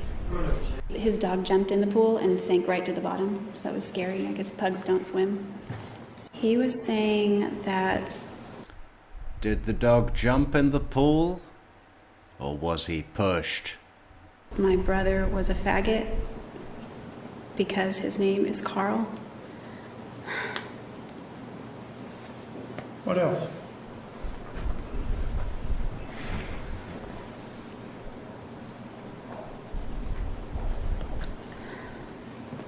I told him that he was named after my grandfather, and he said, "Your grandfather must be a faggot too, then." What's a cream pie? Oh, we've done this. Do we need to hear it again? We don't need to hear this again. And I'm going to object to the defense counsel's outburst. There's an objection. The court should rule before. Yes, I'm going to roll in the objection. Let's not make comments. Ask the question. I'm going to sustain the objection. Ask your next question. I put, are those man boobs, or are you just ripped? Okay. I think I did, but it escapes me right now. Okay. Sorry I didn't sleep last night. My memory's shot. Sure. No. Did you like it when he called you a three-hole wonder? No.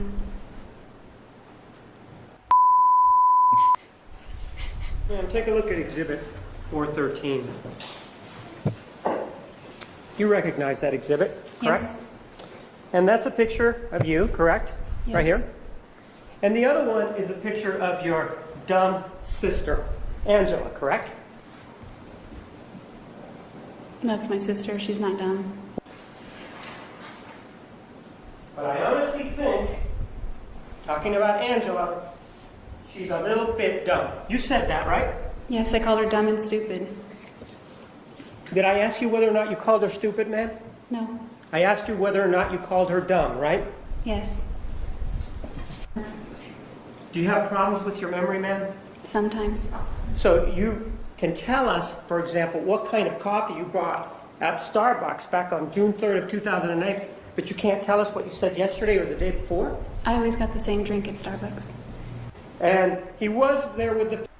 You see, that's a good answer. I'm sorry, but full points for Jodi there. You know, you can tell us what coffee drink you got in Starbucks in 2008? I always got the same thing at Starbucks. That's completely logical. Female, though. You were able to see her face, though, right? Yes, sort of. Well, yes or sort of means two different things. Yes or no. Were you able to see her face or not? Part of it was shadowed from the Yes, TV no, behind ma'am. her, so I Ma'am, saw part of it. Judge, she's not answering my question. If you could instruct her. Ms. Arias, listen carefully to the question and answer only the question you are asked. Okay. You may continue. Could you see her face? Yes or no? Part of it. Her bubbles. Can I have some topics? Oh, I love the braids. I know they're hot. That's your voice, right? Yes, and Travis's. Did I ask you if that was Travis's voice, ma'am? I didn't know which voice you were talking about. You worked at Mimi's Cafe, right? Yes. You had been working that day, right? Yes. Your shift was over, right? Yes. What time did your shift start? It varied. That day, what time did your shift start? In the morning. What time? Sometime in the morning. Oh my God, you know, she is doing that on purpose, and she does it really well. I mean, what time did your shift start? It varied. That day! What time that day? In the morning. What time? Sometime in the morning. Problems with your memory. Is it of recent vintage? Define recent. I don't know. Since you started testifying. No, it goes back further than that. How long far back does it go? I don't even know if I'd call it a problem. Well, just tell me how far back it goes. You said you were going to tell me, so tell me, please. How far back what goes? We're talking about your memory problem, right? I don't know that I'd really call it a problem. Okay. I don't remember every single thing that's ever happened to me in my whole life. Now, your memory issues. We're talking about those, right? I wouldn't even call them issues, but okay, my memory. Well, you don't want to call them problems, right? No, I don't want to call You don't want to call them issues, right? I don't know. I really Right, don't. you don't want to call them issues. You just told me that, right? I didn't say I don't want to. All right, so can we call them issues then? Okay. What factors? By the way, guys, we are but 6 views away from our fantastic Jeff Lacasse unredacted interview. 6 views away from 50,000, which may not seem like a lot to some channels, but to this channel, that's a record breaker. And a nice round number. If you haven't seen it already, it's very good. There's lots of new stuff in it that wasn't seen by anyone until we released this back in, when was it? April? So if you haven't seen that already, be sure to check that out on our channel page. And yeah, I mean, for sure, by tomorrow, we've got more than 50,000 hits. And then we want to hit 100. I think as we get closer to Donna's trial, and in the aftermath as well, people are going to go, hey, I wonder what Jeff Lacasse said back in 2014. And then they're going to come to us. It is good. We should do another review of it maybe. I don't know. Got some Adelson stuff planned for tomorrow. Hopefully I'll have enough time to finish my edit. So be sure to subscribe to the channel, like, share, leave a comment, and check out Jeff Lacasse unredacted interview on our channel page if you haven't already seen it. Influence you're having a memory problem. Usually when men like you are screaming at me or grilling me, or someone like Travis doing the same. So that affects your memory problems, right? It does. It makes my brain scramble. So you're saying that it's basically what you're saying is Mr. Martinez's fault that you can't remember things that are going on. It's not your fault. I'm not saying that. You're saying that, isn't it? No, I'm not saying that.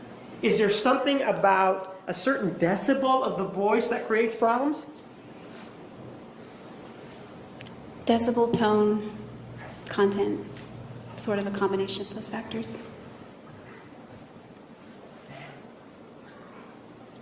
What are you trying to say? Am I allowed to tell you what I'm trying to say? He is gay and he was acting dramatic. And that's what... I'm not sure about that.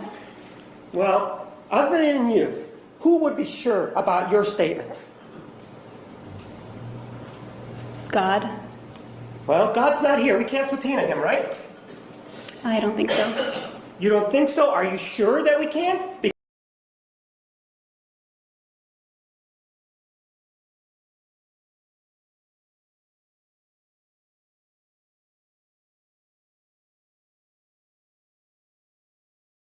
Because it seems like you're leaving the door open for that. Objection, relevance, Your Honor. Well, again, I ask you, do you have problems with your memory about any events? It seems like you keep telling me that you have problems with your memory. Do you have problems with your memory? Occasionally. You didn't seem to have any problems on direct examination when you were talking to us about all the sexual exploits with Mr. Alexander, did you? I did have problems. You regaled us for days on end about his exploits, didn't you? I wouldn't say regaled. Okay, you told us about it for days on end, didn't you? I just answered the questions I Yes was or asked. no? You told us. When the question was posed, you told us, didn't you? To the best of my recollection. Is anybody saying that you didn't do it to the best of your recollection? You're implying that? Ma'am, isn't it true that what the prosecutor's implying is that you knew too much during the direct examination? If we're talking about implications. Well, then that would be false. Well, isn't it true that you had a great memory when you were on direct examination with regard to issues involving Mr. Alexander's sexual exploits? Objection, Your Honor, you were asked and answered. That wasn't my goal, so. Well, was your goal to go to prison? Not a physical prison on earth, no. Well, ma'am, was your goal so your goal was not to go to prison then, right? It wasn't a goal of mine, I couldn't say. And in fact, that was something that you were trying to avoid, right? I don't know. I was trying to kill myself, I think. Ma'am, and that what you did then is you took a razor, right? Yes. And that you cut yourself, right? It was a nick. It was a nick. And because it stung so much, that you said, nah, this is not the way for me to go, right? I didn't say that. You said it stung and that's why you stopped. Isn't that what your direct testimony was? That night, yes. Right. And that's the night that I'm talking to you about, right? Yes. I'm not talking to you about any other night, am I? It sounded like you were. No. Just to be clear, I'm not talking about any other night, am I? Do you understand that? Okay, I understand that. And you nicked yourself and it hurt, right? Yes. And I think the word that you used, stung, right? Yes. To use your standard, ma'am, of how you stopped because it stung. Can you imagine how much it must have hurt Mr. Alexander when you stuck that knife right into his chest? That really must have hurt, right? Argumentative. Sustained. If he's an afterthought, that means the primary thought that you had when you left Wairika back on June 2nd was to see Travis Alexander then. If Mr. Burns was an afterthought, as you say. That's not correct. Well, that's what you said, though, right? No, that's what you said. Mr. Burns was an afterthought, right? No. It's hard to describe. Yes or no? It's a yes or no sort of situation, Nick. It's not really. It's something. It is. It's not. And it doesn't say anything there that he backhanded you, does it? No, of course not. Well, why not of course? You were free to write it down, right? Yeah, but I would never do that. Well, I'm not asking if you would have done it, ma'am. Isn't it true that there's nothing there that says about that? No, of course not. You keep saying of course not. You were free to do it, weren't you? Yeah, but I... What factors influence your having a memory problem? Usually when men like you are screaming at me or grilling me, or someone like Travis doing the same. So that affects your memory problems, right? It does. It makes my brain scramble. How about that? Jodi Arias on the stand. That was one of her memorable moments, and there were a lot of them. She was on the stand for 18 days. We were captivated. We couldn't turn away, right? And if you wanted to have a little fun with it, Jodi Arias gave, we'll say someone, a lot of material. Yes, Jodi Arias, this trial has captivated a nation and has captivated someone else who decided to do a parody of Jodi Arias. It's hysterical. Check it out. Did you kill Travis Alexander? Yes, I did. I think. No, I did. He attacked me and it was self-defense. Can you explain how he was abusive? He was always just like yelly and screamy and just super shouty. He wanted me to take pictures of him in the shower. I dropped the camera. He was like, a 5-year-old girl can take better naked pictures of me. And I said, prove it. And he said, I will. And I said, you better not, and then I shot him in the head. You're saying you shot him in the head and then he got mad and attacked you? Super mad, that's correct. Typically when people get shot in the head, they do get very angry. Miss Arias, do you have a problem with your memory? I don't remember. What makes you lose your memory? Sometimes I lose my memory when mean old men are yelling at me and grilling at me and asking me so many questions all the time. Miss Arias, do you have any regrets for what you have done? Yes. Yeah.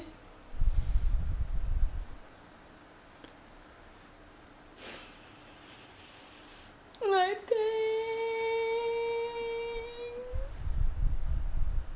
I told you, classic. And we have our own Jodi / Courtney Peroso. She does sketch comedy. That is incredible. What made you decide to tackle the Jodi character? Well, I was watching the trial and with my boyfriend, and we thought that there were elements about her and about the trial that were funny. And so together, his name's Cale Hartman, we wrote it together, and we just decided to sort of beat it out and improvise it and try to make something funny. You sure did. And you said it, and gosh, for 18 days we watched it, plenty of elements. Was there one thing you saw where you're like, all right, we got to tackle it, whether it's the lying, the fog, something that really clicked in, you're like, all right, we got to do it? Yeah, you know, I think Courtney Peroso should come on the show, on the Metrix show, and do an impression live. I think that just playing with the element, I don't think it's a controversial opinion to think that she's lying about at least certain things. And so just to play with that aspect of her being kind of a bad liar, but still very coy, and she seems to like the attention a little bit. Yeah, a little bit, and has all along. Are you hooked on the trial now? Since you've watched it, you're hooked. You've done the character. Are you watching? Yeah. No, I do check in, you know, to see if I might want to make another video. That's right. I mean, there's Juan Martinez. I mean, there's plenty of characters. Anybody you're thinking about here?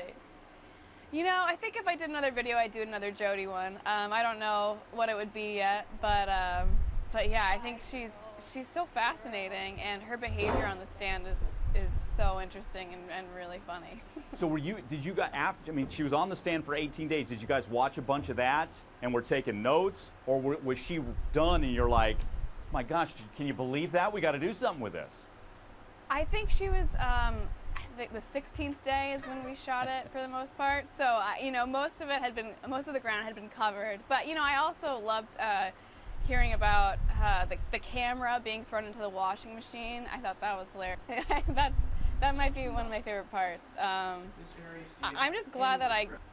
All right, Courtney. We get the idea. Thank you, Courtney. Courtney? Sometimes yes, sometimes no. And in this case, you don't, right? I don't remember if I... Less than a couple of weeks ago? Occasionally, I guess. And in this particular case, you're having trouble remembering what you told us as to how your father found you, right? I'm having trouble with how you're characterizing it, I think. Well, again, we're going to get into this word exchange issue, but it didn't work because you didn't know how to do it. Do you remember telling us that? Yes, I remember that. So now you remember, right? Yes. Well, you said couldn't. Doesn't mean I couldn't. I just couldn't figure it out. Doesn't mean I couldn't take a video if I didn't sit and try to figure it out. But we were in the mood and didn't want to sit and tinker with it. What are you saying? That's your whole statement, right? Yes. Involving that issue. And part of that statement says he was going to go up and take a shower, and it took a lot of convincing prior when he was shaving, correct? That's what it says. Yes or no? Yes, part of it. Yes or no? Yes, part of it. Yes or no? Yes, part of it. You keep saying part of it. Because you're not finishing the sentence. Maybe the transcriber put a period there, but that's not the whole sentence. Do you remember telling us that? Yes. So which one is it? It's both. Even though you told Detective Flores nothing about that, right? About what? Well, what is it that we're talking about? We're talking about a few different things right now. Well, the last one that we were talking about. The The Cancun issue, ma'am. You never told the detective about the Cancun issue, did you? What Cancun issue? Do you remember that we're talking about Travis Alexander? Let's start with that. Yes, I remember that. That's why we're here, because you killed him, right? Yeah. He said fucking. He said fucking what? That I'm a fucking idiot. Okay, he said you were a fucking idiot. But man, this is a very small closet, isn't it? No, it's bigger than the cell that I live in. It's bigger than what? It's bigger than the cell that I live in. It's not a small closet. Ma'am, we don't want to know where you live in. Do you understand that? I'm just using that as reference. It's not small. Do you understand? Did I ask you where you were living? No. We're clear, right? We do not want to know where you're living right now. You understand that? Okay, sorry. No need to be. Take that attitude that... Is there an issue with you with answering the questions as they're posed? Sometimes, but I'm trying to answer them the best I can. So is it an attitude issue with you then? Objection, argumentative, Your Honor. Move to strike. Overruled. You may answer. I don't think it is. Ma'am, if you would mind, stand up, go to the left, and show me the posture of Mr. Alexander immediately before he rushed you, according to you. As he was running... No, just show me. That's what I'm asking you to do, not talk. Show me. Show me the linebacker pose. He got down and... Well, show me the linebacker pose. That's what I'm asking for you to do. Okay. He went like that, and he turned his head and grabbed my waist. Just like that, correct? Pretty much. And he grabbed your waist, right? I can't say it's just like that, but that's what I remember. Well, no, just I want, without talking, just show me the pose. He got down like that. Like that? Yeah. All right, go ahead and have a seat then. And you do acknowledge that if you're in a fog, you're in a fog about everything, not just certain specific things, right? I don't know. Well, it's your fog.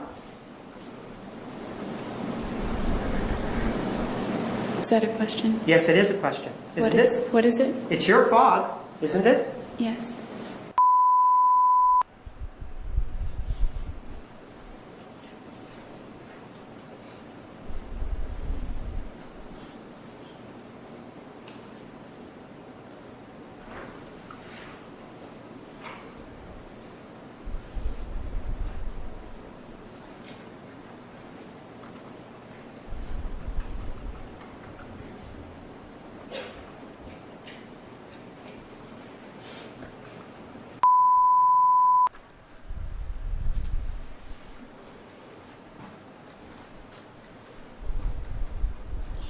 If you could turn.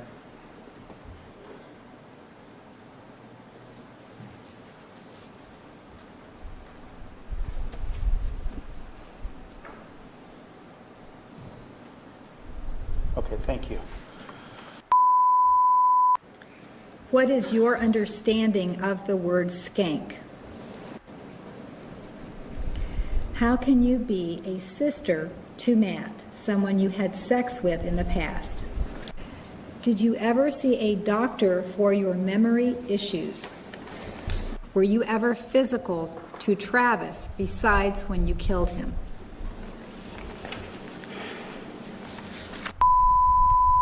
Ma'am, one of the things that you told us was that you're going to tell the truth, the whole truth, throughout this proceeding. Do you remember that when you took the oath?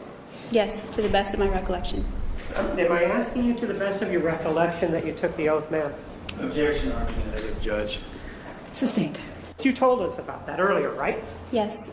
Well, this is one of the psychologists is Richard Samuels that you told, right? That was not the psychologist. Ma'am, I didn't ask you if that was one of the psychologists, did I?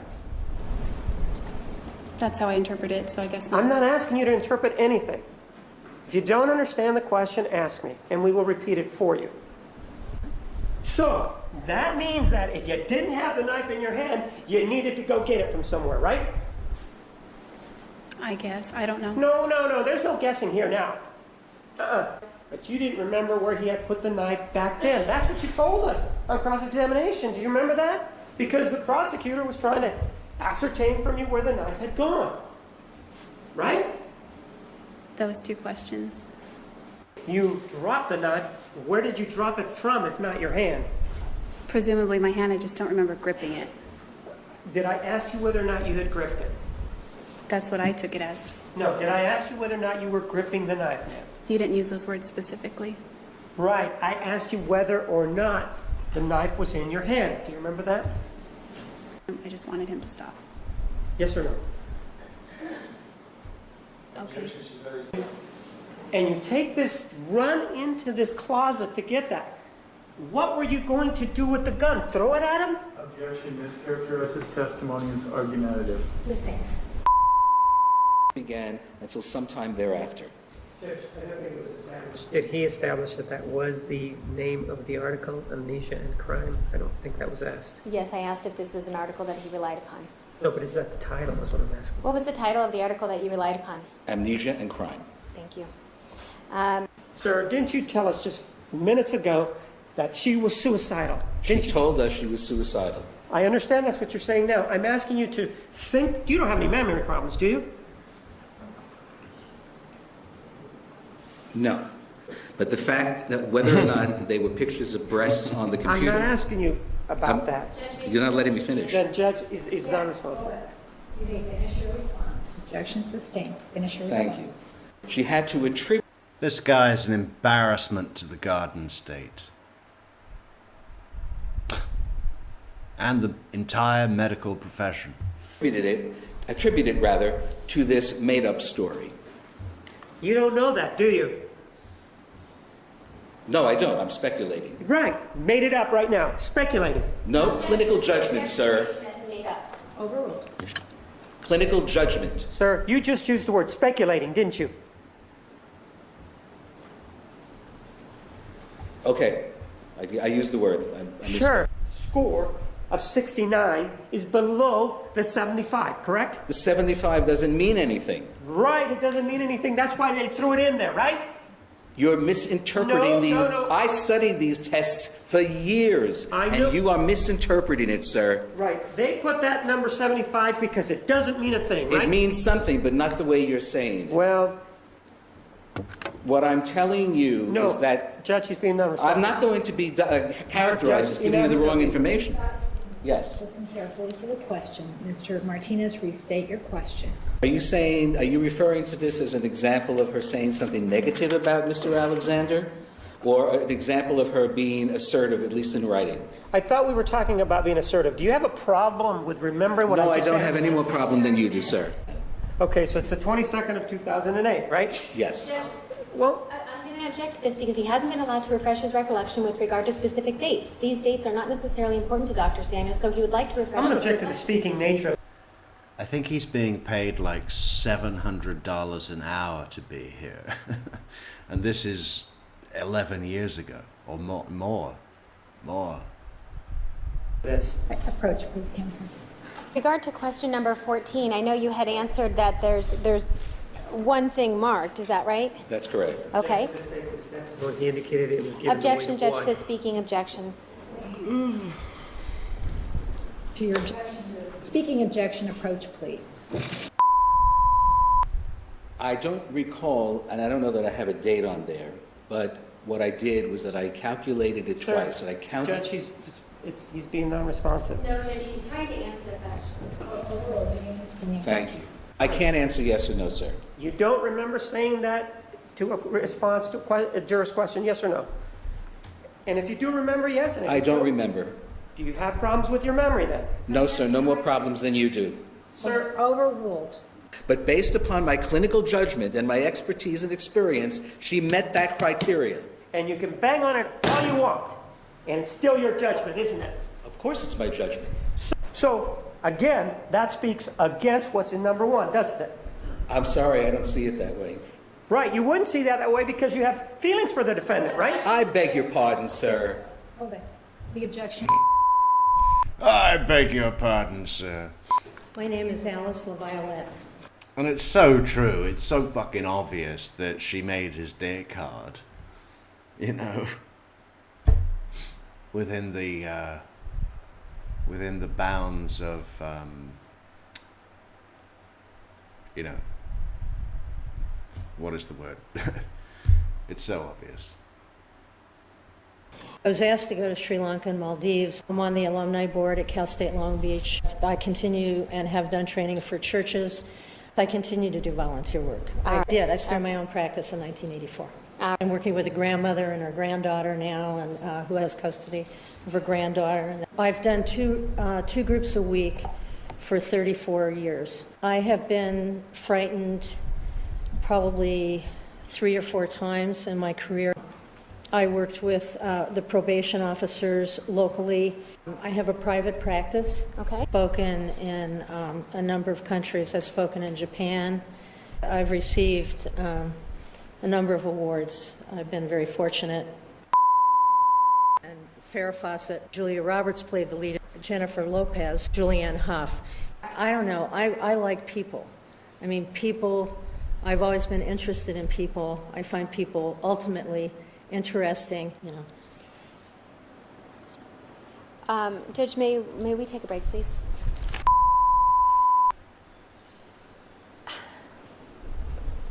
I guess I'll get this out of the way now. Do you have a memory problem? No, I don't. You know what a clinical interview is, right? Of course I know what a clinical interview All right, is. then we seem to be having problems with it. With regard to a clinical interview, ma'am, isn't that a situation where you So sit... look at this fucking body language, right? She's like, oh, I'm analyzing you and you're not a threat, but I'm going to look into the mechanisms of your behavior because I'm a behavioral analyst. Fucking ridiculous. You know, and that little smirk she did when she's... You know what a clinical interview is, right? Of course I know what a clinical interview is. I was the keynote speaker at my Snow White conference, or what the hell was that thing? And she wasn't the keynote speaker. She was a speaker in the keynote breakout sessions, which is completely different, right? The keynote breakout sessions are sessions that talk about the subject that the keynote speaker covered. But there's such a whiff of an opportunist. That's the kind of lie reshaping of credentials that someone does on their curriculum vitae, right? It's like, look, now, I was a speaker in the keynote breakout sessions. So what we're going to do when we're applying for my new job is get some whiteout over here and change that to I was the keynote speaker. I spoke to 20,000 people about my work, about my clinical work and analyses. So obvious, so young, and immature. And she actually, Juan Martinez finds that out, and she actually clings on to the lie.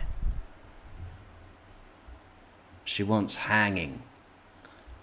So I just got to go back to the question about the clinical interview. But this, what we're seeing right here, this lean forward, chin on the wrist, elbow on the fucking table. If she did that to me, I'd have to rip off her arm. Like, I can't stand that kind of thing.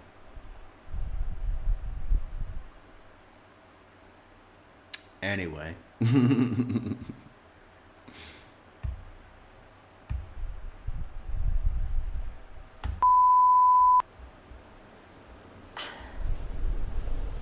I guess I'll get this out Lee, we were just talking about you. Welcome back, Lee. of the way now. Do you have a memory problem? No, I don't. You know what a clinical interview is, right? Of course I know what a clinical All interview right, is. we seem to be having problems with it. With regard to a clinical interview, ma'am, isn't that a situation where you sit across from an individual and you talk to them about the issue that is at hand? Isn't that true? You interview them, you ask questions, you do an assessment. So when you are interviewing, you're not talking then, right? Mr. Martinez, Yes. And I'm going to talk like this because I am not rattled by your threat. Because I do not consider you a threat. No. My question is, are you talking yes or no? Mr. Martinez, are you angry at me? Ma'am, is that relevant to you? Is that important to you? Please refrain from laughing in the courtroom. Is that important to you whether or not the prosecutor is angry to you with regard to your evaluation? Does that make any difference to your evaluation whether or not the prosecutor is angry? Yes or no?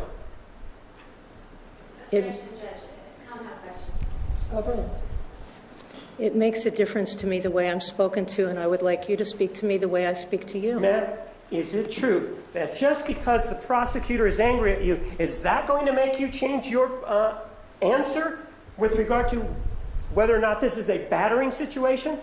No, certainly not. Answer. Judge, she's trying to answer the question. Some of these questions cannot be answered by yes or no. Ms. LaViolette, can you answer that question, yes or no? I'm not sure at this point what the question is, because when someone is approaching in that way, it's very hard to listen. All right. Restate your question. Did you use this to tell us that the defendant was in an abusive relationship? Yes or no? Judge, she tried to answer the question. He interrupted her. Overruled. You may answer. Yes or no? It's not a yes or no. Do you want the truth, Mr. Martinez, or do you want yes or no? I'm asking you questions. You seem to be having trouble answering my questions. I have trouble. If you have a problem understanding the question, ask me that. If you want to do you want to spar with me? Will that affect the way you view your testimony? Sustained. We approach, Your Honor. Yes. Tell me what negative things the defendant wrote about herself. I thought you asked me if she said anything negative about Mr. Alexander. Did you have a problem understanding the question? Tell me what negative things the defendant wrote about herself in those journals. That was my question. Would you show me what you're referring to? No, you're the one that just told us that you read journals before you came here into court, didn't you? I did. And you spent many hours, correct? Yes, I did. And you charged $250 an hour to read them, right? The standard fee, Mr. Am I asking Martinez. if that's a standard fee? Apparently not. And ma'am, are you familiar, back in 2010, are you familiar putting on a seminar and indicating that Snow White was a battered woman? Do you remember talking about that? Objection, relevance. Overruled. Do you remember that? Yes or no? No, that's, if you would like to show the entire YouTube video, I would be happy for anybody to see that, because I'm not talking, the title is Snow White a Battered Woman because it was catchy. I don't. Yeah, and I hate the title. I hate the title. It's so unappealing. You know? Gimmick. If you have to rely on gimmickry, is that a word? So heavily, then you have no content. I know the age of the dwarfs. Well, I don't. I'm sorry, but I don't. So I really tried to look not only at Ms. Arias' perspective, but also at the perspective or the things that Mr. Alexander wrote that I had opportunity to read. Are you done with your answer? Yes, I am. Now answer my question. When the defendant was about to be evaluated, isn't it true that she was happy because she believed that her IQ was as high as Einstein's? Do you know anything about that? Yes, I do. You were there, correct? At the presentation? I was not only there, it was enjoyed by many people. I'm not asking you whether it was enjoyed by many people, did I? Did I? No, you did not. But I couldn't speak to Snow White, nor could I speak to the Seven Dwarfs. So, with Alexander wanting to know about this information that this Michelle K. may have provided to the defendant, right? Objection, Judge. Foundation, give the time and date of what we're referring to, please. Yes. It's exhibit number 444. Right. What's the date? The text messages are dated. Judge, it's improper. Her objection is improper. If she doesn't understand, that's the problem, not her. May we approach? You may approach. No, I don't know. I don't have my CV with me, so I gave several keynote addresses, and if you are trying to trick me with a year, Judge, you can trick me with a year. This is the issue we discussed. I mean, all right. if you will allow me to see... Ms. LaViolette, hold on for a moment. If you were in my group, I would ask you to take a time out, Mr. Martinez. Judge, would you please admonish the witness to Yes. withhold those comments and ask that the Ms. jury LaViolette. disregard the outburst? Yes. Ladies and gentlemen, disregard the witness's last statement. Ms. LaViolette, please just answer the questions. Have you seen When Harry Met Sally? My expertise is in domestic violence, not in orgasms. You're only presenting things that benefit her. Objection argumentative. Correct? It was This conversation where they are...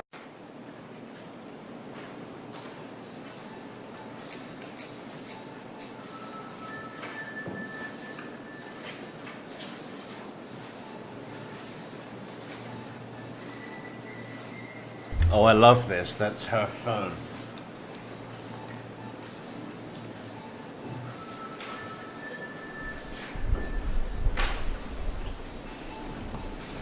What? It's my cell phone. It needs to be turned on.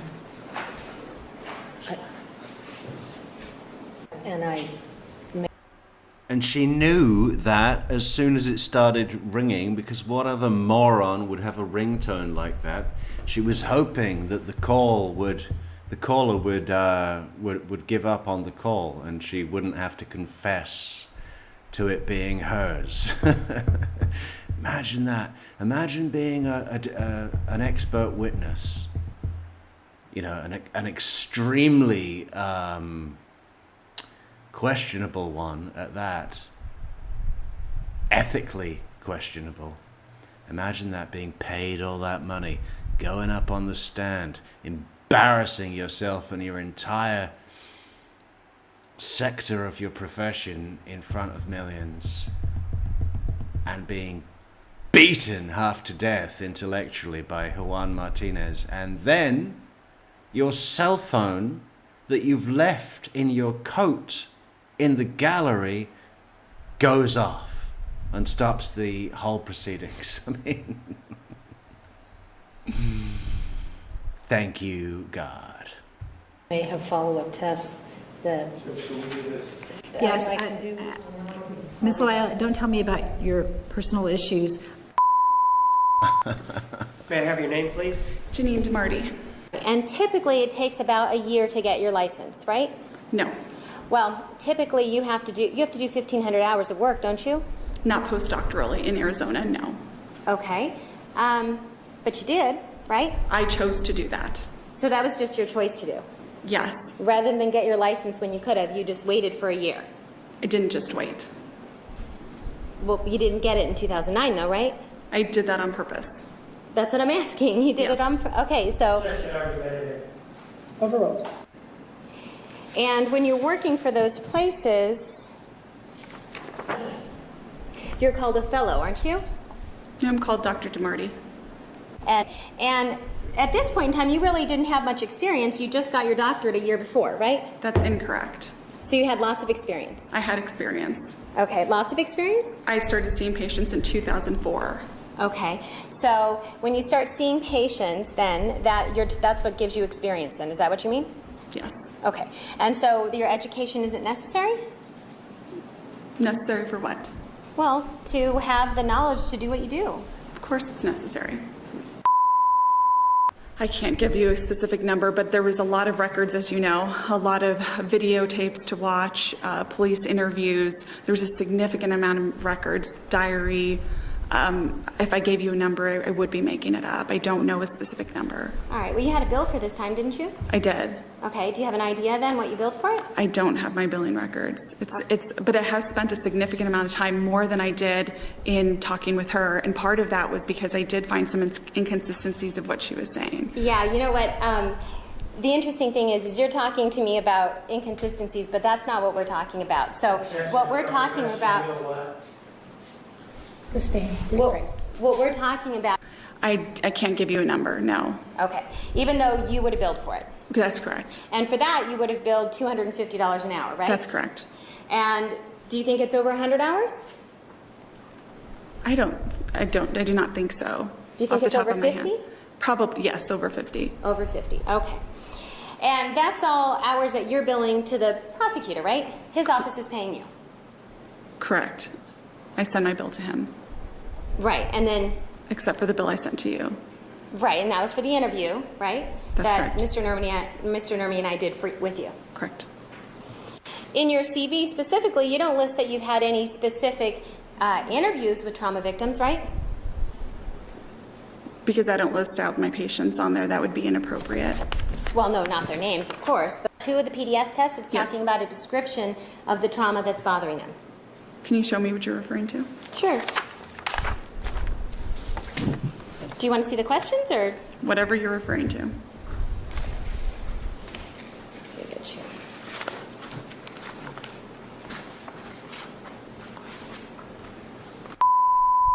She saw that she had blood on her hands.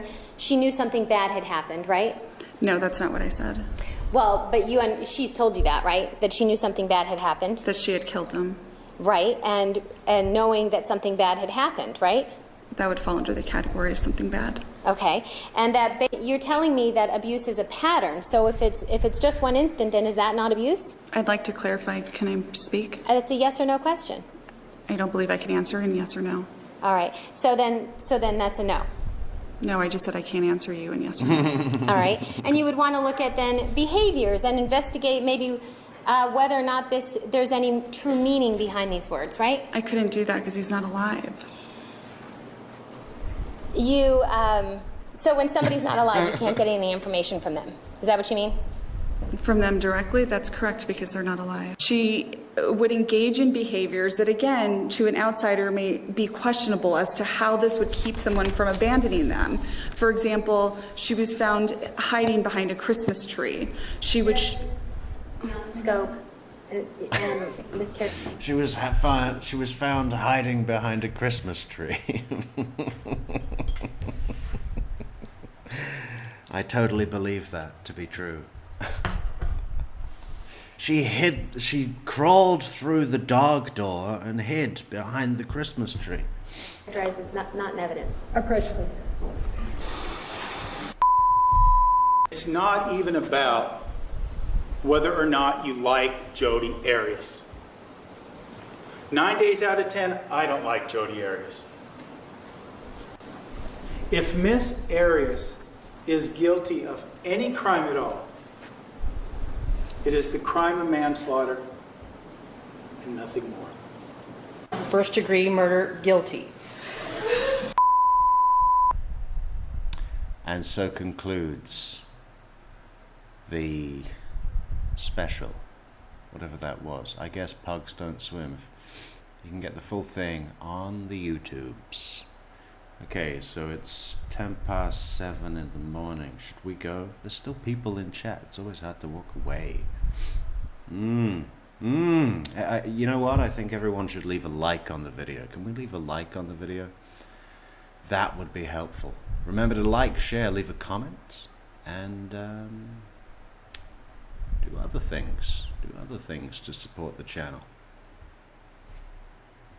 Such as this. That would be nice. That would be very nice. I'll have a double tall, low fat, no foam, macchiato latte with chocolate shavings. A sprinkle of nutmeg and a light dusting of cinnamon.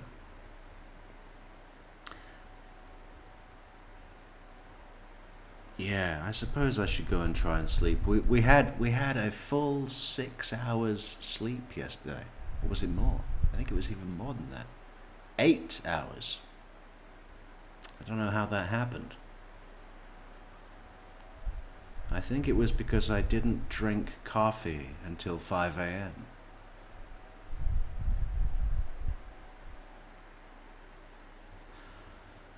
I don't mean that I started at 5 a.m., but usually we drink coffee all night. But today I have been drinking coffee. But I think tomorrow we'll try the no coffee thing. I just think it's healthier. overall.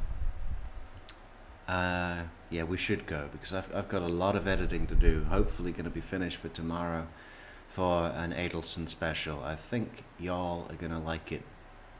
I mean, if you like Adelsons and you like Metrix, we put the two together, we have something wonderful, right? Really, really nice. So we'll see you all at that time. And Sally, thanks for checking out the merch, Sally. And you're an Aquarius? Well, now I understand your color. Ice blue. That is an Aquarian color. Congratulations, Sally. I hope you enjoy the merch. And I trust the new provider will be delivering that to you on time. And yeah. I've got excellent hopes for the new merch provider, and we're going to be dropping a bunch load merch soon, as well as we move ever closer to Donna Adelson's trial. Here in Portugal, it's now the 18th of July, or July 18th, which of course is 11 years to the day that poor old Dan Markel was blown away in his own driveway.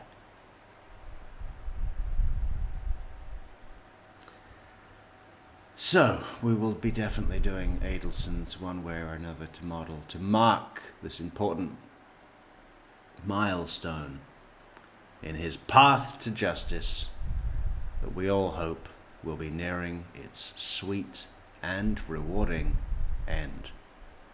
Or should I say, completion. That would be better. Completion.